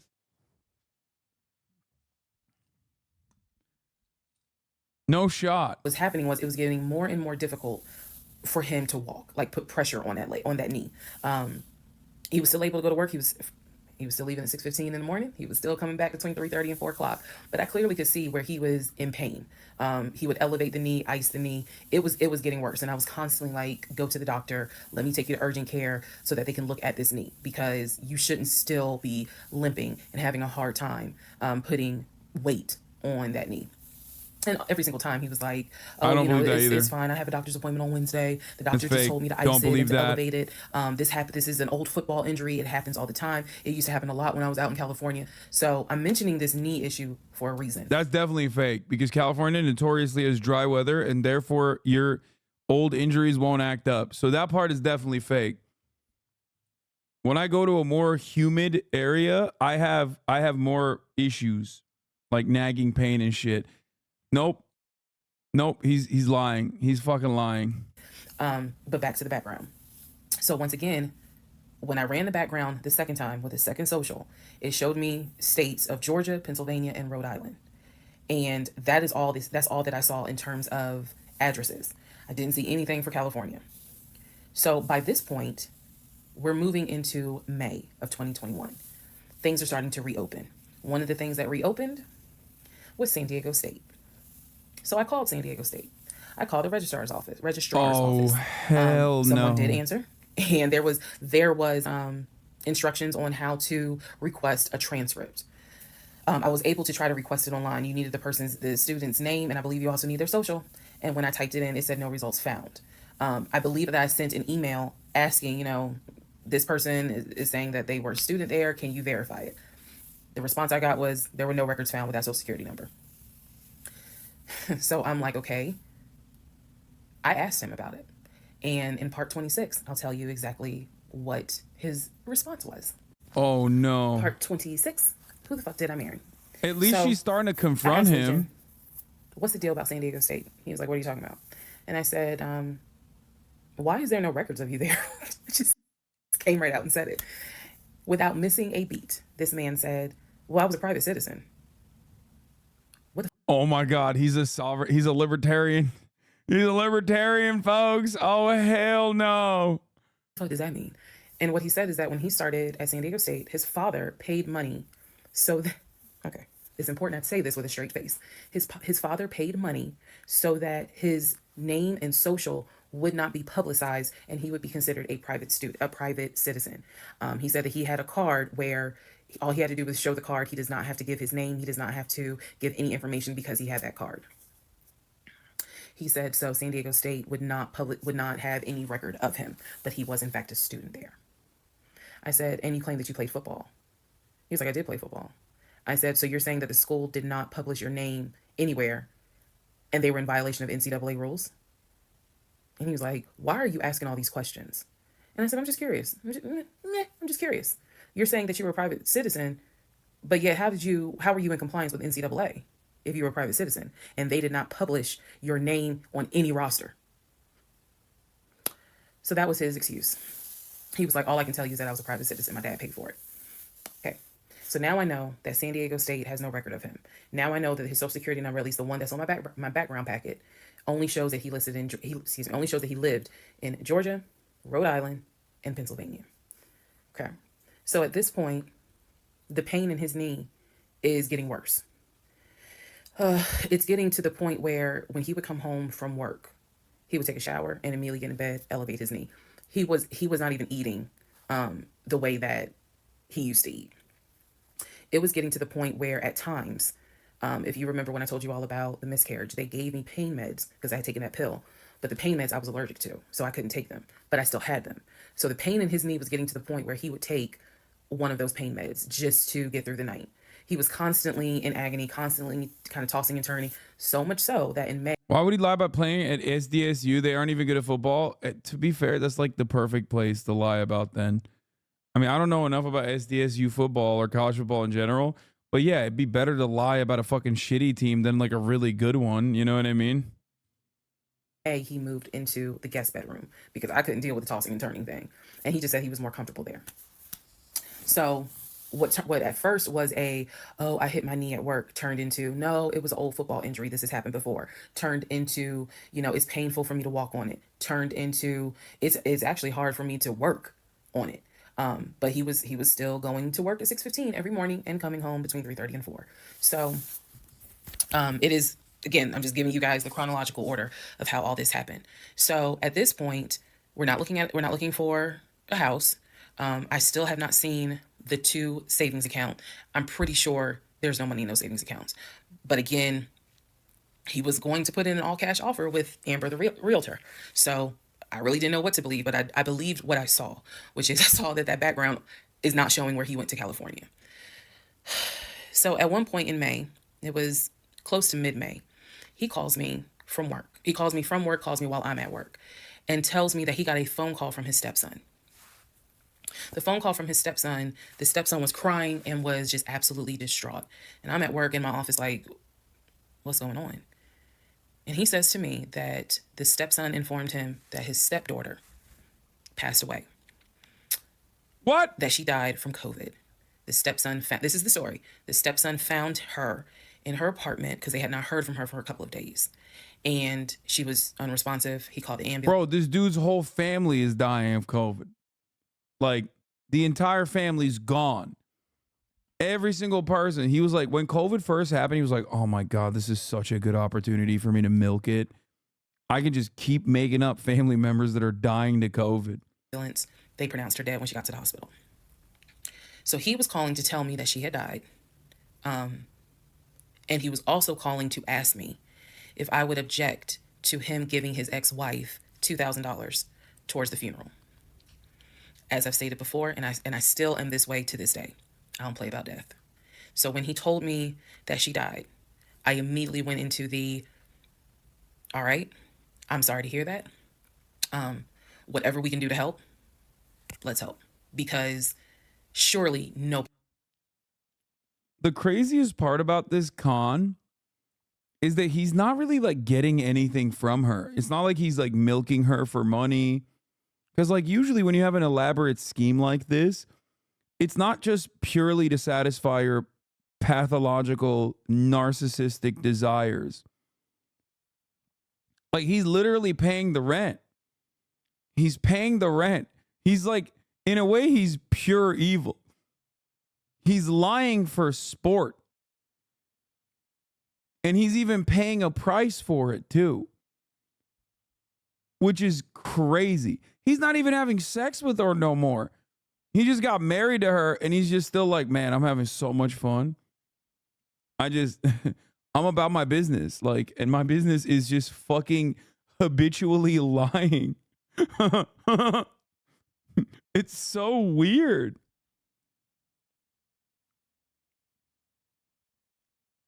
It actually does not, it's not about the money, it's about sending a message. No, seriously. It makes no sense unless he's like secretly a murderer or something and he needed like a second life to get away from it all or something. Like, it makes no sense for him to be doing this. He's just like such a demon. It's content for him. Body would make that up. So he was like, are you okay with that? He was like, we're married, and the agreement was that anything over $500 would be a discussion. So $2,000 definitely. And I said, yeah. I said, that's totally fine. I'm fine with that. He was upset because again, he was close with the kids, and my heart went out to his ex-wife. It did, because I can't even imagine. I cannot even imagine. So part 27, who the fuck did I marry? So here's where we are at, and here's what we can establish. Number one, I ran an initial background check on the social security number that was on our marriage license.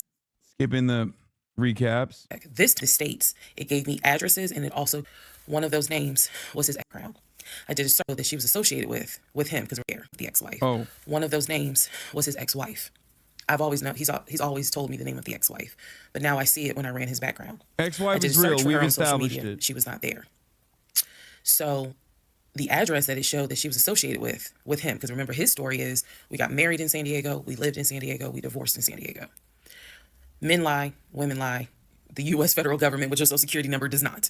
So he said, that's what you think. They're coming after him because he's a sovereign citizen and a unique talent at SDSU, lady. he was always in California. His social security number never showed that he was in California, according to the background check. It did show that he had lived in Georgia at an address associated with the ex-wife. So tried to find the ex-wife, could not find her on social media. So I looked in the metro counties to protect her identity. This, I am going to not divulge a lot on this part.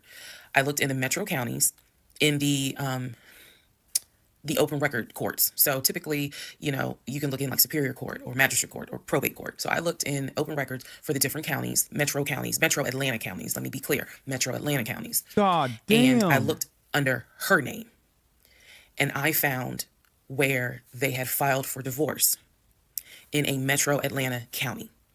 So when he said that he filed for divorce in San Diego and that he was married in San Diego, I was able to find, no, according to the state of Georgia, you were married here. You were divorced here. So Oh my I looked under God. her name, found a record for divorce. And it Okay, let's pause here for a moment and reflect. Imagine all of this is happening and you have like complete proof that you are in this house with a dude that has been like serially lying to you about everything.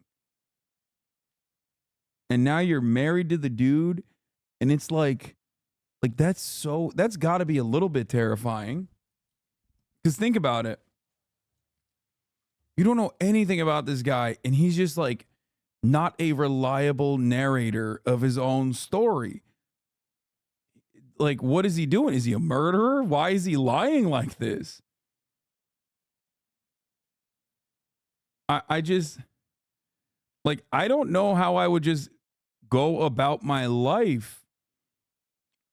Like, if I found out all of this stuff, I don't know what I would do. I would go crazy, I feel like.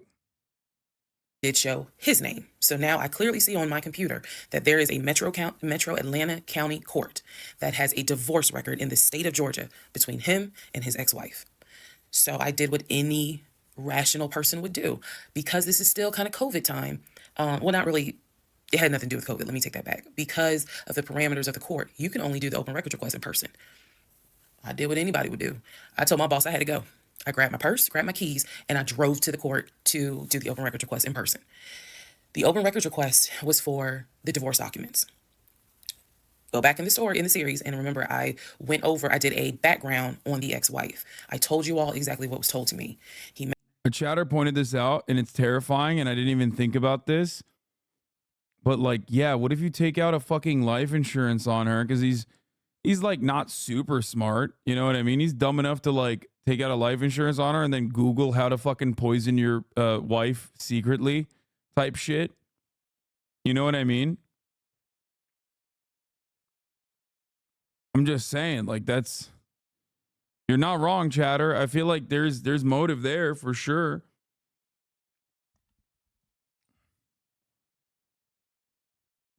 He's dumb as fucking shit. It's actually insane he got this far. Makes me question everything.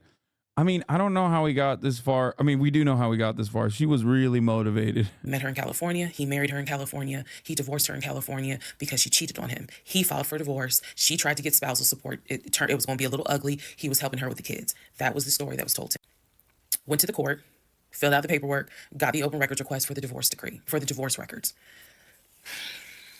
First thing I see, he didn't file, she did. Second thing I see, they didn't make it more than 6 months. I see the date of marriage. I see the date of dissolution, 6 months. Third thing I see, he was served in Metro Atlanta, which means that at the time of the divorce, he was living in Metro Atlanta. California was never mentioned. Fourth thing I see, he filed what is called a pauper affidavit.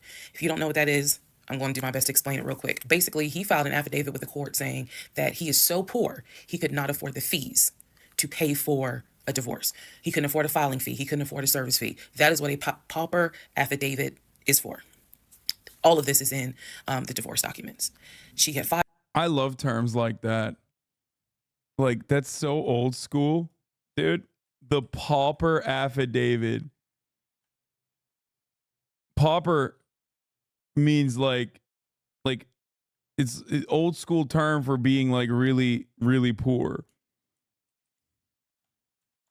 That's such a funny, I don't know. I find it really funny that like, yeah, here.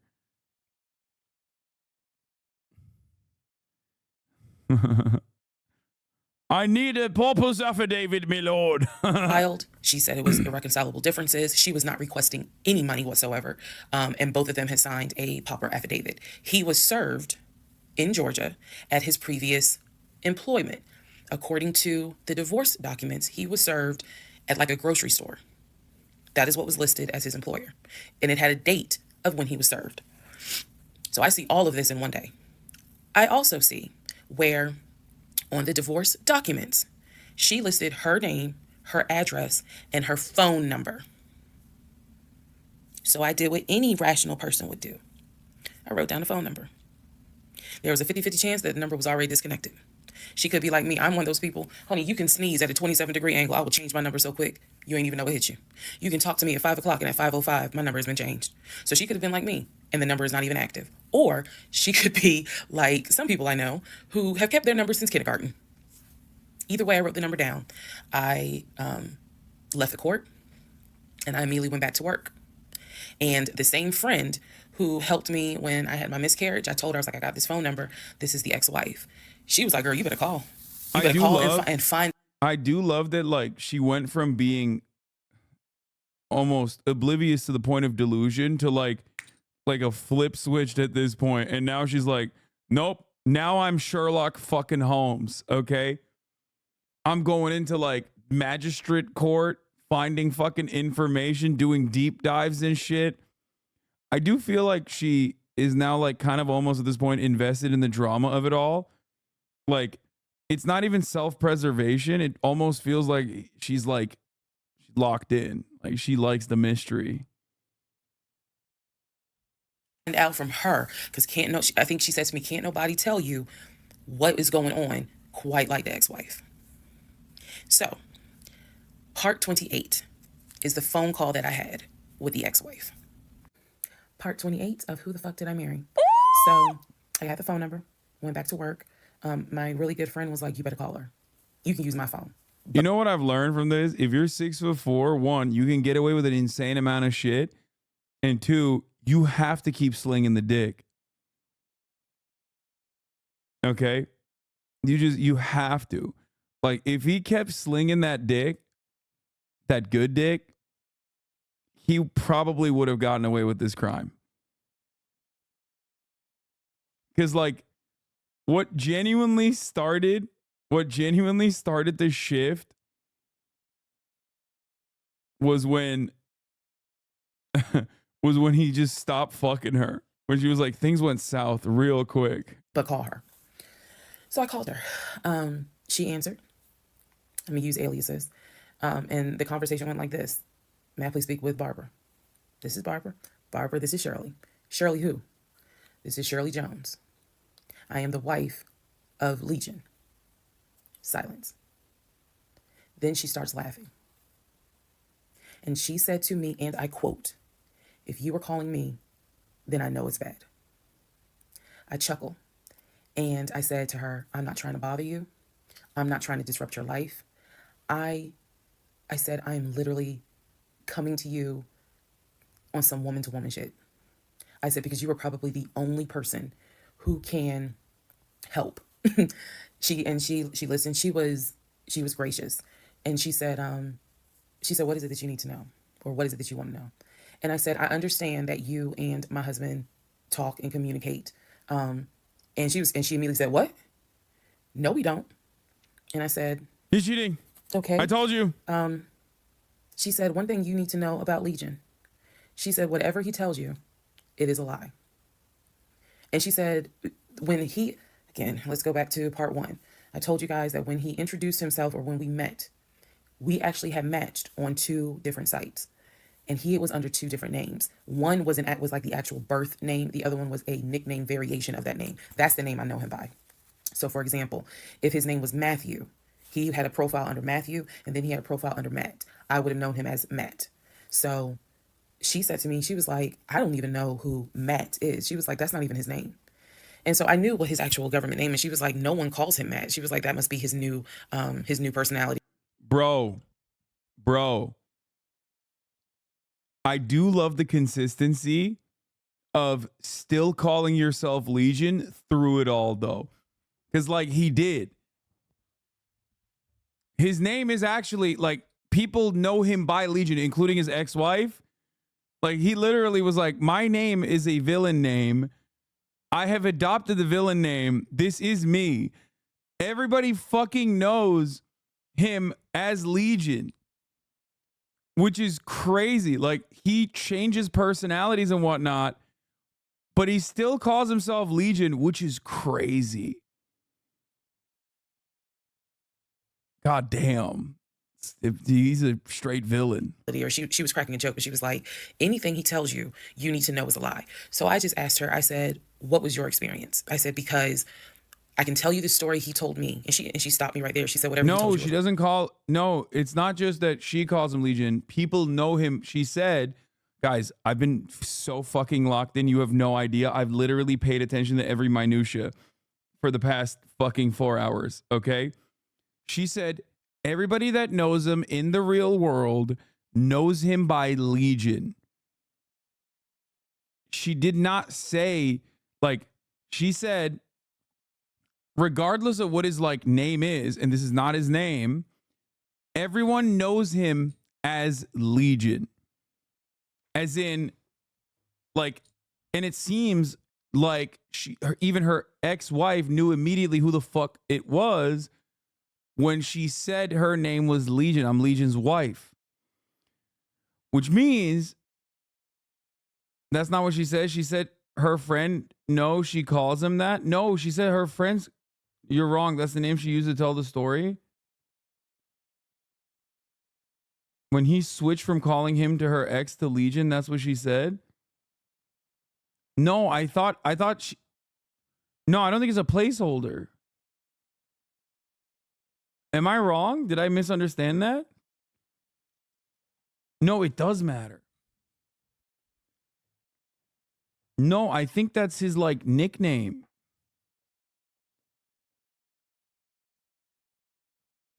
Because that's what she calls him, is derogatory. I feel like Legion is a devil fucking with a human being has to be.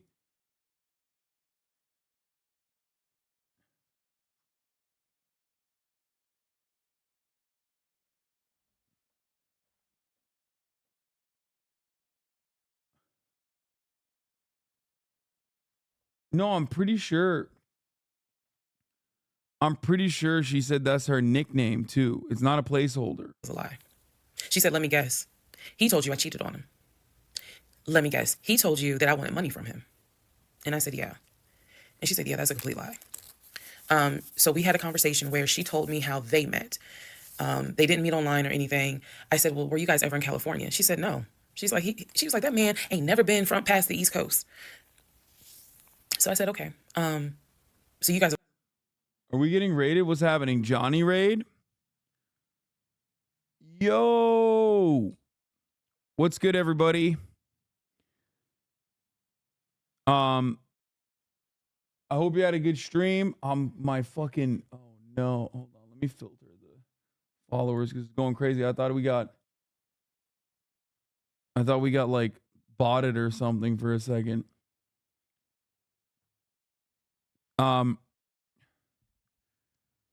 So welcome, Raiders. We are currently watching Who the Fuck Did I Marry TikTok, the full story. We are 4 hours and 19 minutes in.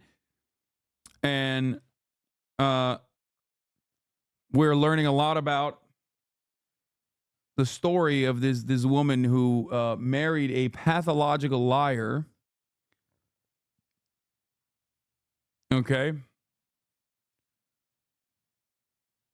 The story of a woman who married a pathological liar and was invested. It's apparently an incredibly fucking popular story on TikTok. People have like watched through all of these like one by one part, like 80-part story. From a Rolling Stone article, there's a fucking literal Forbes article written on it. There's a Rolling Stone article written on it. Tomorrow, I will be collaborating with Johnny and Jake, where they are going to emo-fy me. For the record, for those of you who don't know, they're gonna come over and we're gonna do some emo-related activities. I'm gonna go through my emo phase, which is not a phase; it's a lifestyle. And yeah, very excited for that.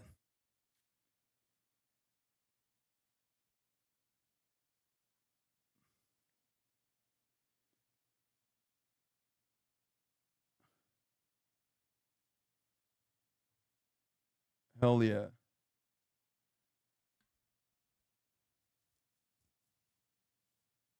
You're gonna paint your nails? I'll paint my nails. I used to.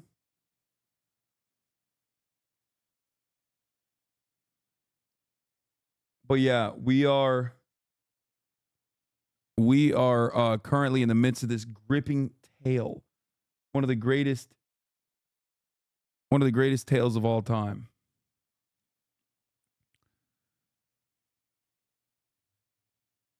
An incredibly compelling story.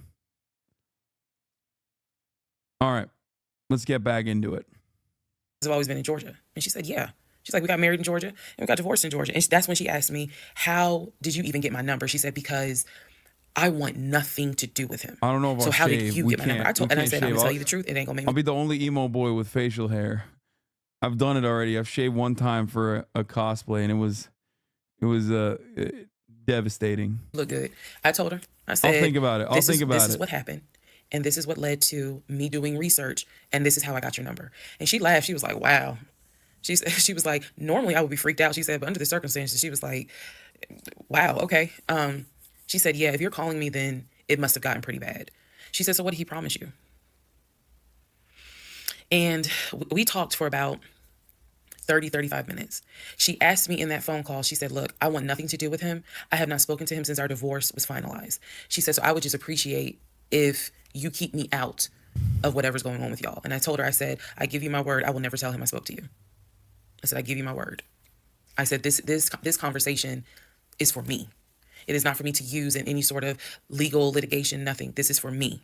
And I said, I don't plan to call you again. I don't plan to be a disruption in your life. I just needed to know, how bad is it? And she paused and she said, it's bad. She said, I don't know what all y'all got going on. She said, but if it's anything like what it was for me, it's bad. So we talked a little bit more. She was very encouraging. She was like, girl, do not blame yourself. She said, I went through that and I had blamed myself. She was like, this is not on us. This is on him. She was like, he is a master liar, a master manipulator. She said, I ignored the red flags. So she was like, do not feel as though this is on you. We talked about there's an ex-girlfriend that shares the same name as his aunt. She and I talked about her. She said the reason why they broke up, because the ex-girlfriend, I didn't know this, the ex-girlfriend had reached out to her about 6 months before he met me. And so the ex-girlfriend lived in Douglasville. On Legion's driver's license, he had a Georgia driver's license with a Douglasville address. What he told me was that it was the address that his sister, because remember I told y'all his sister Shantae lives in Douglasville. She's a nurse, married with 2 kids. So he told me that the address on his license, it was his driver's license, was to Shantae's house. The ex-wife is telling me, no, that's the address for the ex-girlfriend.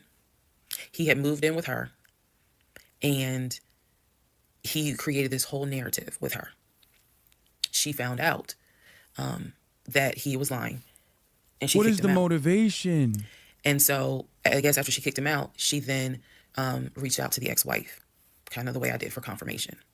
And so the ex-wife was just telling me, whatever that man has told you, it is a lie.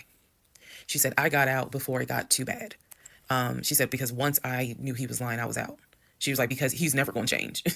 And so, again, conversation went on. And so finally, we were getting ready to get off the phone. And before we got off the phone, I said to her, I said, if everything is a lie, I said, I have one question for you. And she said, sure. I said, how is your daughter?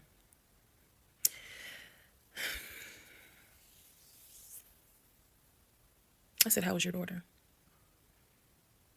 Why would you believe that they even had a daughter at this point? Come on now. Part 29, who the fuck did I marry? So I asked her, how is your daughter? She said, my daughter's fine. And I said, okay. She said, what did he say about my daughter? And I will be honest with y'all, I didn't have the heart to tell her. So what I said instead was, oh, no, it was, with everything with COVID, I think he mentioned that she might have had COVID or was exposed to it. I downplayed it bad. I wasn't going to tell that woman that he said her daughter passed away. So I said, obviously I'm glad to hear that kids are fine. She said, look, whether you stay with him or not is your choice. She said, he ain't gonna change. He ain't gonna change at all. She said, this is what he does. She said, you're not the first. You're not gonna be the last. She said, he did it to me. She was very, very encouraging because she was just like, you do not blame yourself. She said, we both ignored red flags, but it is not your fault. She said, this is on him. And so we, once again, I thanked her for her time, got off the phone. I took the long way home that night. I could not be around him. I could not be around him. I had to figure something out. I had to figure some things out. So I took a long way home. What does that mean? It means that I purposely... blame yourself a little. That's funny. I mean, it is kind of wild. Legendary lick, but there's no... Oh, legendary dick. I was going to say there's no legendary lick there because there's no lick. The only lick is just like, he's doing the reverse, like, there's always these like stories of like dudes who, I don't know, like steal money from women and shit. You know what I mean? Like they'll go around girlfriend to girlfriend, that kind of thing. But basically, like, he's living in her place, but he's paying the rent. He's paying the rent and he's paying for the groceries. He's paying for everything. So, like, it doesn't make any sense. Like, he's manipulating her and he's fucking around with her, but he's also kind of, I mean, he's like paying for everything. It doesn't, like, what is his motivation? What is he getting out of this situation? Do you understand? Like, there's not, I feel like at that level of expertise, con man behavior, you should be, like, there should be a secondary reason, or rather a better primary reason, other than avoiding the top of the hour ad break, which comes to the top of every hour. You know what I mean? Like, because he's probably using her Twitch account and she's subscribed. And you can also obviously no longer see those ads if you subscribe as well. For $5 or for free.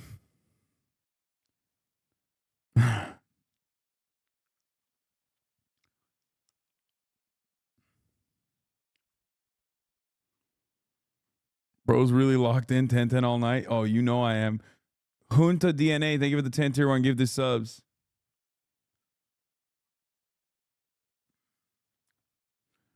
Allowing 10 people to no longer see the ads at the top of the hour. My mom was listening with me and you got her with the ad break and she got mad and left. No. I probably could have taken 75 to 285, but I probably took 20 to 75 to 285 to 675 kind of thing. Like, I just took the long way home. She loves driving. A couple of days later, because we know that already though. Spinning.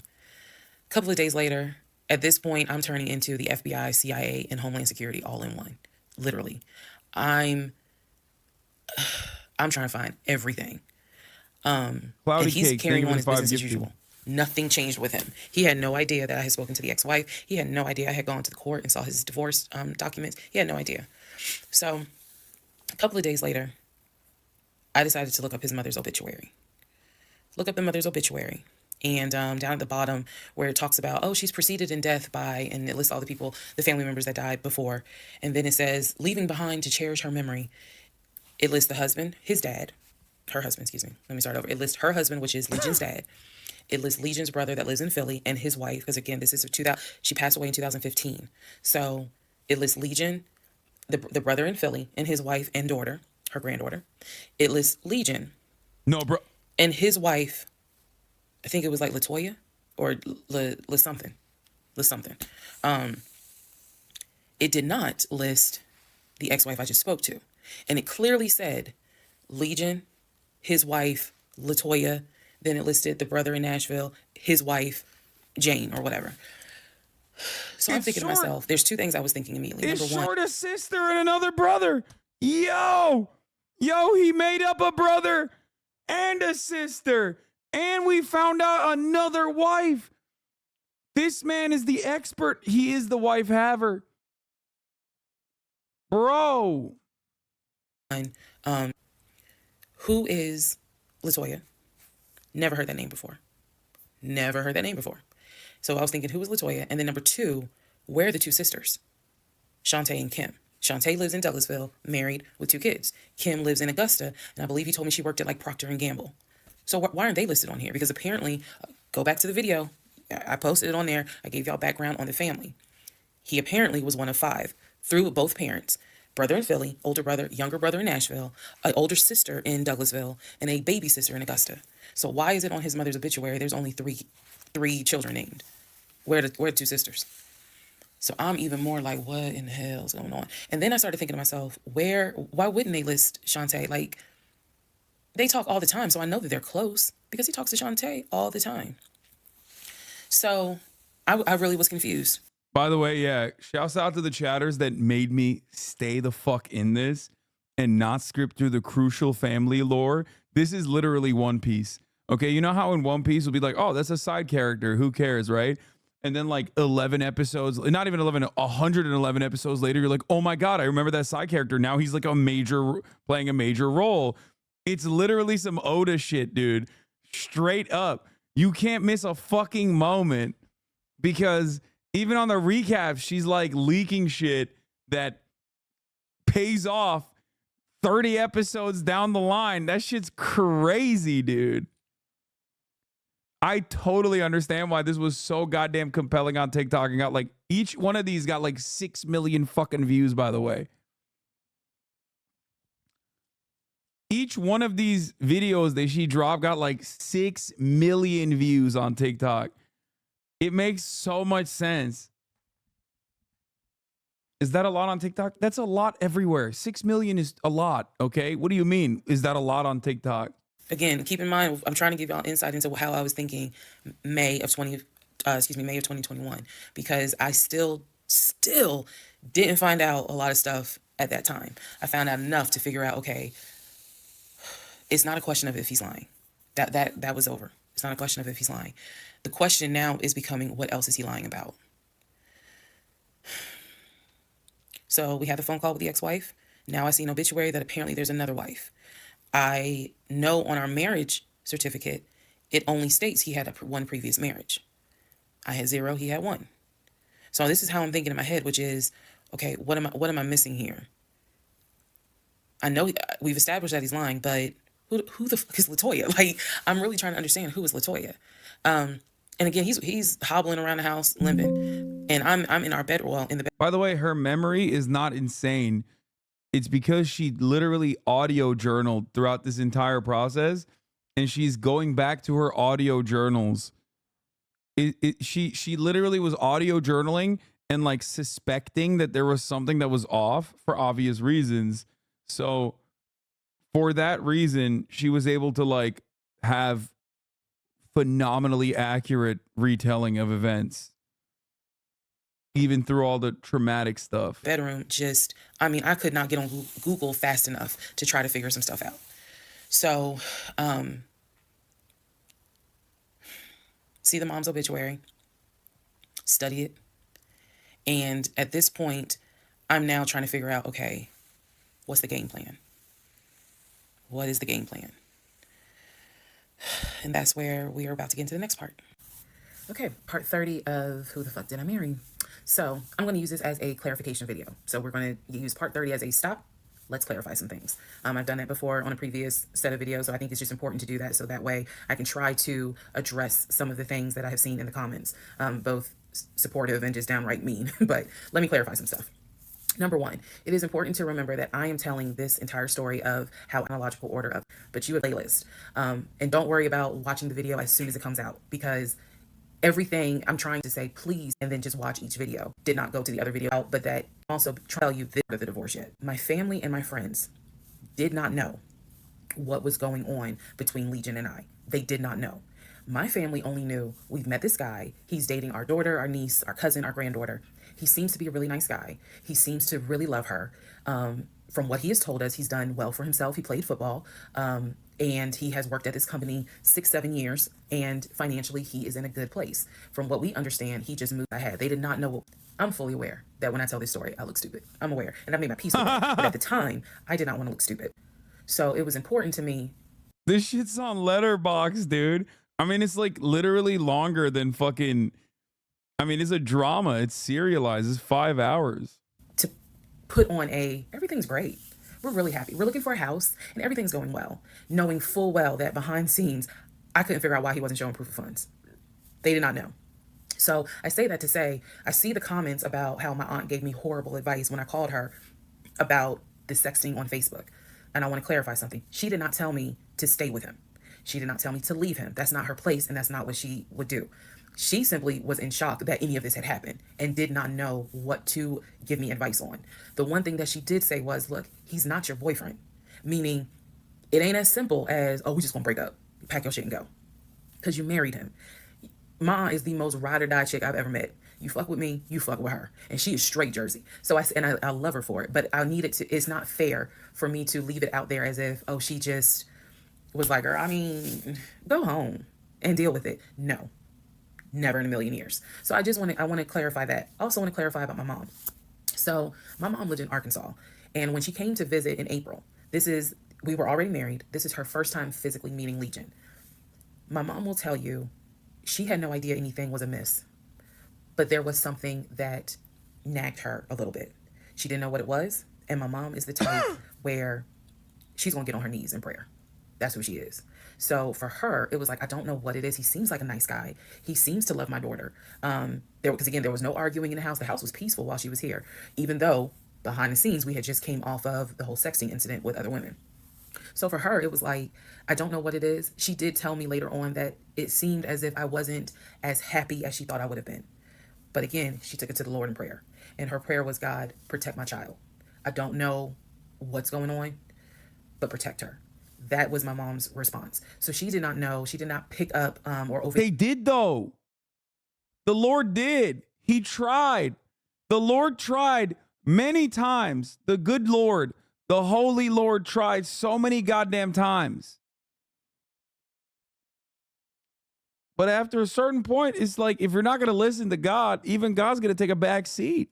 To hear something that was going on while she was here. She had a candid conversation with Legion, and Legion kind of came across as, I miss my mom. He missed his own mother. And so he called my mom, and doted on her, again, putting on a charade. And so for her, it was like, bless his heart. That's what the Lord literally sent a man of God down from the heavens to directly tell you by way of the man of God's wife that this man was a bum. Okay? Like, he was breaking like religious rules and shit. I'm willing to bet a pastor in all of his history of marriage counseling has never fucking straight up been like, yeah, divorce is probably a better option here. The entire goal of like getting marriage counseling from a pastor instead of a therapist is because they won't tell you that. You know what I mean? And even then, she's like, nah, it's fine. The Lord on the seventh day sent down a unique deity, one that you do not expect, a fucking realtor. And you still said no. The Lord sent you a motherfucking realtor to be like, listen, sister, woman to woman, this shit's not working out for you. And you still said no. Her name? Amber, praise be. Hallelujah. That's what she said. Bless his heart. But no, she did not know the specifics. Nobody knew the specifics. They didn't know the specifics until we're talking May, June of 2021. They knew that we were looking for a house. They knew that the house fell through. They did not know about the proof of funds. They did not know that he wouldn't show me the savings account, the offshore account. So I just want to say that because to me, it would be irresponsible to not clarify what family and friends knew, because these people have always been supportive of me, always had my back. I just simply did not share with them the things that I felt like were red flags, because again, my mindset at the time was I want to be married, and what if he isn't lying? And I was making excuses for him to myself, so I definitely would have made excuses to family. Another thing I need to clarify, and I saw the comments on this about how a VP would never date someone that looked like me, and to the person that wrote it, that wasn't very nice. Fuck that person. I need you all to understand the relationship started. Fuck that person. in March of 2020, he came into my life as regional manager. Okay, that is how he came into my life. Then eventually he got promoted to VP